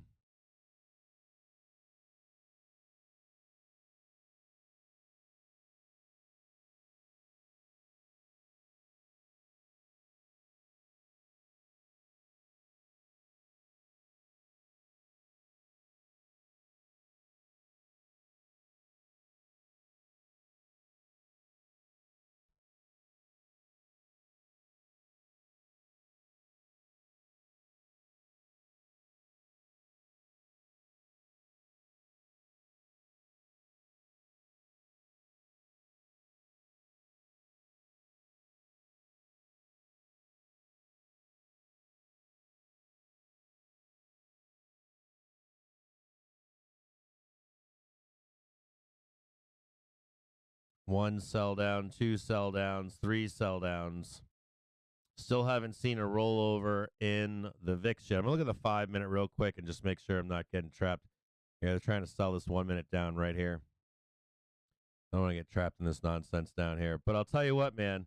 Everything's turning bullish in here. So even though this looks like it's really bearish, some other indicators are saying this is not bearish. Look at the 1 hour here. They're just trying to hammer this down. Price is not following the market on the downside. These bears want price to fall. It's not happening. I'm just patiently sitting here waiting.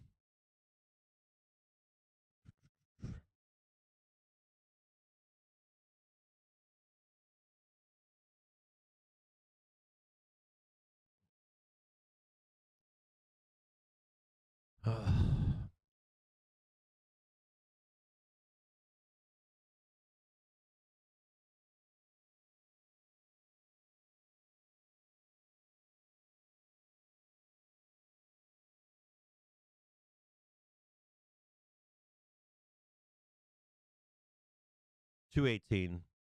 12 minutes left for the Bears. Another hour passing. Fucking killing me here. What happened to elevator down, man? Take an elevator down. They can't do this shit in cash market.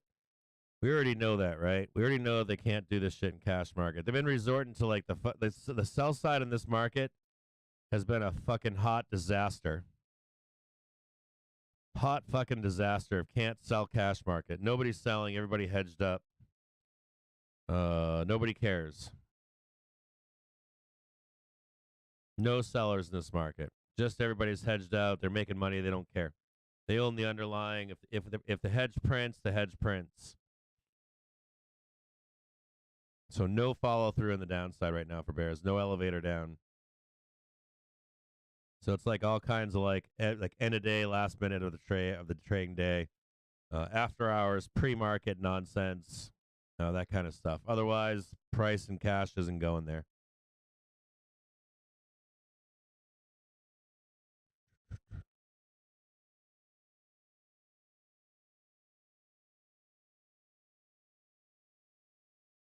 Watched dark pool buy prints last night at 395 on SPY.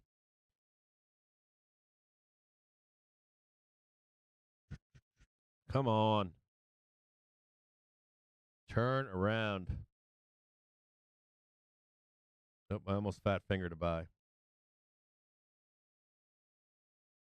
I almost owned 395s for 43 cents.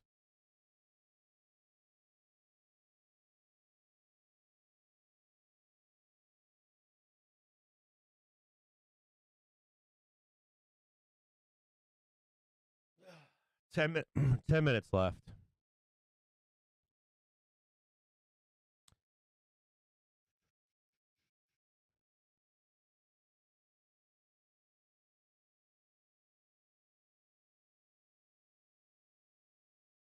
You're trading a pullback right now on BBBY. Some places to look: 156, 153, and 147. But it's got a new high on its. Let me check right now. It's got a new high on its last test of the 1 minute. So you're gonna expect it's actually higher now. It's 156 somewhere in there.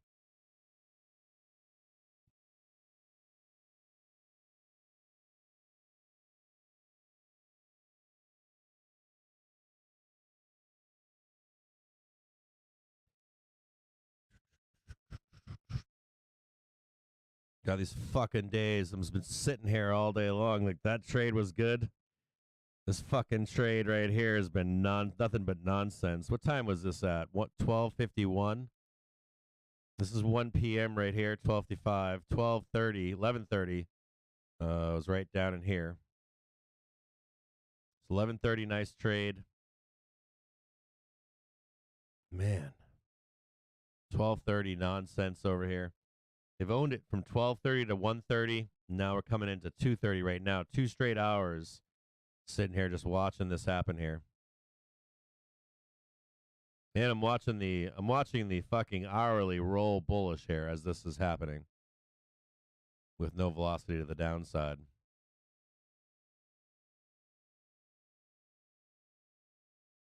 Just dragging ass right now.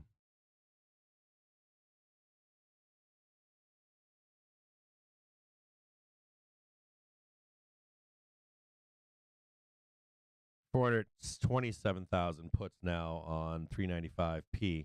Those are $1.09. God, how do you sit and puts all day long for 20 cents? That shit blows my mind. 20-cent puts? Fuck that noise.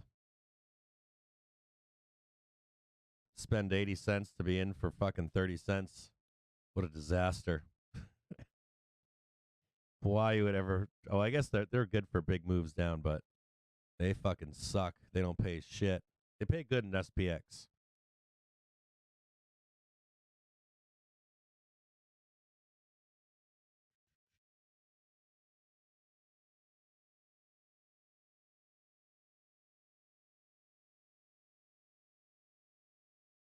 Maybe I should move that back so you can see the price action.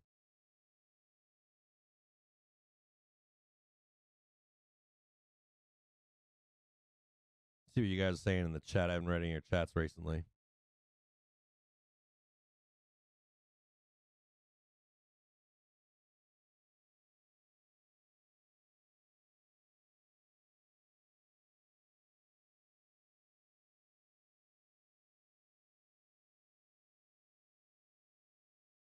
Yeah, I'm just waiting for this fucking squeeze. I give it a very, very low probability that we close below 395. Is it 395? Yeah, 395. Very low probability.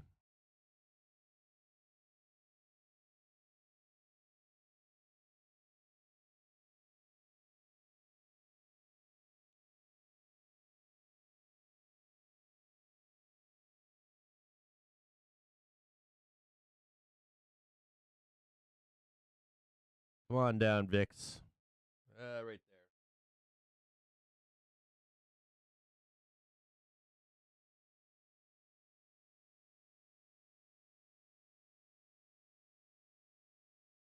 Oh, don't fucking do that to me.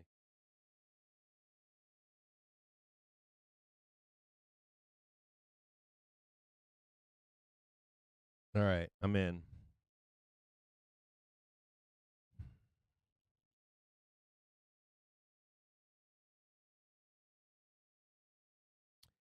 VIX starting to roll over right now. VIX now below 2073 for a brief moment. See if we can get VIX to roll over here.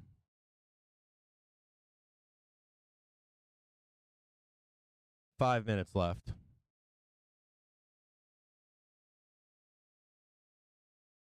I want to see VIX start bloodbathing it here.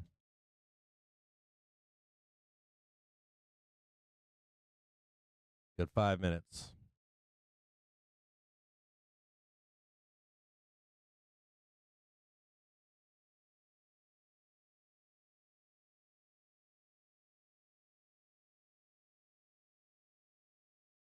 Four minutes left.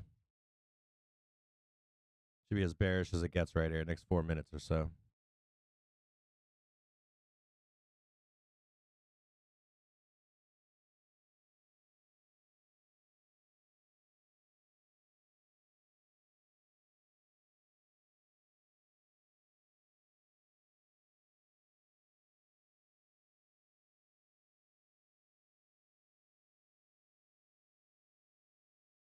Like a BBY again.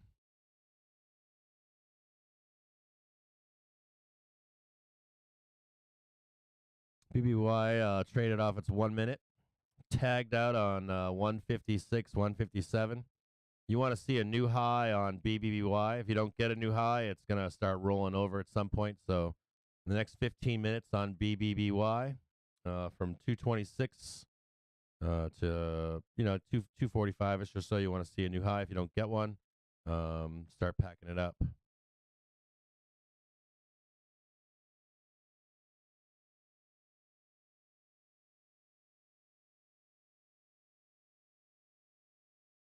All right, let's look back at the SPY here. Bears got 3 more minutes. We'll see if the Bears can put it together here. Sorry, I'm like talking about 2 different tickers in the background. For you guys watching a stream, and I'm only showing you. I didn't see that book map wasn't on.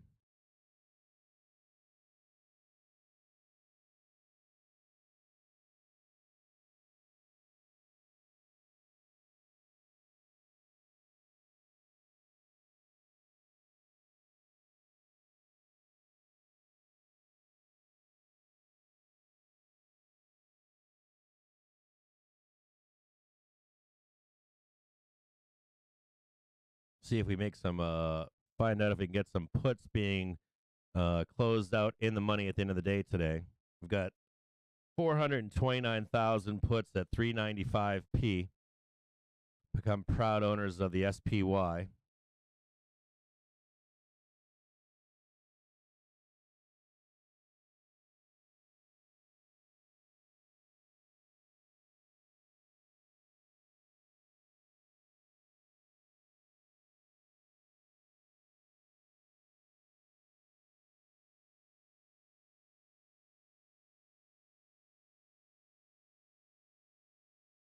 Two minutes left.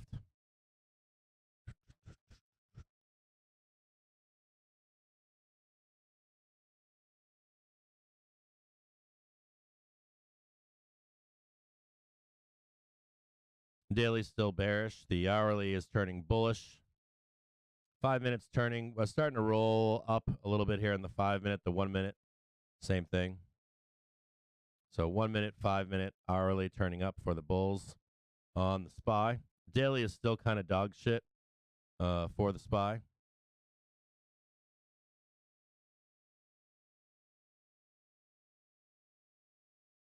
Got 430,000 puts on SPY that are in the money right now.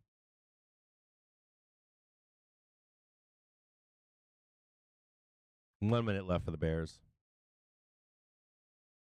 I want to get some downside price action here if they can.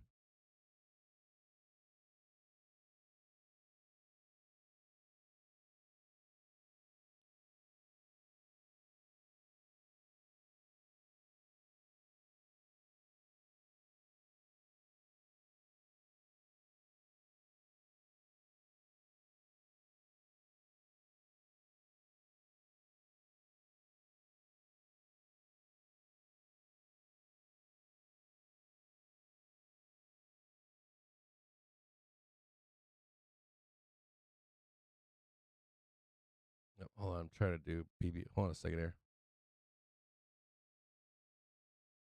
BBBY.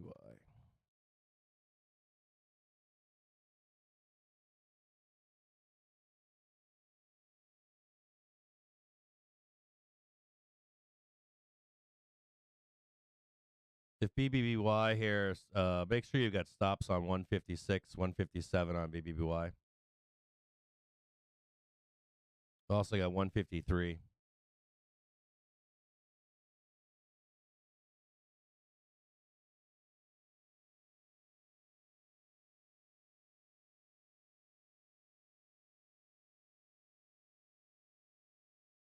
Now 231. See if we get a reversal or not here on the SPY.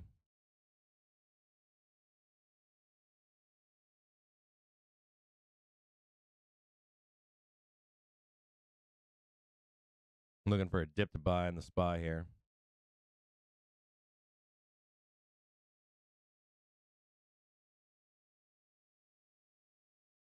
We've got a limit sell here on BBBY. I don't like that it's not coming higher here. I'm gonna get stopped out real quick.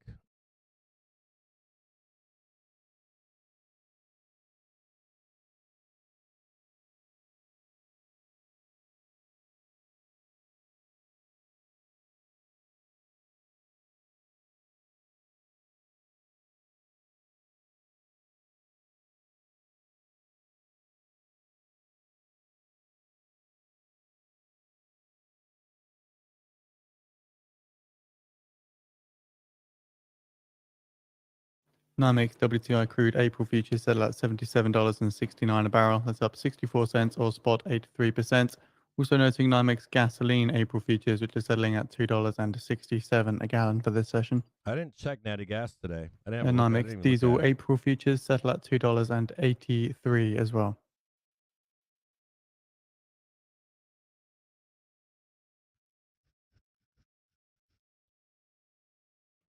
Come on, Spy, dude. Seriously, stop this and just fucking bloodbath it, dude.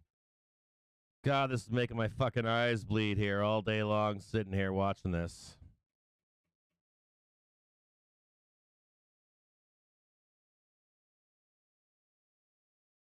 Killing me.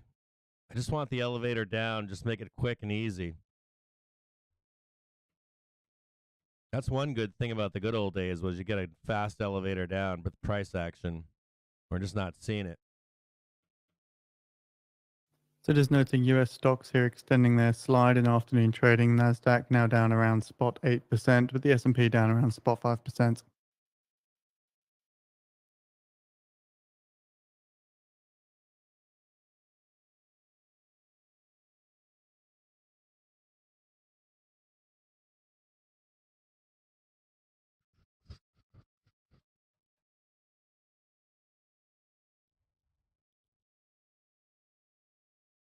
$233 right now. So just looking at some analyst commentary regarding these market moves in afternoon trading today, as US stocks and bonds dropped as investors adjusted their outlook on peak rates after a slew of data highlighted persistent inflationary pressures and the Federal Reserve officials continuing to be hawkish today as well. The S&P 500 and Nasdaq 100 fell after a gauge of manufacturing earlier today improved for the first time in 6 months. Investors balked as prices paid measures also rose. Technology companies, which are typically sensitive to rising interest rates, dragged the S&P 500 lower, while energy remained the index's best performer today so far. Energy So got speaking of crushed that, also early seeing morning. NYMEX natural gas April futures here settling at $2.81. So energy got crushed this morning, left a ton of gaps above. Energy was not looking good early this morning, but we talked about that this morning. So right now the hourly trigger or the hourly velocity is turning positive. The 5-minute is turning positive. The 1 minute is starting to turn positive here, and we're not seeing the bulls get too much action here, or the bears get too much action here. I think we're going to get a turnaround at some point here. We'll see if we get it. I've still been waiting for it now. I've been waiting for 2 hours. 1:30. I waited for 12:30 to 1:30, 1:30 to 2:30. Now it's 2:35, and I'm looking for a reversal here. 2 hours to put this, dude, to put this down and not be able to do this. We'll see if we get the Bears want a new low on the day, and they're not getting it so far. Got a low at 393.38. Got a low here at 393.87. See if the Bears can put this to bed or not, but it doesn't look like they're gonna.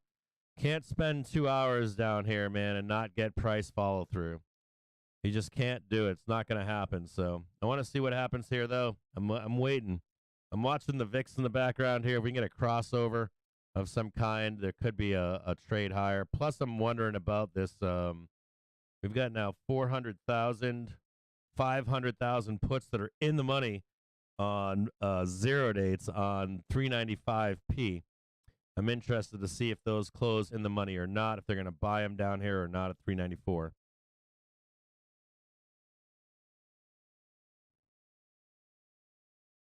So that would be what? Right up here.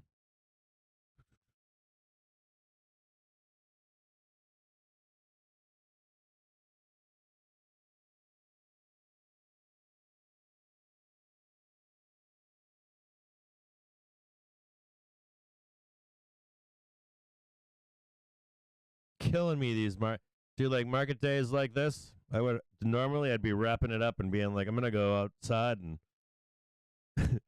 have a margarita or something. Like, I don't even know why you'd trade this as a bear. This is just terrible. This is like short on a market, and that's it. That's it. That's all this is. Like, none of this is worth trading.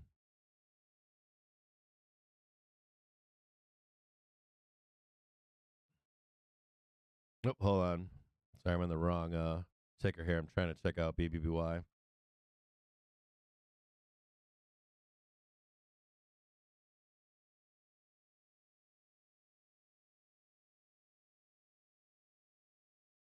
BBBY is just fucking around right now.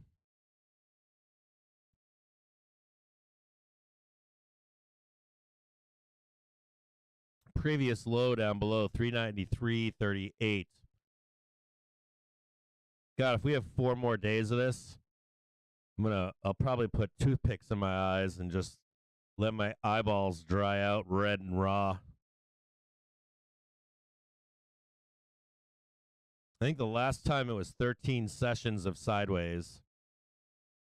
So we'll have to count the number of sessions that we're trading sideways here. Back in December, it was I think it was 13. It was 9 or 13. I can't remember off the top of my head.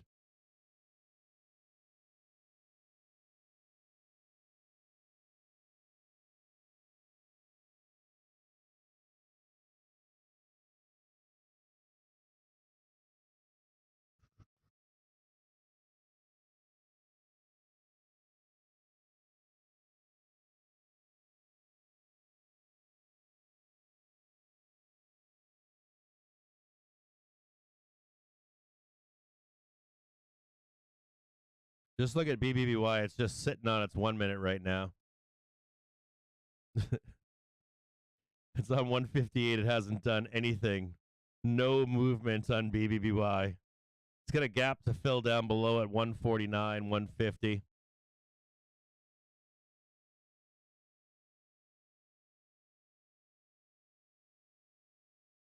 Traded to a high of 164.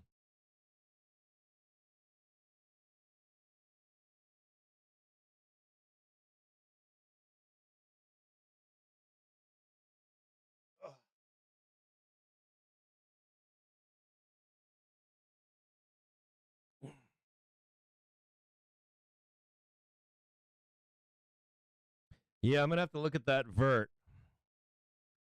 You know that ticker vert, VIRT. It makes you wonder if it's just gonna gap up one day, right? Now that I've been thinking about it for an hour, I'm like, it's the kind of ticker that they'll come up with some stupid kind of article, and it'll just gap up, right? They'll be like, all this money they've been making, forget their ER and all that kind of shit. It'll just be a gap up overnight kind of a situation. SPY now trading higher at 394.28.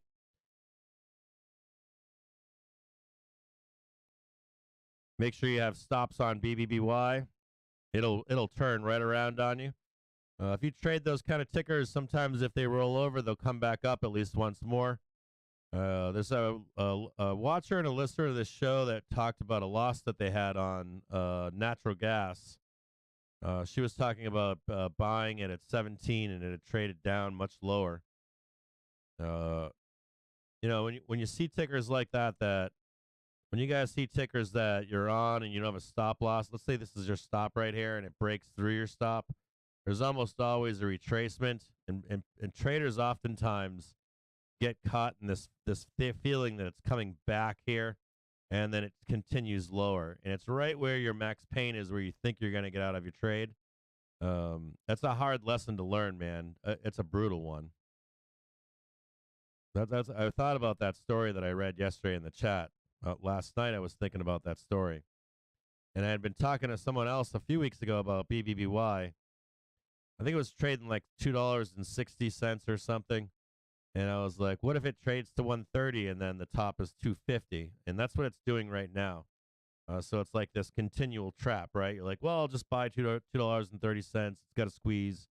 And then like a few weeks pass, and then it's trading at $1.30 or something like that, $1.37. And then you're now looking at a top of like 250 in a ticker, and you're like, shit, that's 10 cents below where you would have been trapped just thinking, I'm going to jump in this and just hold it, diamond hand it, or as they say. I was thinking about that last night. SPY not doing a whole hell of a lot right here. Big yawn fest.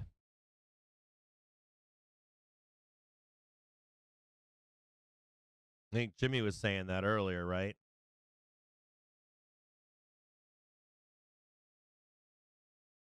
No squeeze today. No squeeze to 400.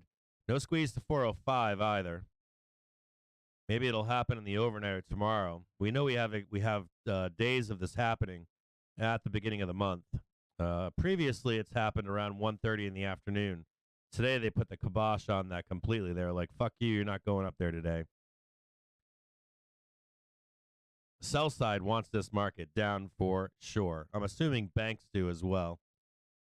And they're just not seeing that price to follow at this point. I'm going to take a look right now at I'm going to get stopped out here on BBBY. Hold on a second here.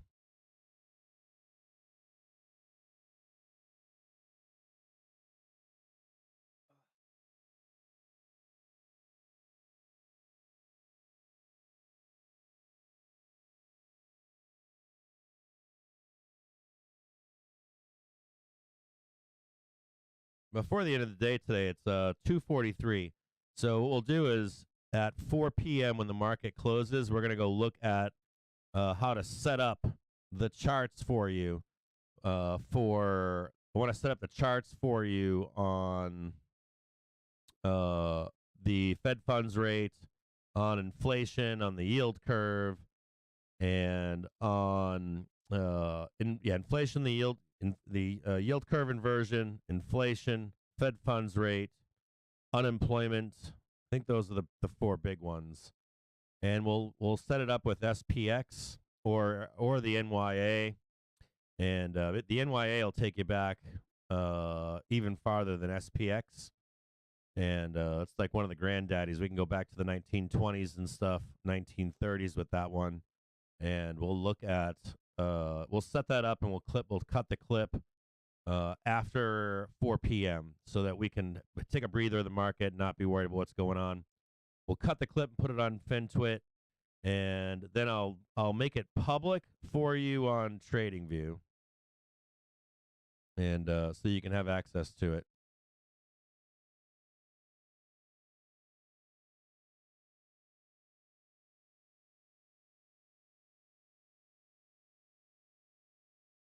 Let me take a look at market breadth right now in the background and see. Yeah, man, they're just hammering on 618 down here, dude. This is just pure fucking nonsense.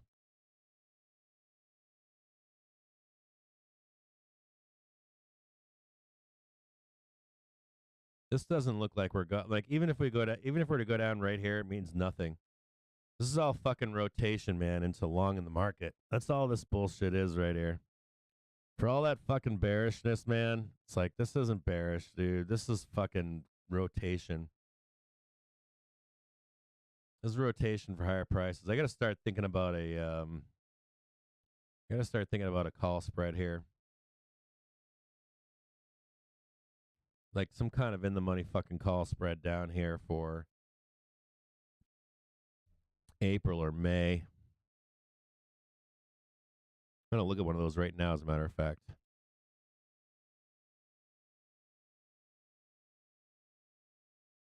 We're fucking close, dude.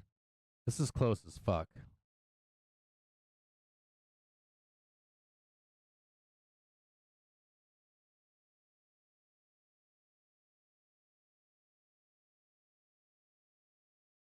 Let's look at some SPY call spreads for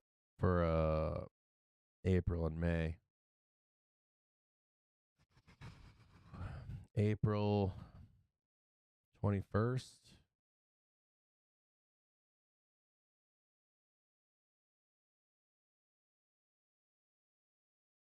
I'm bullish as fuck.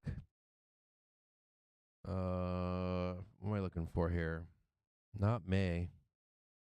April 6th.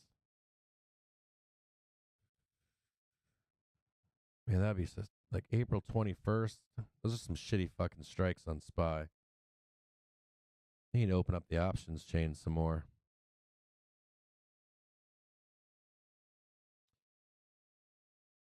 It's like April 6th and April 21st on the SPY. Okay, how about April 21st?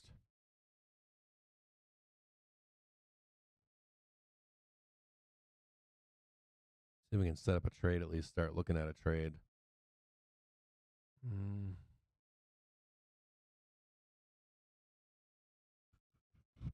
Debit call spread pays better than the credit put spread, it looks like.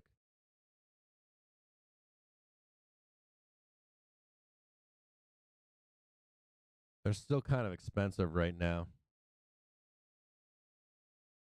394, 413. I don't like that either. What did I say? 412? 410, 412. 412.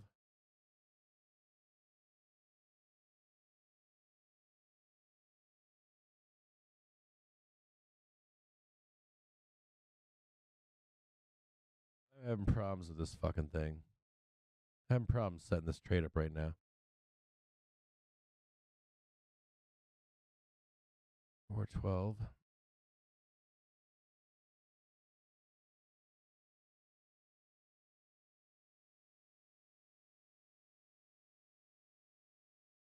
Having some wonkiness problems on this trade right here.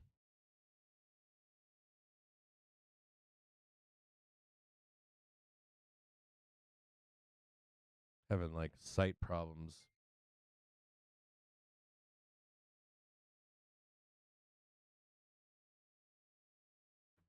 I'm trying to set up a call spread right now. I'm having like problems with a site here. I'm gonna do this somewhere else.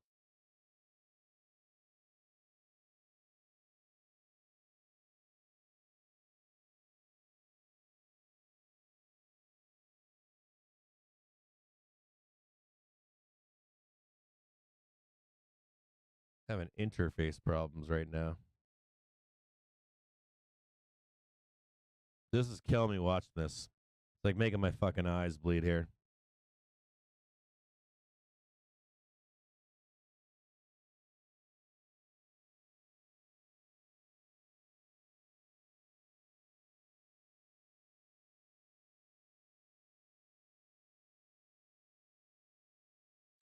I don't like this. I don't like the dates available right now.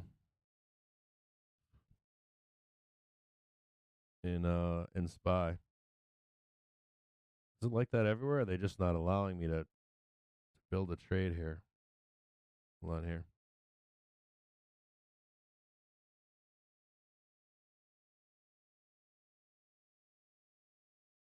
Yeah, there aren't good strike dates out there. April 26th, April 6th, or 21st. We need more fucking strikes. Someone needs to start cutting loose or selling some calls and puts that far out. Start releasing some fucking dates out there in the SPY.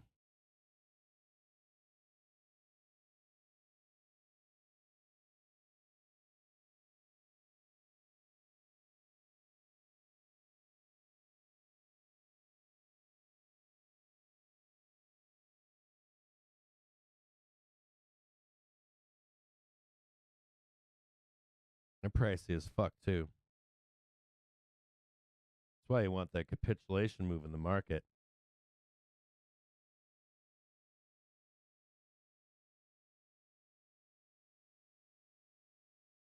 No. How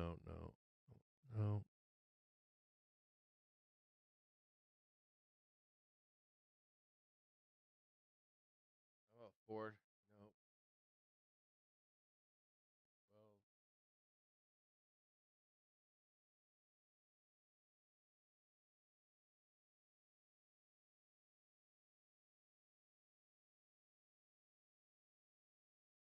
Please bleed the fuck off, dude. Bleed off. Please bleed off. It's making my eyes bleed watching this. Bleed this shit off. Still not quite the right price. I'm looking at 410, 412 call spreads for April 21st. They cost $62. They print 138. You'd have to hold for the first 50%. It's close. It's not quite there. I really like it when it's 30%. So like if it costs like $40 and prints 120 or something like that, so I only have to hold it for the first part of the move. It's close, but not quite there. Like 412, 410, 412C. Not quite there yet. So you wouldn't have to hold the entire length of the contract. You could get rid of it if we hit 412 at any point. In the next next 2 months. I think we'll hit 412 in the next 2 months.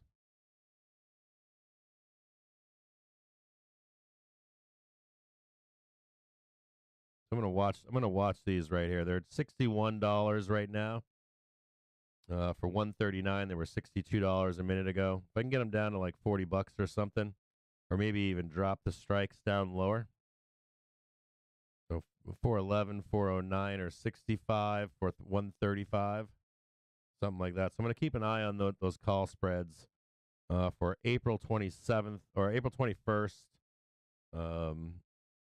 I'm looking for like a 300% winner and then take the money on 30% of the win. God, this is fucking killing me, man. Watching this shit is like making my fucking eyes bleed here. Without a doubt. Like sitting around watching this bullshit all day long because they don't have the price that they want. Sitting here just watching this consolidation. It's nonsense.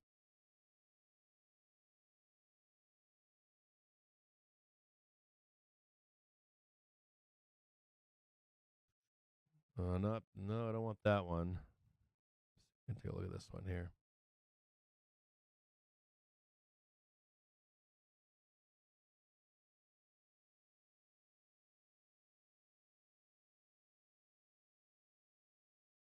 One day on that one.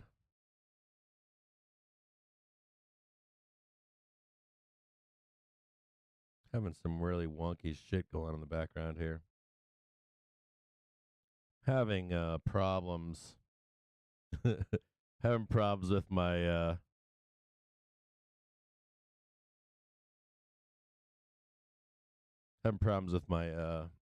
monitors here. You guys can't see this stuff, but TradingView is giving me problems.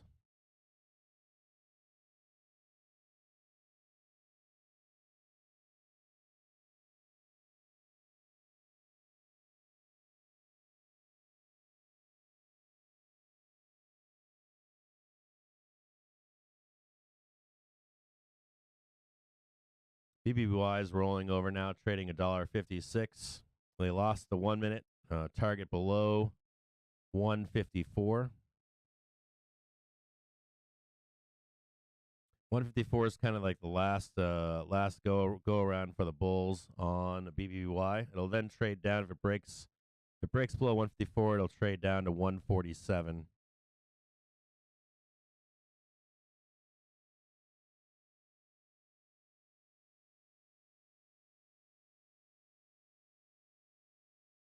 Hold on a second here.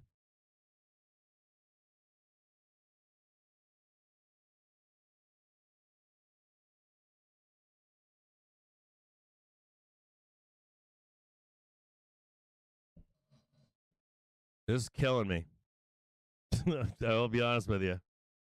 It's like just driving me nuts watching this. I want nothing to do with this right here. It's like all nonsense now at this point. Can't even imagine your inputs here. I mean, I guess they're printing for a minute. I guess someone will be like, yeah, I closed exactly right here, but the truth is, like, spend 80 cents for $1.30. I want nothing to do with it. And I don't know. I don't believe we're closing this. Well, sometimes we do, but not always, man. Like 395 would probably be repelled into the close.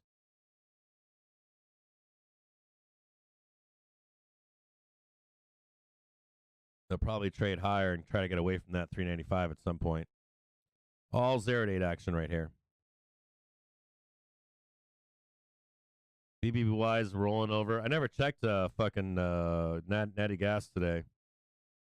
I should have. I have no idea what Natty Gas did. Holy shit. Natty Gas traded up to pretty cool.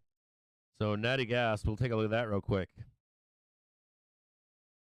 Mute this right here.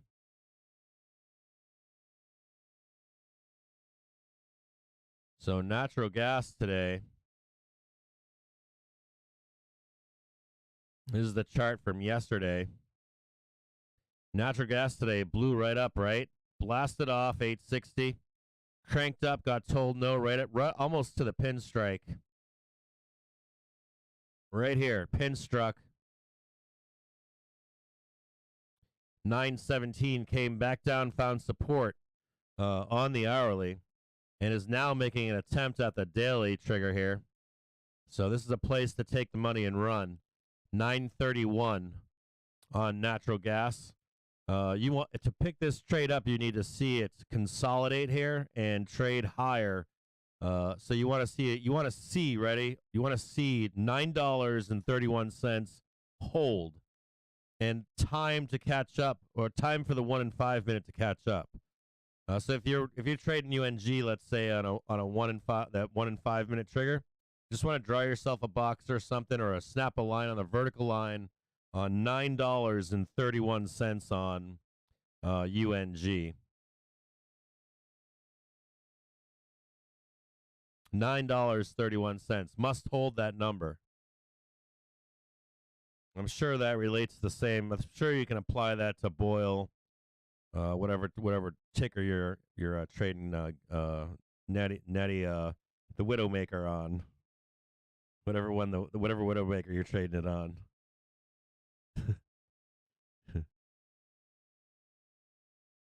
Yeah, you want to know what's above there? Let's say it holds. I'll give you the next target above, I guess. It's insane. Right now, it's $15.47. So a cool $15, let's call it. If Natty Gas can hold, if it can hold, Natty Gas could go to $15.41. I bet you there's a bag holder out there right now that's like, please go to $15. Please, please, please. And right above it, there's $17.33. $17.33 above that for Natty Gas. The Widowmaker.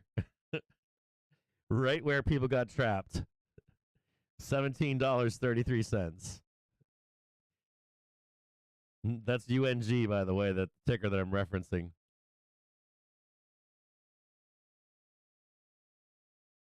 BBBY held $1.54. It's fucking baskets of shit stocks. You know what's funny about these baskets of shit stocks too?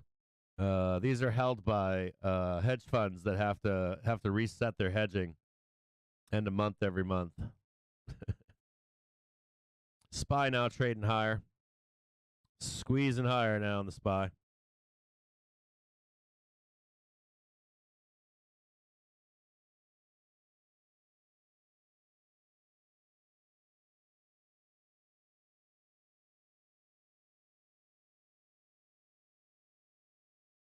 Yeah, buy program initiating.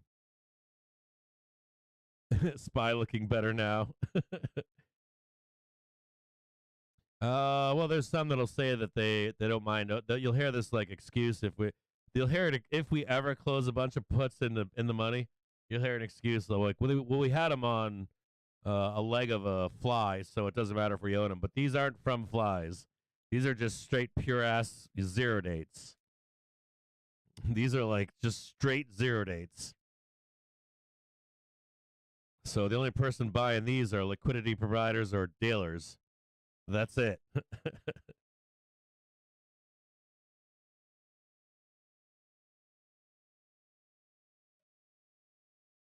Now trading 393.40.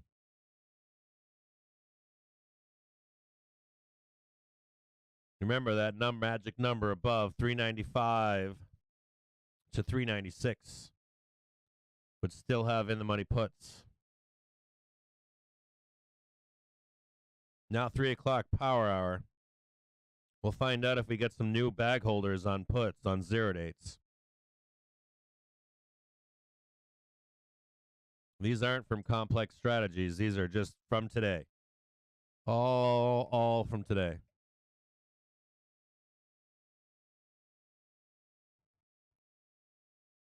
These are all the banks that tell you that they're not trading zero dates. remember they were warning? They were like, the market could crash, man, if you stop buying all these calls. The market could crash. I'm like, fuck you. You were buying puts during the fucking. You were buying put zero dates when we were crashing the market in fucking 2022, and the market didn't crash. It didn't go to the depths of hell. It just had a normal fucking 20% run down. There was no 50, 60, 70% bloodbath. You were buying zero dates then. Some of that shit that I heard was talked about in the news. I was like, this is all wrong. I was like, they were buying zero dates puts during the first half of 2022. You could see them come into the market every single day. We're seeing them right now. You're not seeing any call buying day. It's all put buying all day long. All zero day puts all day long.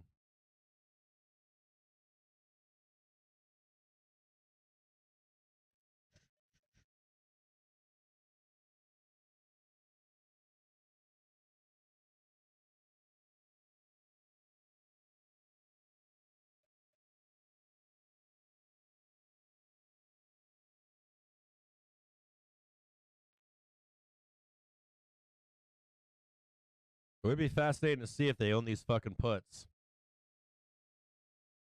Or is that the intent, right? Buy like 400,000 puts, zero date puts, let them print, and let them go into the money? I don't know. Who's buying them? Not them, right? Maybe they got shorts in the market or something, I guess. They would have to have shorts in the market. Buy the puts, use that to pin the market. Own the SPY.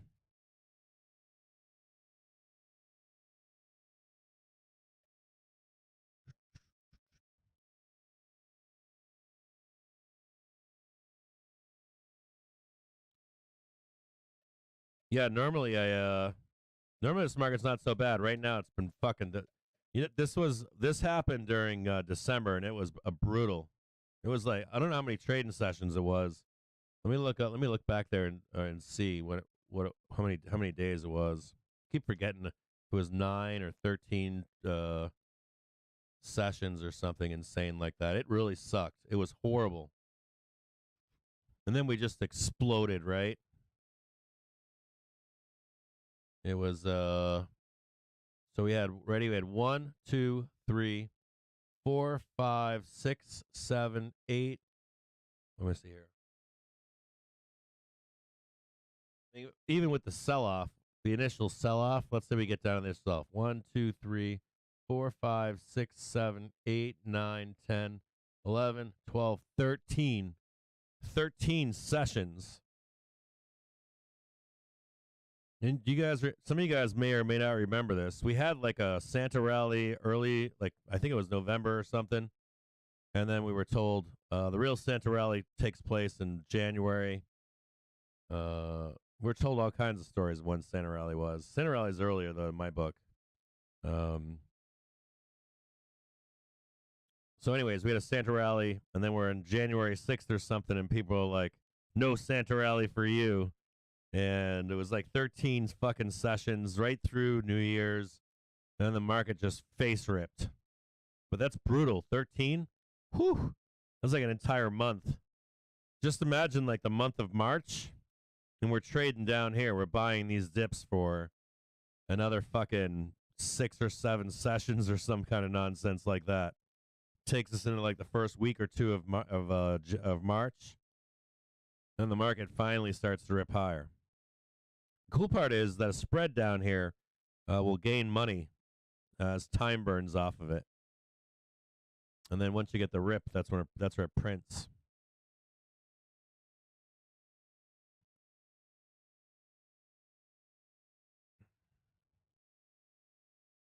You guys remember that? I always remember this shit. The stock market's like a weird place. Like, the stock market's a weird fucking place. People are like, this is going to happen. The market's going to crash. And then, like, 2 weeks later, they're like, just forget all that shit I said. I get it. Fucking, it's the greatest fucking soap opera in the entire world. There's always a fucking story. Every fucking day, it's a new story. I think I know that I realize that some people don't like the politics of zero hedge, but they got it right. They're like, first it was what do they say? First it was SoftBank, then it was the Gamma Bros, and now it's the zero date bros. Right? It's always an excuse. It's always like there's a reason for this, and we know what the reason is. It's always something fucking new. It's like one of the best parts of the stock market. It's a fucking soap opera every day.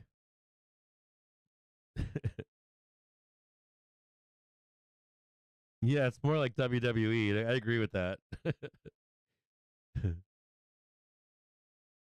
mean, I want to see if they fucking pin this into the close. I don't believe them right now. I'll tell you what, I'll be shocked if they pin this into the close. Shocked. I couldn't imagine holding fucking 400,000 puts and knowing I gotta own the SPY.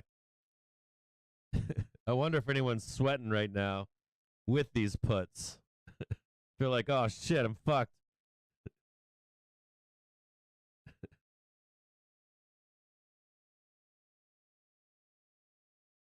And they're still on right now. I'm looking at them. They're still on right now, so somebody owns them. Dealer's gonna hold them overnight and push up futures with these fucking things. 441,395 P's. Dealers are gonna pump up futures.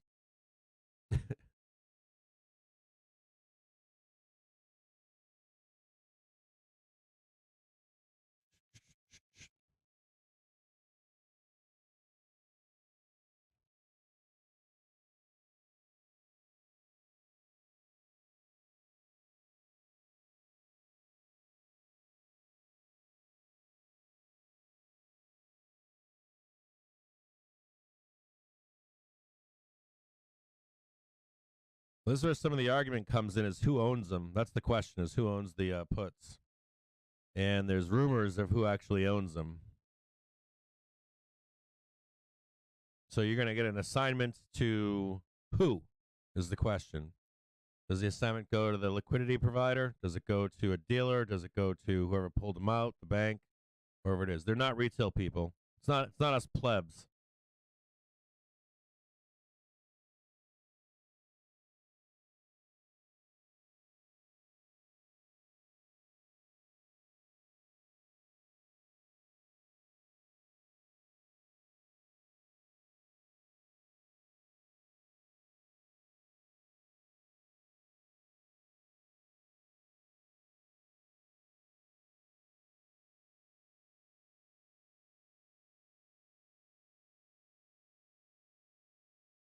Yeah, it's the worst fucking possible price for you.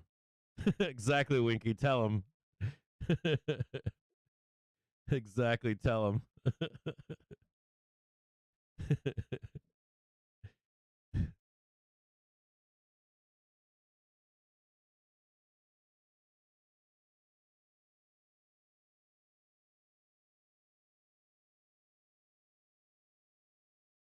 So, according to sources, US lobbies allies on possible China sanctions if Beijing gives Russia military aid in Ukraine. Get a bullish cross right now on SPY. Price trading above the 1 and 5 minute trigger. 311 right now.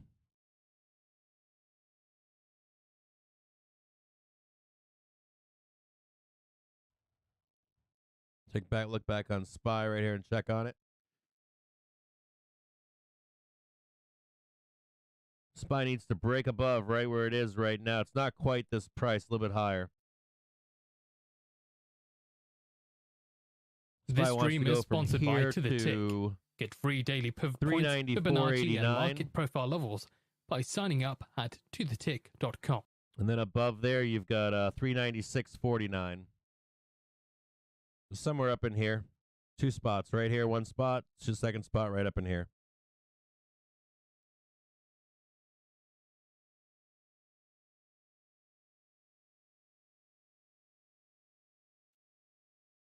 It's just below S1, and then right above here, this is the 396 second target above.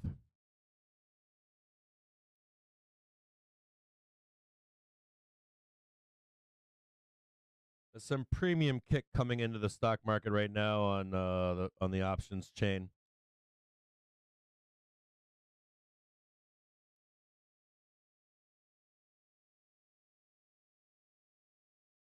An implication that we're going to go higher here. We'll see if it happens.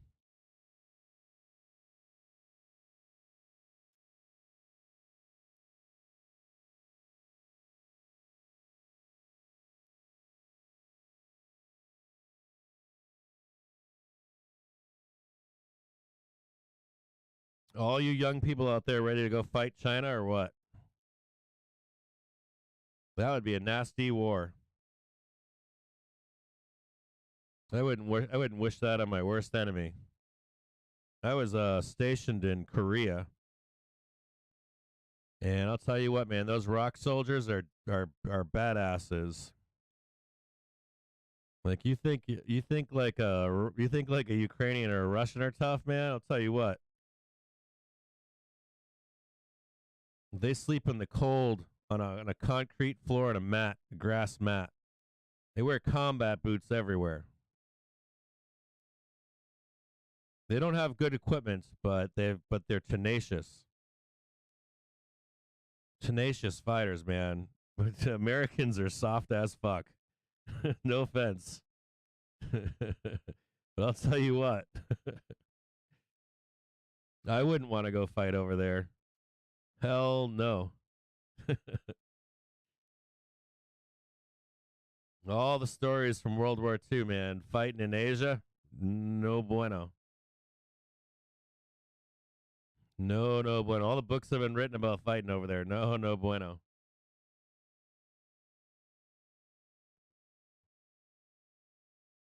Meat grinder.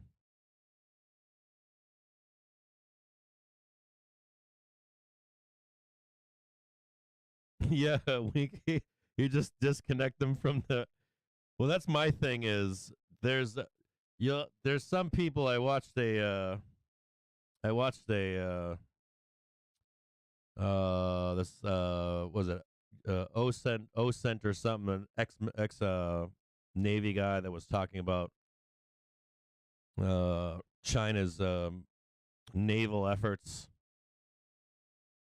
And that's really the big fear is you as long as you own the sea and as long as you own the air, you own the world. That's the truth. And like the one great thing about North America is we've got two different coasts. We've got allies north and south of us, and we've got ocean between us and other countries. So we're in a kind of a sweet spot. Not so much in Asia, right? For China, so you have to kind of deny access to the ocean, believe it or not, and the sea, and you have to deny the air to them.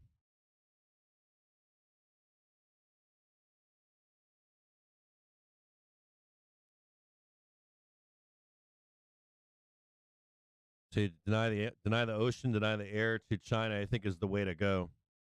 I think if there was a plan, and the crazy part is our military is switching from coin to a divisional leadership and structure right now to go fight that war. But like the truth is what the U.S. need, or what NATO, or not NATO, but the U.S. basically. It's basically the U.S. Probably U.S. and Australia. What we need to do is just deny the air and deny the sea to China. That's the big one. And did you see that they were saying they were going to launch a competitor to Starlink?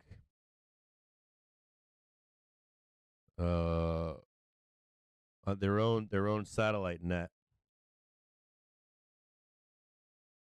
Probably with just enough fuel in each of them to ram into Starlink satellites. That's making my eyes bleed watching this. This is killing me. We might have to turn this off and just start charting out. 3:16 in the afternoon. But it is wild it's not wild. You don't want to fight a land war with China in any way, shape, or form. You just don't want to do it. You don't want to do human waves. You don't want to fight a couple billion. How many billion military age? I think it could be. Don't quote me on this. It's probably 3 to 5 billion, but I could be wrong on that. I put no faith into their. There's two things. They have major problems. They've got problems. They don't have enough coastline. They're bound by seas, which is bad for them. Their equipment is untested, and the other major problem with China is they don't have a warrior. Now they've been working on it past 2 decades. They've been working on creating a competent military, but they still don't have a history of generational history of war fighting, and that is important. It's very critical to have that cadre and those skills.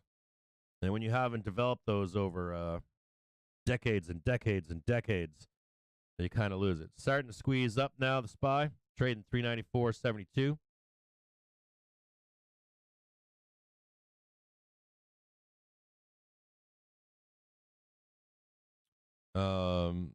But you need that war fighting. And then I've heard stories from people in Africa saying that so they do these belts and roads or something in China. Basically, they're giving really bad loans to really poor countries, and in turn, they put military presences inside these countries. It's actually a pretty smart move by China because they are making inroads. It's really they want to export.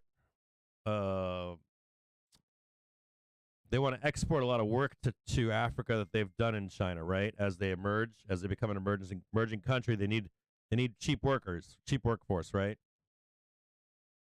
So they're making inroads in Africa where we're not, and we should be.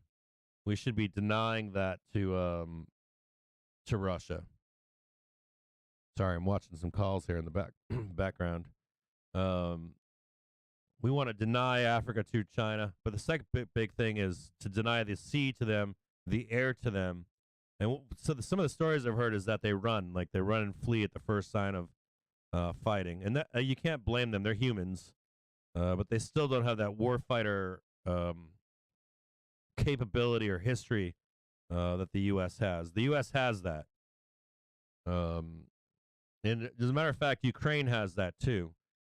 Before, when they were part of Russia, they were a warrior class for Russia. The USSR used Ukrainians as most of their fighting force, believe it or not. And so you need to have that kind of a history. But as an American, man, you don't want to fight that war. Like, you don't want to be over there pounding the ground in China or any other place over there. I don't know if that would happen in a modern war. I find it hard to believe if that would happen again. Like, does that have real potential? I don't know. I don't think it ever gets to that point. But we're planning on it. We're planning on that fight happening. It'd be a wild fight. A wild fight. I wouldn't even want to imagine that taking place. To me, it smells like EMP time. What did Winky say? I'm not reading the chat. Winky said something about unplug the internet. EMP, baby. EMP. And the other thing I heard, the same guy that was talking about the last couple decades of the development of China's Navy he was talking about Ukraine being a proxy war that was known about prior or after COVID and the end of a short-term debt cycle, rather than having a large worldwide war, right? That it was kind of expected there'd be a proxy war at some point, and they're just using Ukraine as that vehicle. Kind of like how you have protesting in this country. It's not full-scale civil war or anything, but you have protests that are letting the steam out that come along with short-term debt cycles. When you're at the end of a short-term debt cycle, you heard Ray Dalio talks about this. You'll see signs of the end of a short-term debt cycle with war and protesting, that kind of stuff that they play out at the end of short-term debt cycles. Long-term debt cycles, they can be even nastier. You'll see higher taxation of people. You'll see higher taxation of corporations. You'll see protesting, civil wars type stuff. You'll see wars, land wars, stuff like that. And so this guy was, to that point, talking about that stuff.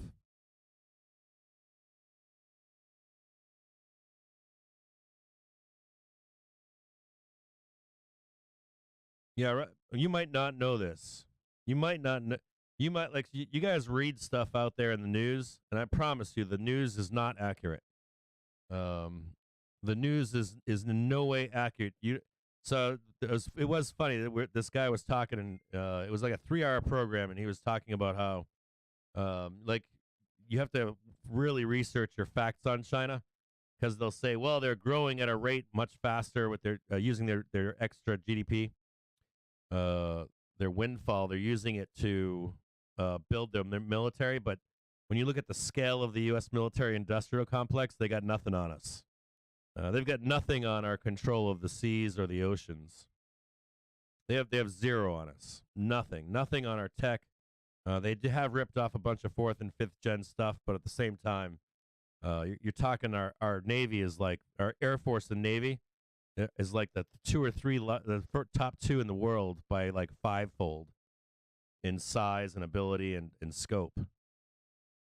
But this guy was talking about how you wouldn't see Chinese warships or frigates in Europe, and now you're seeing them in the Med and stuff, patrolling in the Med. Just 2 decades ago, they couldn't even get out of being a brown water navy, and now you're seeing them all over the world.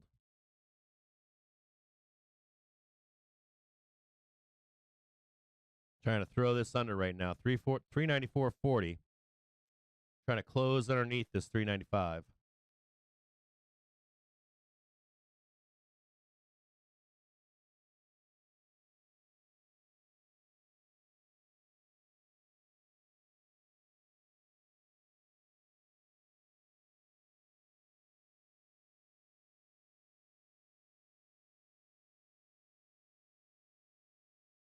Yeah, there's zero ethics. I agree with that. It's actually a part of the culture too, right? It's like looked up. It's looked upon to mimic and copy. It's actually not a bad thing.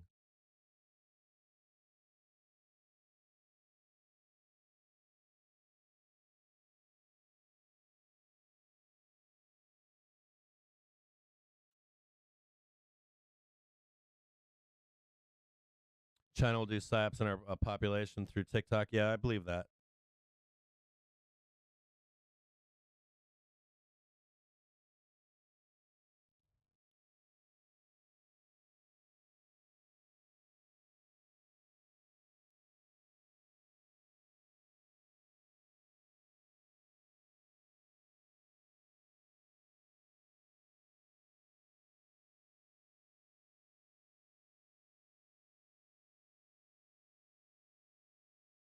Now 325. 5 more minutes left for the Bears.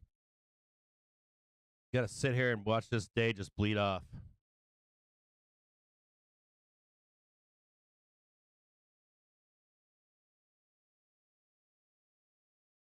What do we got here? 395 P's now down to $1, now 99 cents. We'll see if they drain those puts off to 0. Even as we're going down, they're draining off the puts. They're just torching them right now. Just theta burning all these puts into the bell right here. Watch these puts go to 0. Those puts are now trading 93 cents. They're just going to fire those things down to 0 at some point.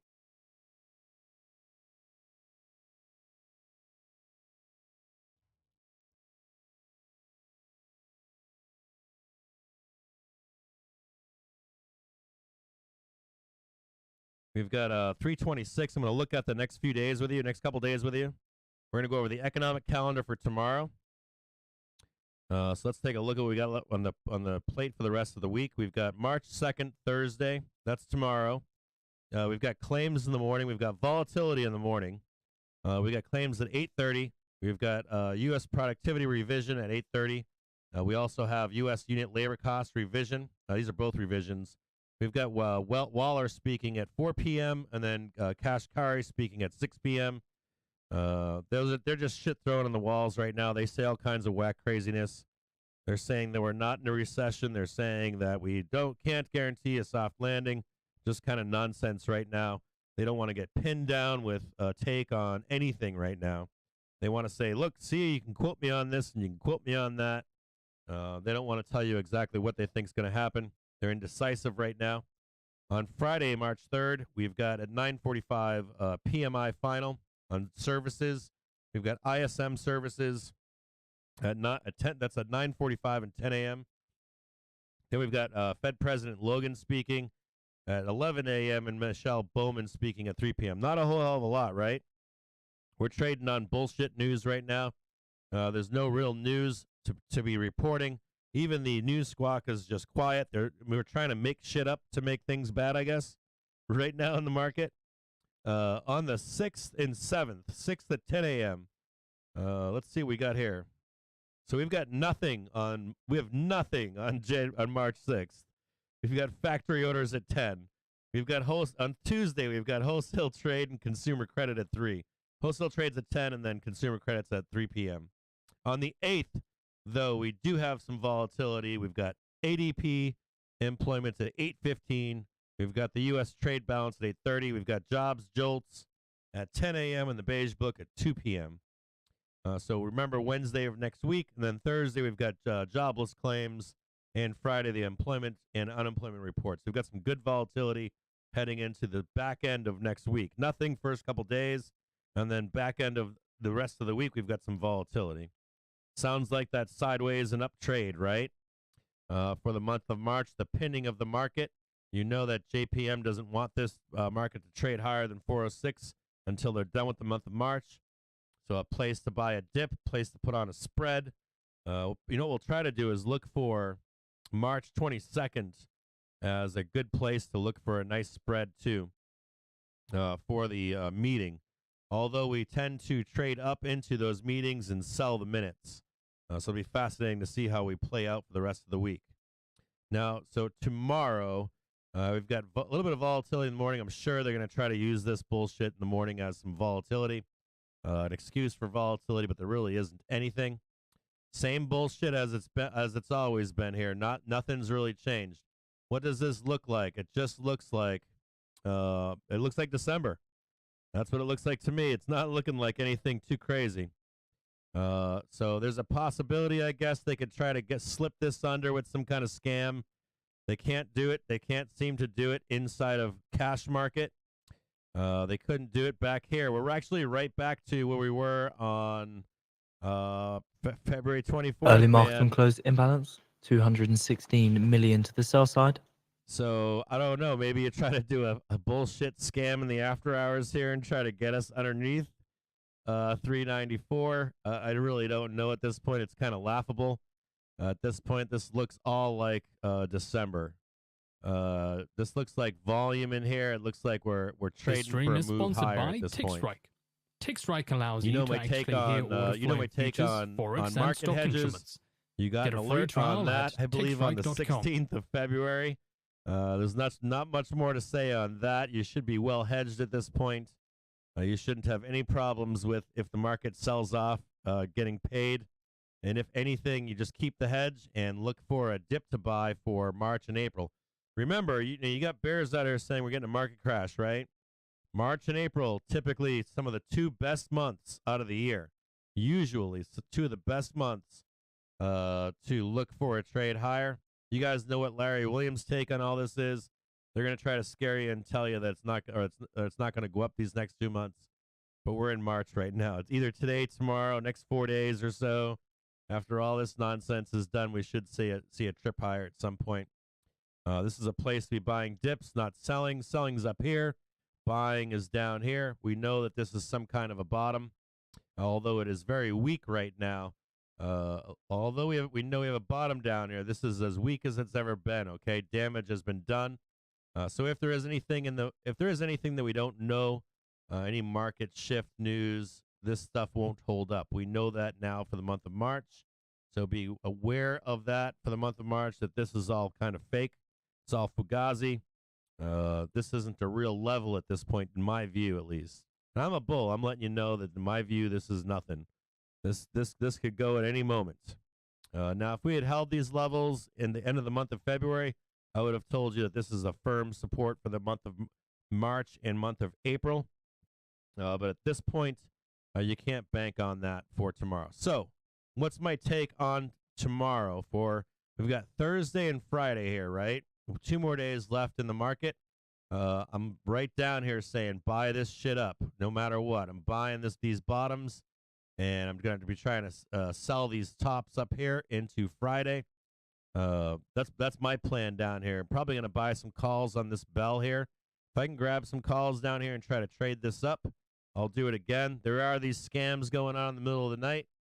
I'm still right now. I'm flat. So I'm slightly down, but flat. So I'm not really feeling any kind of pain in this market at this point.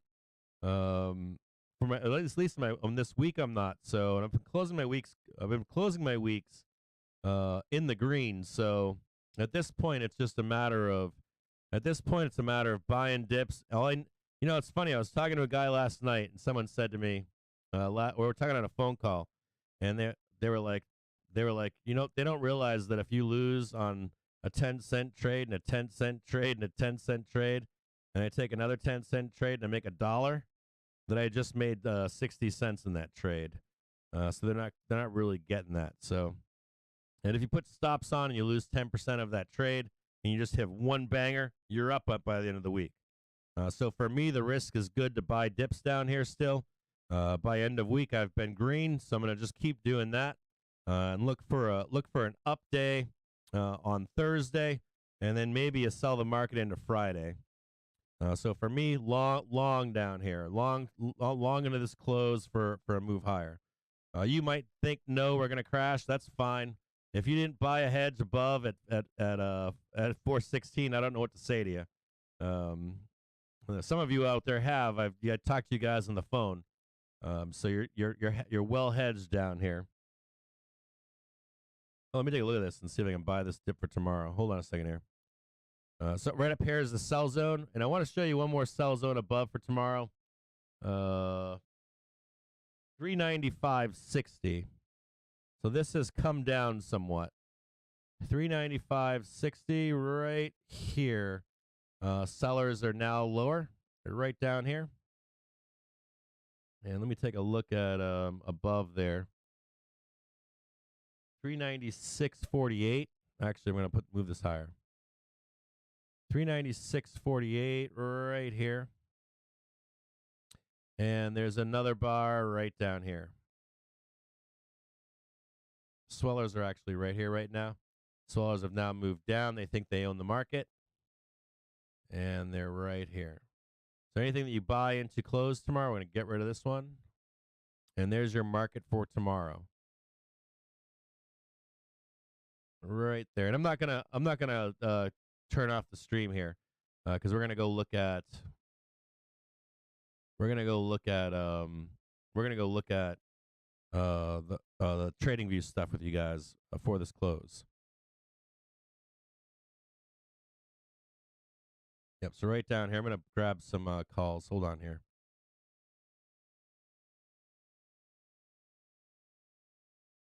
Hold on 1 minute here.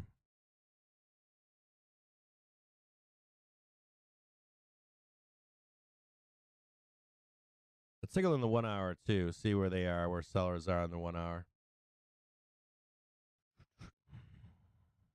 Yeah, they're right in here. You can see them right down in here. That's where the big sellers are. And they're right up here right now. 399 still kicking around up here at 399, and they're right over here at 396, 397 right in here. So no real changes here.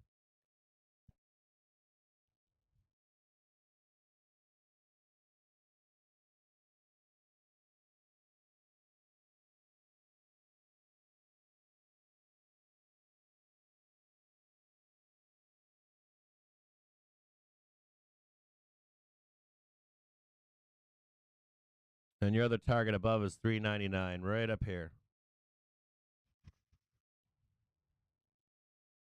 So the hourly 5-minute is right there.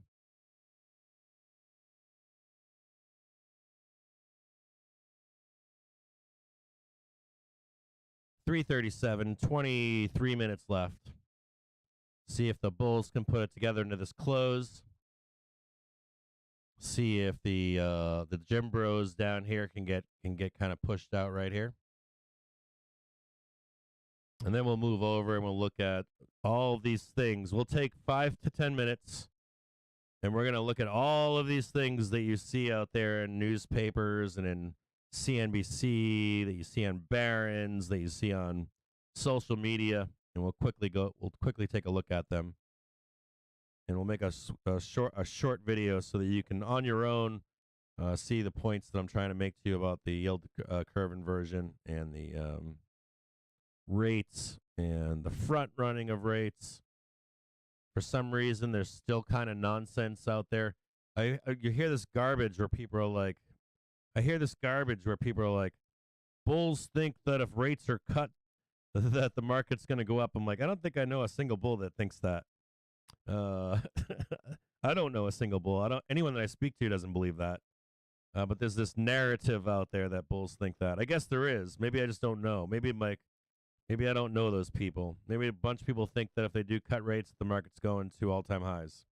If that's the case and you think that, what I'm going to show you today at 4 p.m. is going to change your mind on that. You should be able to see where we actually roll the market down one last time. And you'll get your last leg down. It's probably if you get a whiff of them pausing or not adding any more rates to the market, it's the time for you to probably put your blinders on and not listen to anybody.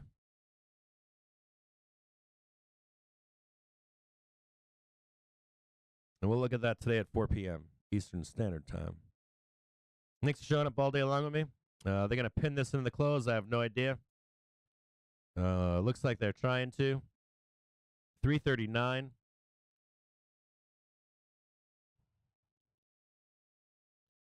Uh, 5-minute is bullish on SPY. The hourly is starting to, at the bottom of its negativity right now in the hourly. The daily, though, is bearish on SPY currently.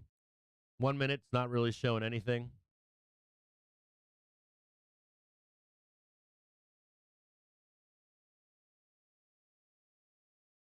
Got 20 minutes left. And we got the 15 minutes on after hours to see if we squeeze higher into this creepy crawly thing and then the close. Man, what a slow day. I could have been outside doing all kinds of cool shit. I got buddies that live down south. They say springtime is here. They're all hanging out and partying. Meanwhile, I'm stuck in horrible weather. Early market on close imbalance, 216 million to the sell side.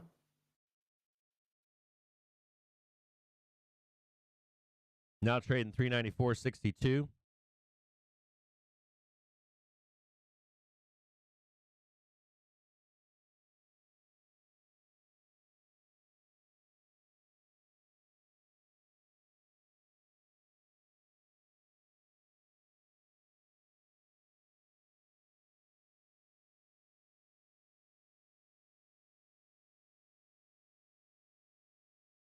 Remember that target above 395.62? It's right up here.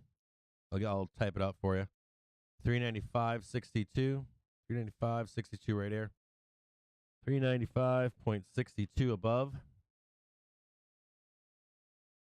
Right there.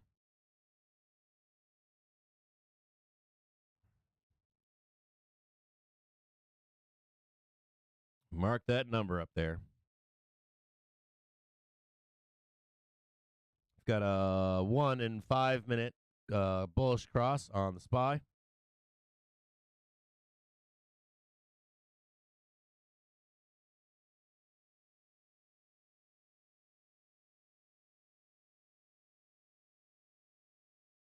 Oh man, what is making my eyes bleed? I'm gonna set this up in the background for you guys, so we're ready to go.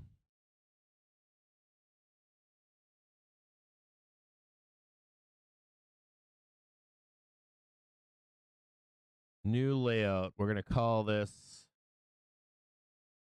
What are we going to call this? We're going to do NYA, right? New York Composite. I'm going to change the color of the bars here. We'll do we'll do red and white.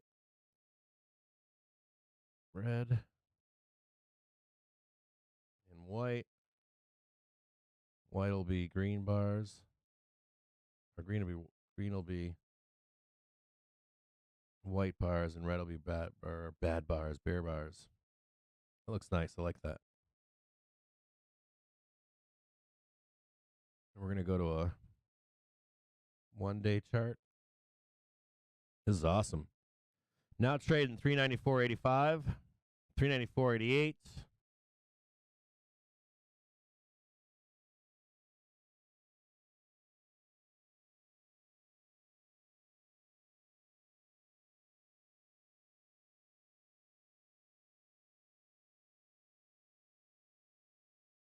Squeezing higher now.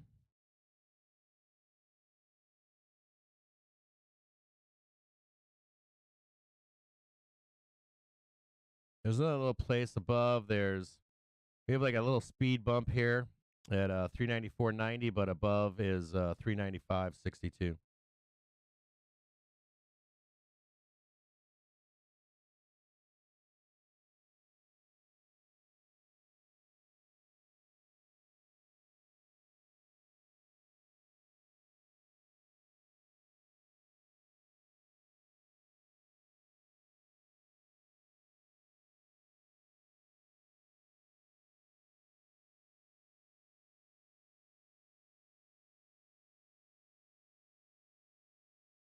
I just made some money. Woohoo! I just made some good money there. Woohoo! That was good. Nice. Let's see if I'm green now. Nope, still down a little bit. Not much. but I'm close. Close to being flat on the week.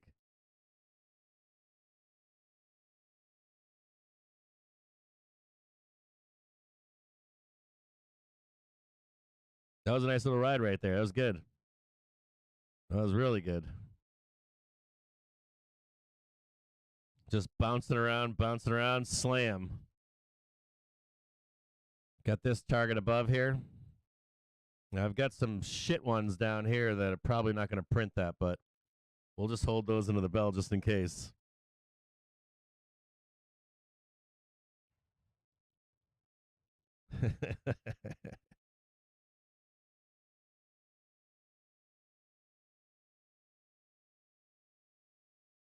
Early market on close imbalance, 72 million to the sell side.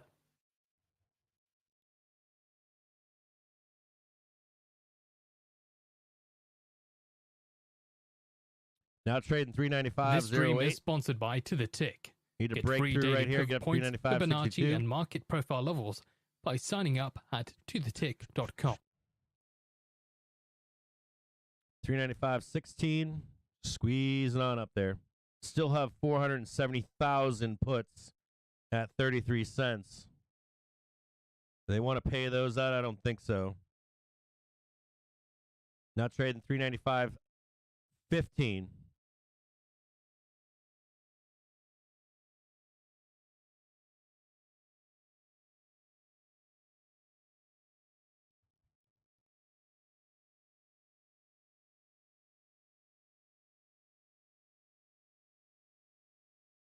$3.95 now, 35 cents.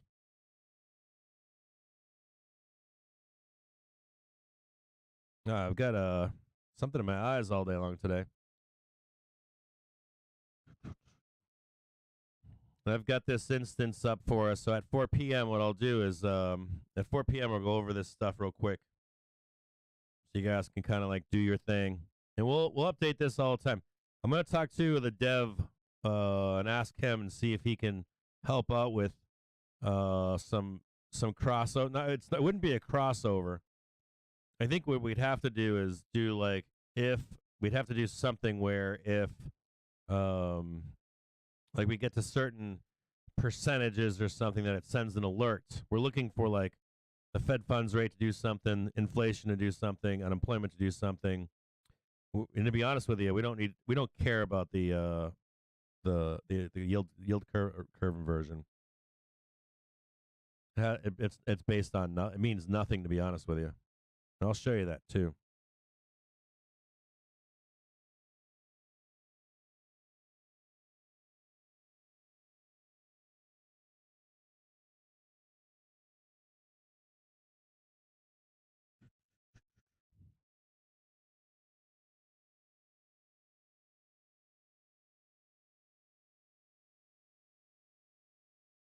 What's going on? We got adult chat in here? What the fuck is going on?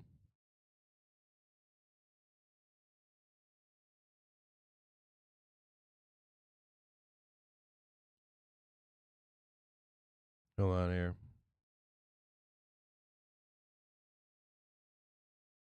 Looking through the chat. You guys got to tell me that. You know what I did? I fucked up today. We have porn. We have Russian porn. Report.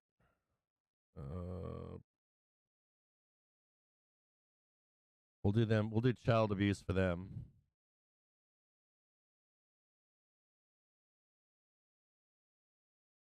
Yeah, we got a bunch of bots inside of the report user. Child abuse. We'll do child abuse for that guy down there. I didn't know we had porn. Did they just get in here just now? Are there any other porn sites coming in here?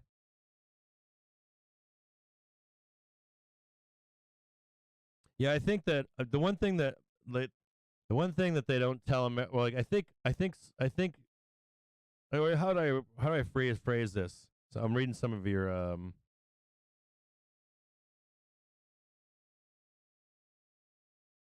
Does anybody want to be a YouTube moderator to help out Winky?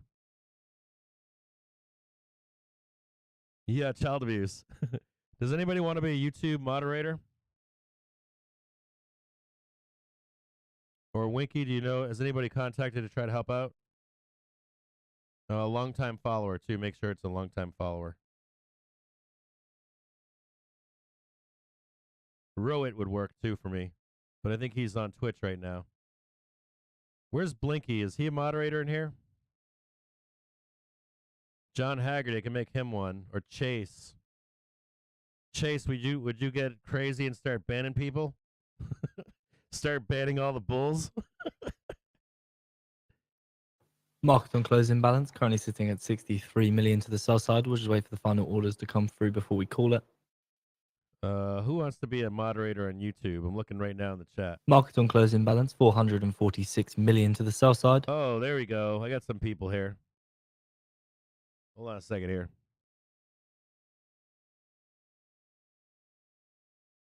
There's one. Got a moderator. Thanks, Career Low. Yeah, you don't have to. It doesn't have to be just one person. If you have like 4 or 5 of you in there.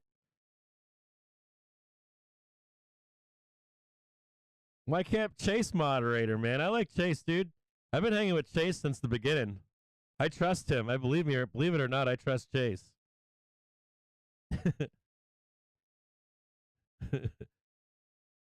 I know you guys all like to. Chase comes in here every day, man. Drops some banger information in the chat. I know he's super bearish. That's fine. I'm down with Chase. He's my boy. Does it come with medical coverage? Where's E-Trading Shorts? Is he in here? Because I'll make him a moderator. I don't know if E-Trading Shorts is in here.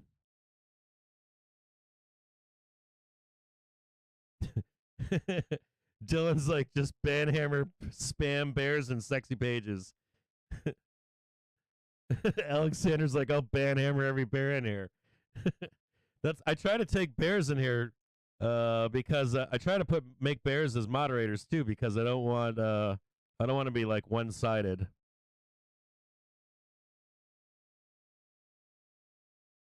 All right, hold on a second here.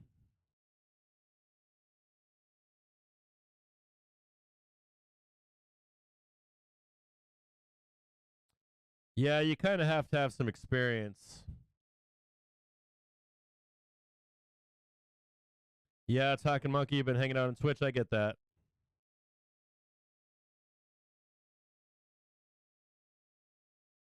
There you go. There's a few of you. Starting to add some of you guys in.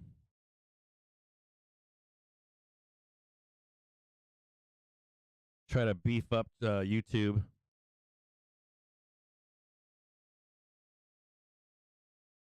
Is Binky in there right now? I didn't know if I made Binky.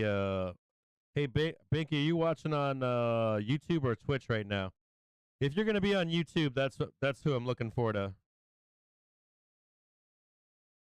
Discounts on merch? Fuck yeah! I don't. Right now, we don't make any money. We're poor. We're all fucking poor right now. But if we ever make any money, hell yeah.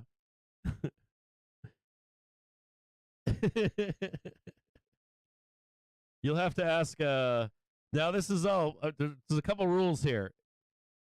These are like these are field commissions. If you fuck up, you're out. You have to. If you fuck up, right, you're out. I'll tell you one thing. I want to warn some of you that are now got your. Oh, wait a minute. I got the wrong guy. Hold on a second here. Damn it. Where is Binky? Slow down, Binky. I just did Bob Ross by accident. Okay, sorry, Bob. I didn't mean to do that to you. My bad, bro. No violence. Okay, so here's the deal. You guys have to, if anybody, dude, there's some people that have been in this stream since day one. So, like, you have to, like, people like Winky and your wife's boyfriend, like those are two different personalities. But truth be told, those guys have been here since day one. Like, I have to give due diligence or due service to these people. Jason Hendricks, like people like that. You guys have to respect each other. So if I'm saying to you, here's your field stripes or something, I need you to like treat this like that. Like, hey, I'm going to defer to Winky, or if Winky tells me to do something, I'm going to do it. That kind of stuff. And try to be, I need you to try to be balanced or open-minded to different viewpoints. But slam down counter alpha as well, whatever you can. You see counter alpha? If you see Chinese bots or Russian bots, sometimes you'll see leading questions in the chat. Answer to that shit is no. No financial advice. Don't be telling anybody to be taking trades or any of that kind of stuff. Squash all that shit. We don't want to be that kind of service at all. We don't want to tell anybody what to do.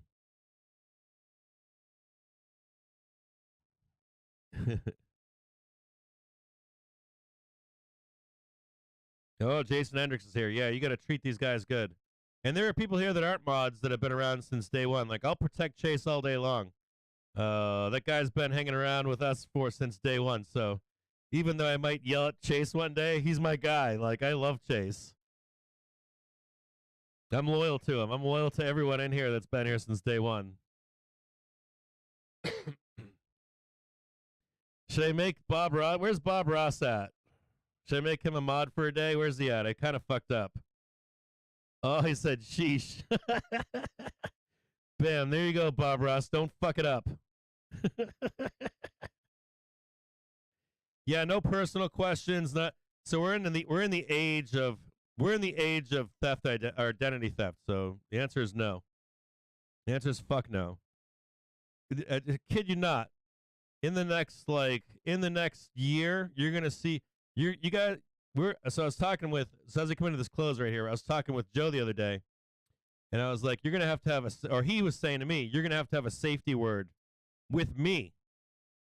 He's like, you're gonna have to have one with your family, your friends, anyone that you have any trusted relationships with.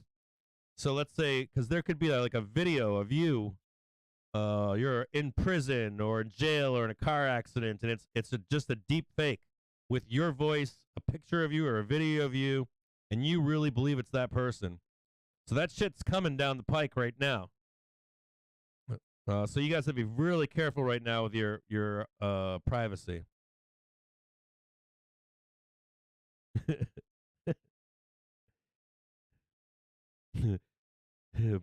Bob Ross has got the band hammer out. Watch out. Watch out. Fuck no, you're a mod now, bro. You're in the sauce now, brother.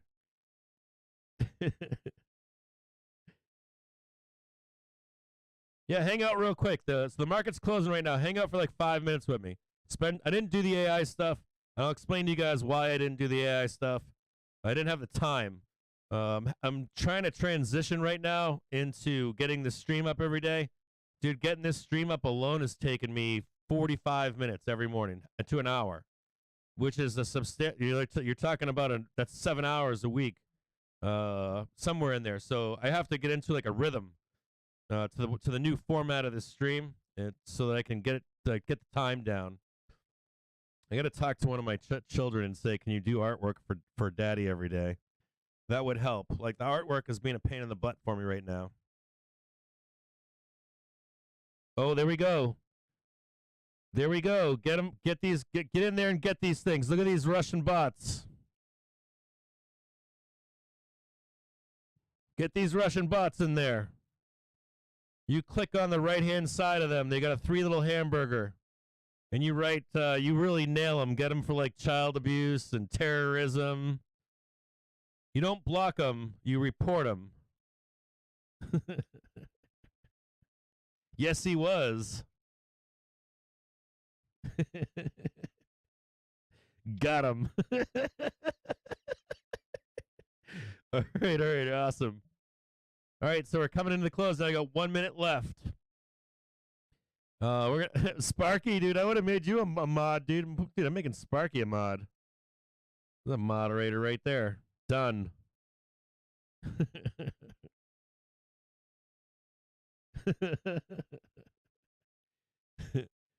Got him. Okay. Dude, I want to buy this fucking clothes so bad right now. I had some fucking calls burned to dust today. 399 Cs, gone. Burning right now. Went to 0. Let's look at tomorrow and see what the market is looking like. Let's see if there's any sneaky. Oh, look at this for tomorrow. Son of a bitch. Tomorrow, 140,000 calls for tomorrow on 395C. Sneaky. Dude, these people are so fucking sneaky. Hold on a second here. Come on in, buddy. Come on, say hi. We're off the normal air. Come on in, bud. My dog's like, hey, man, I'm making my rounds. Look at this sneaky into the close here. 395C, 140,000 calls. These dirtbags for tomorrow. And they're charging for tomorrow. I need some 398s. Look at this sneaky ass shit. You guys see that for tomorrow? 140,000 calls, 395C. Sneaky ass. They're so sneaky. We're not even into tomorrow, and they're buying 0 dates for tomorrow right on this bell. 140,000 contracts right on 395C. All right, so we're going to get rid of some of this stuff. We're going to have a little private stream here. We're going to turn on the mood music. So I want you guys on your own to do this. If you guys are going to be out there talking to people, dude, I've got long calls still up on there. Holy shit. Okay, get rid of that stupid shit. I need a better system. So this is what we're going to take a look at here. I got to name this thing. I'm going to name this, let me bring this over here. I'm going to name this, rename it. Here, hold on here. I'll make this public, okay? I'm going to name this, unnamed, rename. I'm going to name this one so that you know it. I don't know, macro report. So when you hear people out there talking, let's say you're like, I don't understand this. Let's say you're like, I don't understand this shit at all. You don't need to understand all of it, to be honest with you. You can leave that shit to the finance bros. You can leave that shit to the sub-sellers and fee collectors. You're just a cash market trader, cash market investor. You just need a base understanding of this stuff. And you really need to stop listening to these people talk. You really do, because it's like cancer in your air. And truth be told, if you don't know this stuff and you knew this stuff back in June of last year, you would know why we're not crashing right now. We would have had your answer back in June.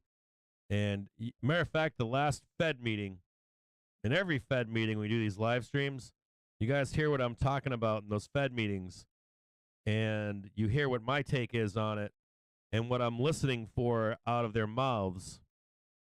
And it's based on this shit right here. This is the shit that it's based on. What is actually what is really hawkish and what is not hawkish. What's fascinating too, this is like all the macro you need. I'm going to name it. All the macro you need.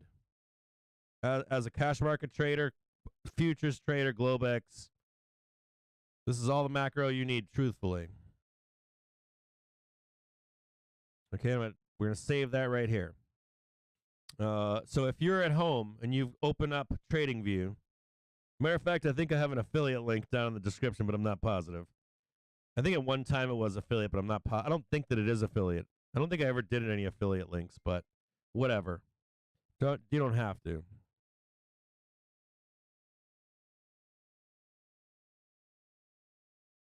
Hold on a second here.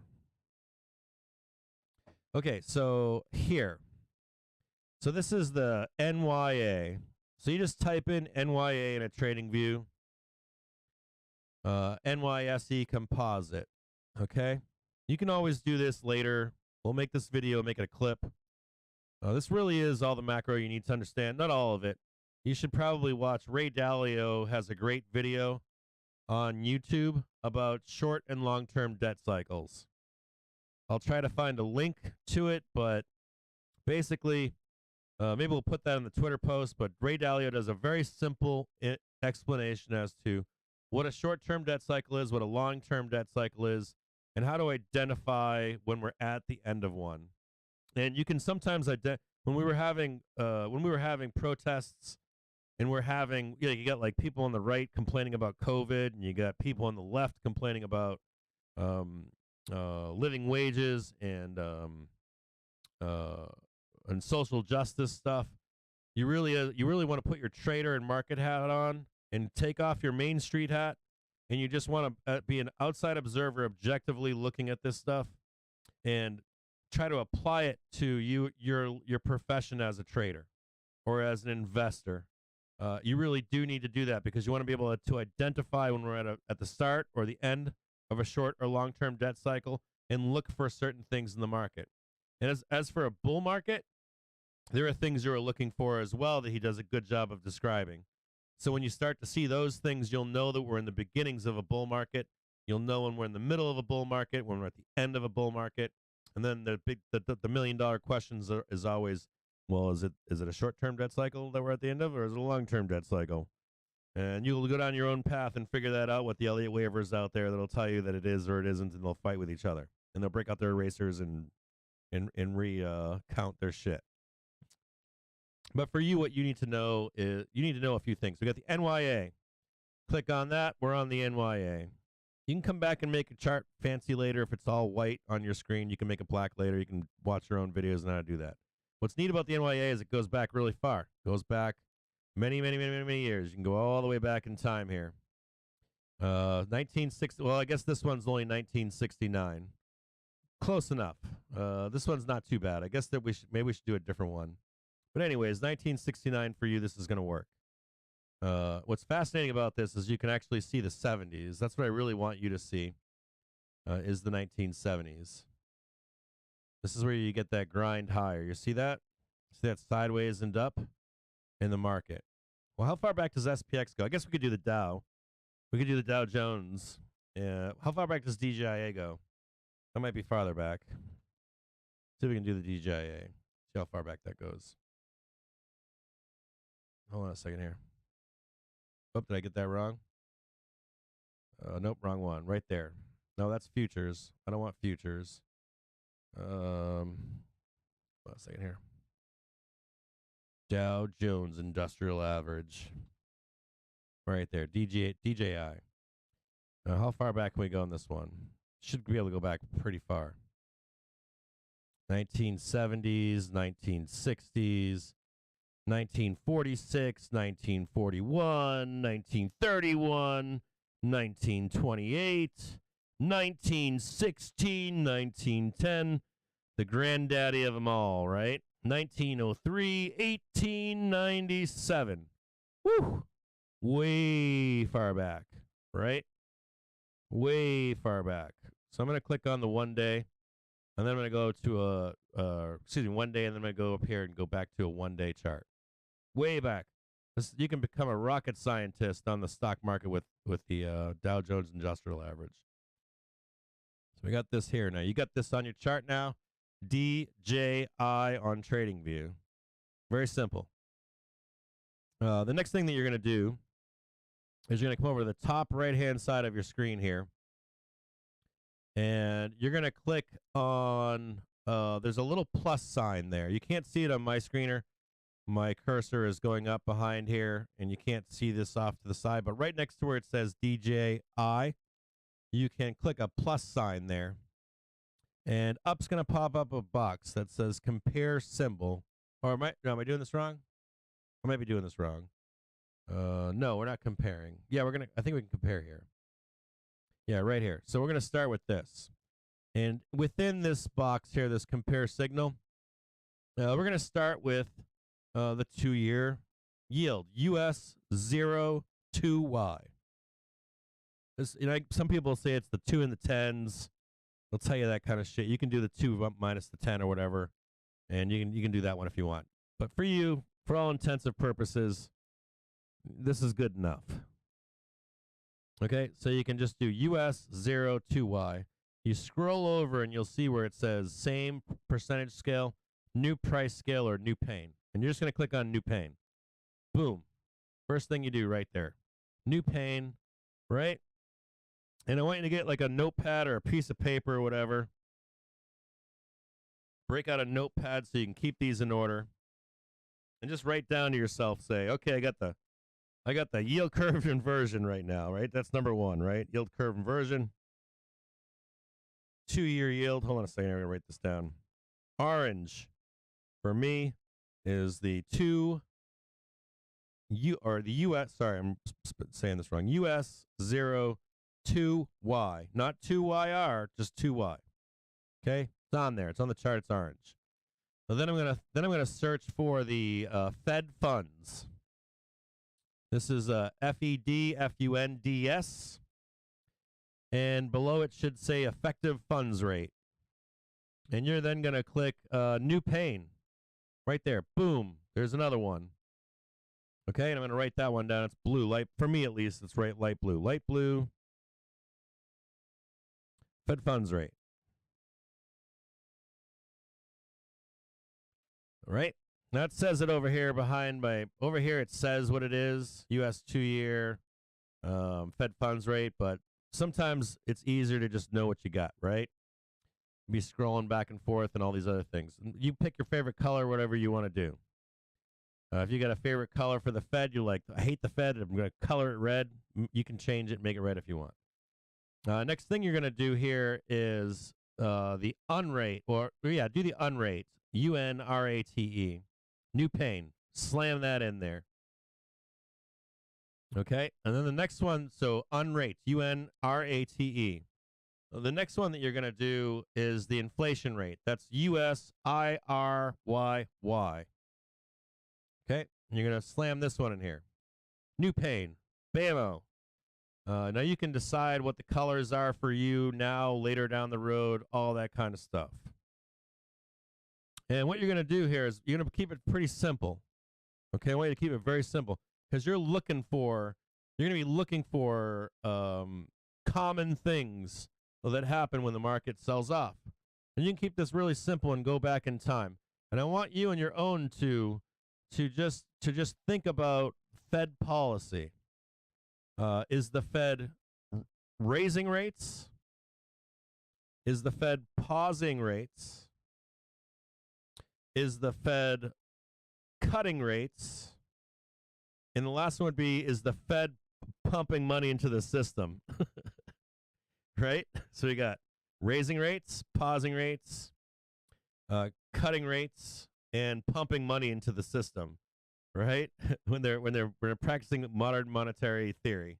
Now this pumping of money into the system started sometime in the mid-1970s, but up until that point they didn't. They actually used, I want you to remember this and write this down, up until that point, the Volcker years, in the 60s, well, not Volcker years, I shouldn't say this, the post-war years, our government used rates to tame inflation and make moderate growth in our country. So right after the post-war years, everybody had a job, right? And there was slow progress and growth in our country. And then sometimes around the 1970s, we broke out the cocaine bowl, big old fat bowl of cocaine. We started taking on debt. We started pumping money into the system, and it got wild. I talk about there's a guy on Twitter that I talk about who's like, we need to come down right. The market needs to come down right now. And I'm like, this guy's been fucking snorting the cocaine since he was 20 years old. I forget his name, but he's a big Jim something, Chanos. It was Chanos was saying that. I'm like, this guy's been snorting out of the cocaine bowl since fucking 1975. He just bought the dip in the market, believe it or not, on Ford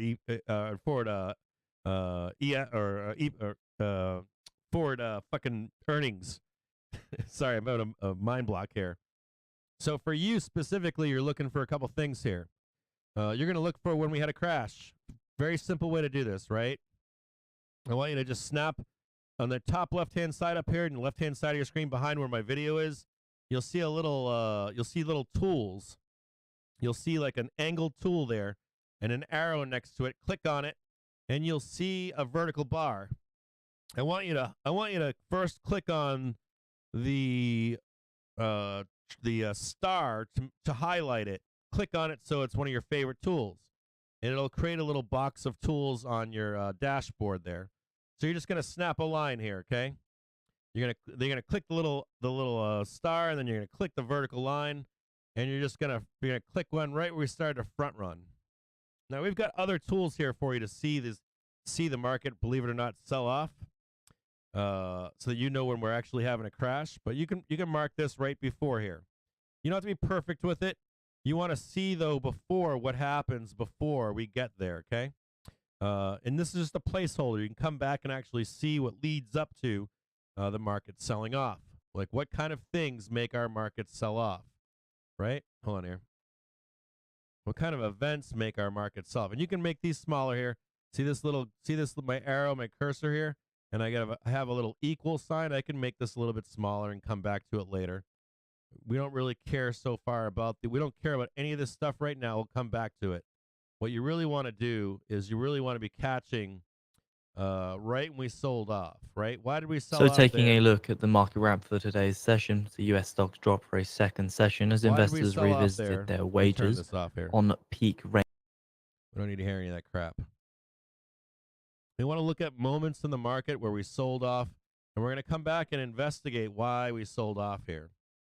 Right? You snap another line right there. As a matter of fact, now that you've made that a special tool, I got a whole bunch of tools over here in a toolbar. You can move them anywhere you want. If I need a tool, if I need a vertical bar, I can just come in here and snap one, okay? I'm just going to snap these bars wherever I see a market crash. Right? Where do I see a market crash? Look at that. Modern monetary theory. Look at this bloodbath right here. And this I didn't know that this 2 year is not going to help you. I'll have to do, what I'll do is I'll do a 2 minus 10 or something for you. Or here's one right here. It doesn't even matter, I'll be honest with you. It doesn't even fucking matter. You're going to come back here, and you're going to look for market crashes. Like, do you consider this a market crash here? You tell me. Do you consider this a market crash right here? What is it right here? Market crash. There's another one back here. Right here, they had a market crash, right? Here's another one back here. Market crash, 1966. But what is this market doing in 1966? Do you see it? You guys see the way the market does this? I want you to see this. Very important because the 50s and 60s was an important time in our markets. So when people tell you, like, we're getting the next leg down, we're going to have the next crash, currently, we smell a whole hell of a lot more like the 60s and the 70s. You can actually see this here, okay? I want you to see this going back in time. Just straight melt up here. These are the 1950s. Market just goes up. You see it nice and slow. This is 1942 right here.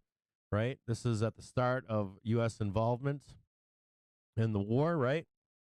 You can't see that right there. You can see this crash right here. Look at this crash right here, right? This is 1929, right? 1929 right here. See this inflation coming down right here? Do you see that inflation? This will give you some information, right? See inflation coming down, the bottoming of inflation. The bottoming of inflation, right? You can see it again back here. 1937, right? And I want you to pay attention to this stuff. Look at this blast off up here, right? Just face ripping. Look at that face ripping in the market. Huge. 1957. Look at that. Just huge moves in our market, right?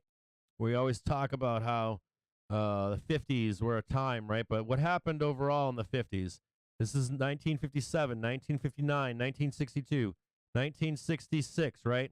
Market, even though we dip, we trade higher. We dip, we trade higher. We dip. No market crash here, right? Nothing major. You see what I'm saying here? No market crash like people are talking about. This is 1966, right? This, I guess you're going to call a market crash. What was going on here? You want to come back and look at this stuff, right? But was it really a market crash? This is a sideways market here. I want you to see that. This is a sideways market. 1969 right here, right? How bad was this crash? Doesn't look too bad to me. It's kind of big, but it doesn't look too bad. You want to look down here and find out what was going on with this Fed rate. See the front running of the cutting of rates here? You see that front running of the cutting of rates? Do you see the unrate down below is bottoming and then starts to climb after, right? This is when they broke something. So they front ran the cutting of rates. When you see Jerome Powell saying in a meeting, we're not done raising rates. Now we think we have to raise rates some more. That's because you've got someone behind the scenes going, the moment this fucking guy says we're pausing rates, it's probably the bottom of the unemployment rate.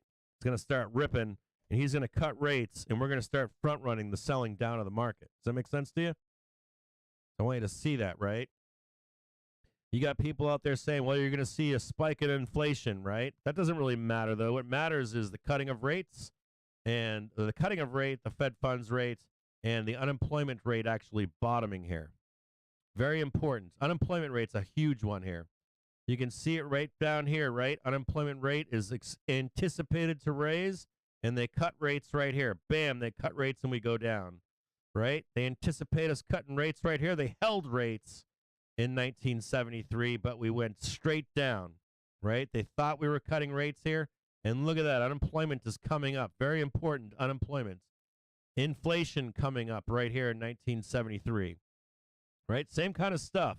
Rolls right over. Let's take a look at this one right here. The market actually goes up here from 1973 bottom and start trading up higher. Hold on a second here. Hang tighter. And look at this low. I mean, look at this crash, right? You have to think about what people are talking about crashes. This is 1970. We crashed to $619, right? On May of 1970, right? And you'd think if you talk to a collapsed person, they're like, "Oh yeah, we're gonna crash anyways, bro." And guess where that crash was? 619, right? And this is $600. You had a tradable bottom here in the 1960s and 70s. This is a tradable bottom. Tradable bottom. Look at that. You didn't get a crash. You got a bottom to buy to trade up. You got another bottom to buy to trade up. Do you see that? Another bottom in here to trade in the stock market. Absolutely different than what you're told on Finance Bros. Finance Bros specifically are telling you this. We're gonna crash. I'm like, what's the price? I want to know the fucking price, because we just traded down to 345 in this market, right? Or three. So we just traded. I think it was 345, 3450 or something. It's like, what is bottom? Is it 3,000? Does that mean that I can trade this up at 345? Does that mean I can trade this up from 3,000? Do you get what I'm saying? Some people are claiming market crash, right? Can you imagine being a bear, or a collapsed bear at least, and saying, don't buy this bottom right here. We haven't hit bottom yet. When you could have actually bought that bottom. Don't buy this bottom yet. We haven't hit bottom yet. When you actually could have bought that bottom there. Does that make sense to you? They're pretty fucking close. All right? That you could have actually traded that bottom. The crazy part is you can hedge this shit too. Now, I don't know if we're going to continue down this path, but look at it again. There's 619. Now we have a new low above here at 739. This is 1978. Right? You got another low down here, 1981. So we have to look at this stuff, to be honest with you, okay? Cutting of rates, raising of unemployment, inflation coming down. So inflation's not the best indicator, is it? Every now and again, inflation, it works and it doesn't work. Every now and again, the 2-year works and doesn't work. What really works, though, is unemployment, or at least the anticipation of higher unemployment, and the cutting of rates. Does that make sense? Those are two key ones that seem to be consistent. So when we're in a Fed meeting, and I'm like, what am I waiting for? I'm waiting for the fucking Fed to pause rates. Moment they pause rates, and especially I'm staring at unemployment. I'm like, is unemployment bottoming right now? Is it starting to rise right now? Are they going to cut rates right now? Very important to know in this market. It's the most consistent thing to know right now. As far as I'm concerned, the 2-year can roll right over and the market can blast higher. And I'll show you that in the future, too. I'll show you that in the future here.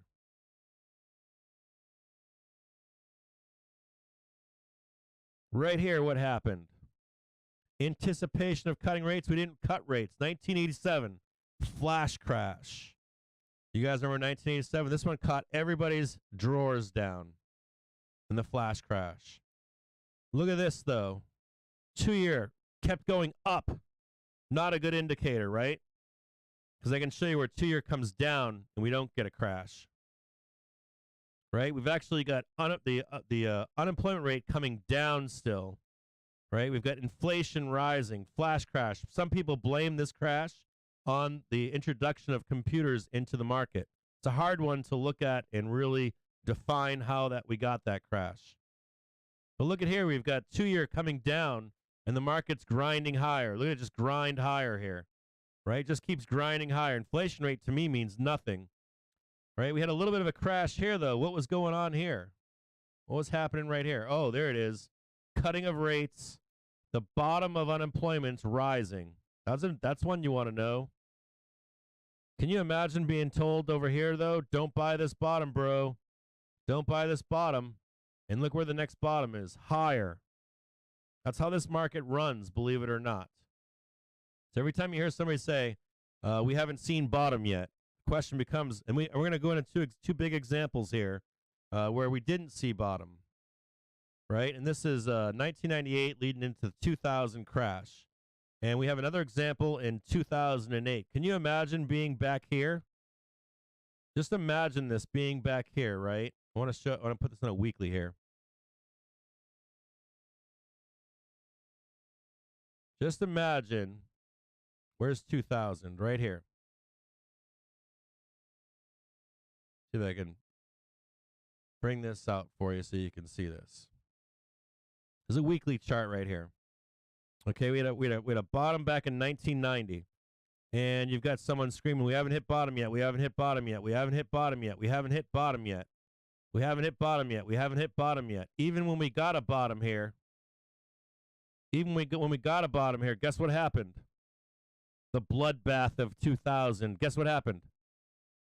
You're right back to, if you had just bought the fucking bottom back here, you were still up. Does that make sense? So every bottom is a buying opportunity in this market. It's for a decade, 2 decades, 3 decades, 4 decades. Every time you hear bottom, and this isn't the last bottom, I'm telling you what, there are buyable bottoms out there, I promise you. You got bears in here, they were just bearish, bearish, bearish. And by the luck of their ass, this is the big one in 07, right? The big one in 07. You want to see where the money was made? By people, I made $700 million on swaps. You get told that story, right? You know where they got the swap money? From right fucking here and down. Just down in here. If we didn't do this down here, he would have been broke. His investors would have gotten torched. Does that make sense for you? How long did they wait for that to happen? Even then, with this crash, had you been long back here in the 90s, You didn't even feel it. You didn't even fucking feel it. As a matter of fact, you were making bank up in here. Just tons of bank. So you guys get what I'm saying here? See the front running of rates right here? I want you to see this front running of rates here. Now you can go on your own and check this out and figure out on your own what is the most probable sign. What is the most probable sign for this market, for the market to have its next leg down? Right? You got to find a tradable bottom. We did that. It was 9 months ago. It was 9 months, right? June, July, August, September, October, November, December, January, February. 9 months ago. 9 months of being able to buy bottoms, buy bottoms, buy bottoms. Meanwhile, we haven't seen the last leg. Okay, we will. I'm down with that. I'm down with the next leg down. Cool. But you have to buy these bottoms. You have to. You have to see when we're majorly oversold. Just had one right in here. Worth buying, definitely. Are we getting a next leg down? More than likely. What am I looking for right now? Let's look real quick. We got an inverted yield curve. What does it spell for the market? I can tell you what it spells. Nothing. Means nothing. Means absolutely nothing. Could the market crash with this inverted yield curve rolling over? Sure. You know what means something? This fucking thing right here, the Fed funds rate. Every time they're out there yelling at you going, we're not going to stop cutting rates yet. That's a signal saying, don't sell the market yet. And you hear them speaking, right? What do they say to you? They say to you, the unemployment rate has remained strong in the face of increased rates. We have to keep slamming. We basically have to put Jim Bob that works on Main Street out of business. I need him to lose his wife, his kids, his dogs, his house, everything. Anyone with bad credit, I need to destroy those people. I need all the old boomers to die off. We need all this stuff to happen. So they're fighting inflation right now. Does that make sense?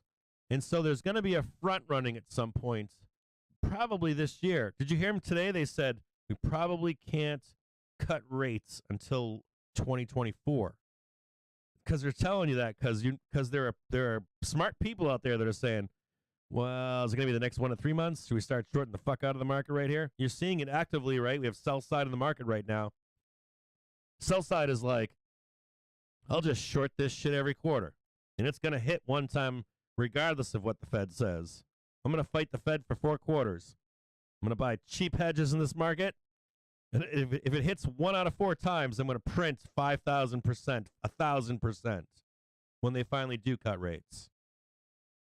So on your own time, you can build your own 2-year, 10-year yield curve inversion. I think it'll go farther back in time, but you should be focusing on 2 things in my view, which is unemployment and Fed funds rate. And the front running of it. When do they decide to do the front running? What does the market look like as they're front running it? This kind of looks toppy here, doesn't it? On a larger scale. Right? This looks kind of toppy here to me.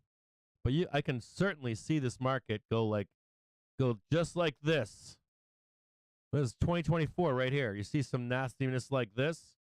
It can remain irrational longer than you can remain solvent as a retail trader until they finally dump it down here. And what is the price of that dumping? If the market goes up to 460, if this market goes up to 460, yeah, can Michael Burry beat the market? Sure he can. He can go out there and get another $100 million to short this market down into 2024, but you can't. Your broker's going to call you, right, and say you're fucked. So let's say they say 2024 in here. That's 3,800 right there. Right? So in any of these tops up here, you can short with a big old fat hedge to go lower. And what is bottom is always my question. My question is always, what is that bottom? Here's 2850. This is, I'm sorry, I'm doing the Dow Jones, not the fucking SPX.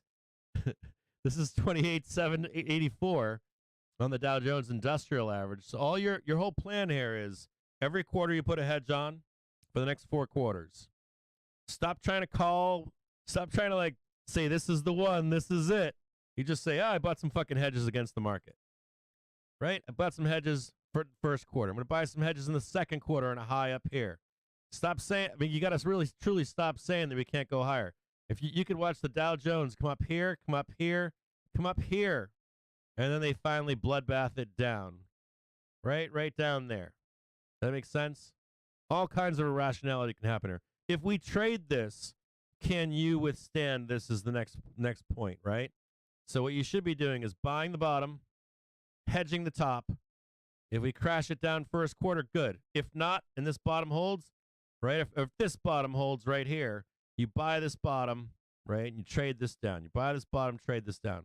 Because you'll look back in, I assure you that you're going to look back in 10 years, right? 5 years, 10 years, whatever it is, you're going to look back and you're going to see some kind of nonsense like this. You know, you're going to see something like this over 10 years, and you're going to say, shit, I should have bought all those bottoms. Does that make sense? You're going to be like, fuck, I should have bought that one. I should have bought that one. I should have bought that one. I should have bought that one. And if they ever elect some greedy politician, greedy Senate, we won't even get that. It'll be some kind of nonsense like that, and we're going crazy again. Does that make sense? And you're going to get left behind in the dust. And I'm telling you, a decade from now, even if you had this crash down here, even if it crashed down at 2,800, if you DCA down here, in a decade, you're going to be fine down there. Okay? So when you're out there in public, when you're on like FinTwit and all that kind of shit, do yourself a solid. Go back, use this chart, and start figuring out how you're going to time where the real top is.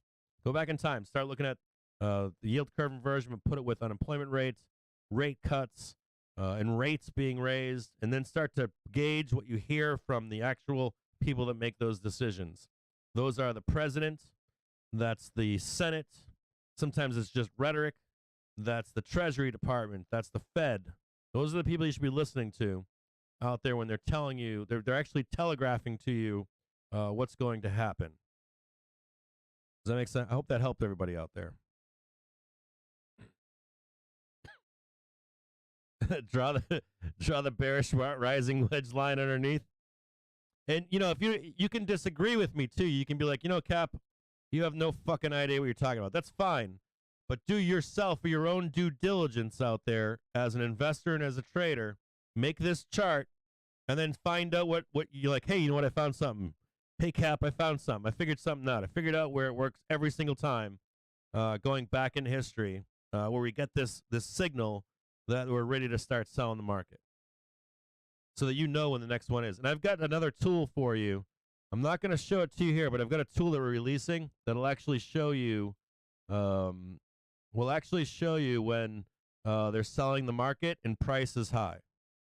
You can actually see when they're selling out of the market before it actually happens. So I'm going to add one more tool to this at some point down the road for you guys soon, like 1 to 3 months. And it's going to show you every time that they're selling underneath the surface of the market. You can actually see them selling underneath the surface. And you can actually kind of predict every time we're going to crash for yourself. And you'll have that in the next 1 to 3 months. It's going to be a kick-ass tool for you to look at. You can see it clear as day. And you know what's the neatest part about this tool? You can actually see the crashes that we've had where the banks got fucked up and didn't know. You can see the crashes where they knew, and you can see the crashes that were flash crashes, where everybody was caught with their pants down. Okay, so I'm going to leave you with that for today. Thanks for joining me. Thanks for spending the extra half an hour with me here in a live stream. I appreciate we wouldn't have this without you people here with me, so I appreciate you guys sticking around. I'll see you guys tomorrow. We'll try to catch up on this AI stock stuff and get that out of the way. Build one of these for yourself. You can get more detailed. You can be like, yeah, I'm going to snap a line right here, and I'm going to snap a line back here. You can try to assign these crashes and say, yeah, we had a flash crash. We had a COVID crash. Was there anything different you can compare, like the COVID crash to the crash that just took place, and say, was there something different here? Was there something different between the COVID crash and the 1987 crash? Was there a difference here between the 1930 crash and the 2000 crash? Or what was similar in those crashes? And this will give you a base understanding of the true macro impact on the cash market. All right, that's it. See you guys tomorrow. Hope you guys enjoyed this. Let me read what you guys are saying in the chat. You're probably like, you're crazy. Let me see what you guys are saying real quick. Yeah, I'm gonna snip this out for you and post it. If I don't, I think it might be too long. It's a half an hour. So what I'll do is I'll cut it out and I'll post an unlisted link to it, and I'll post that link in the chat tomorrow so that you can grab that link and have access to it. I won't make it public. I'll just keep it private for longtime subscribers and new subscribers. It's just an added benefit.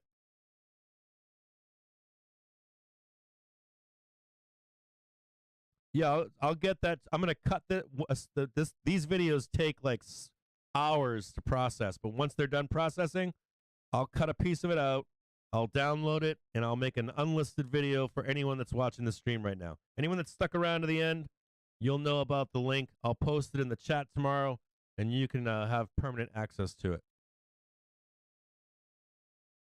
it. Clever words. You guys all have a wonderful afternoon. All of you out there, I'll see you guys tomorrow in the morning. Yeah. You guys, it's fascinating to watch. You guys can expand all of these things, and you actually see, when you expand these things right here, you'll be able to actually see what's taking place underneath. You'll actually see the Fed funds rate get paused.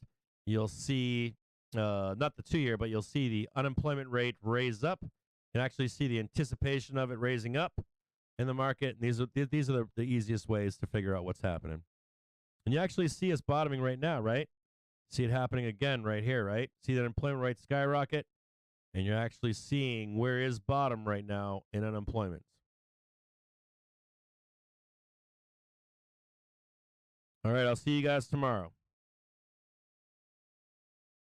Thanks to all of you guys showing up today. I'll see you guys tomorrow.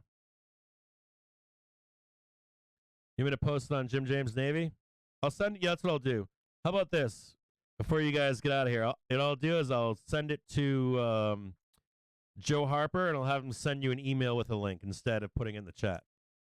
Thanks. I appreciate that heads up.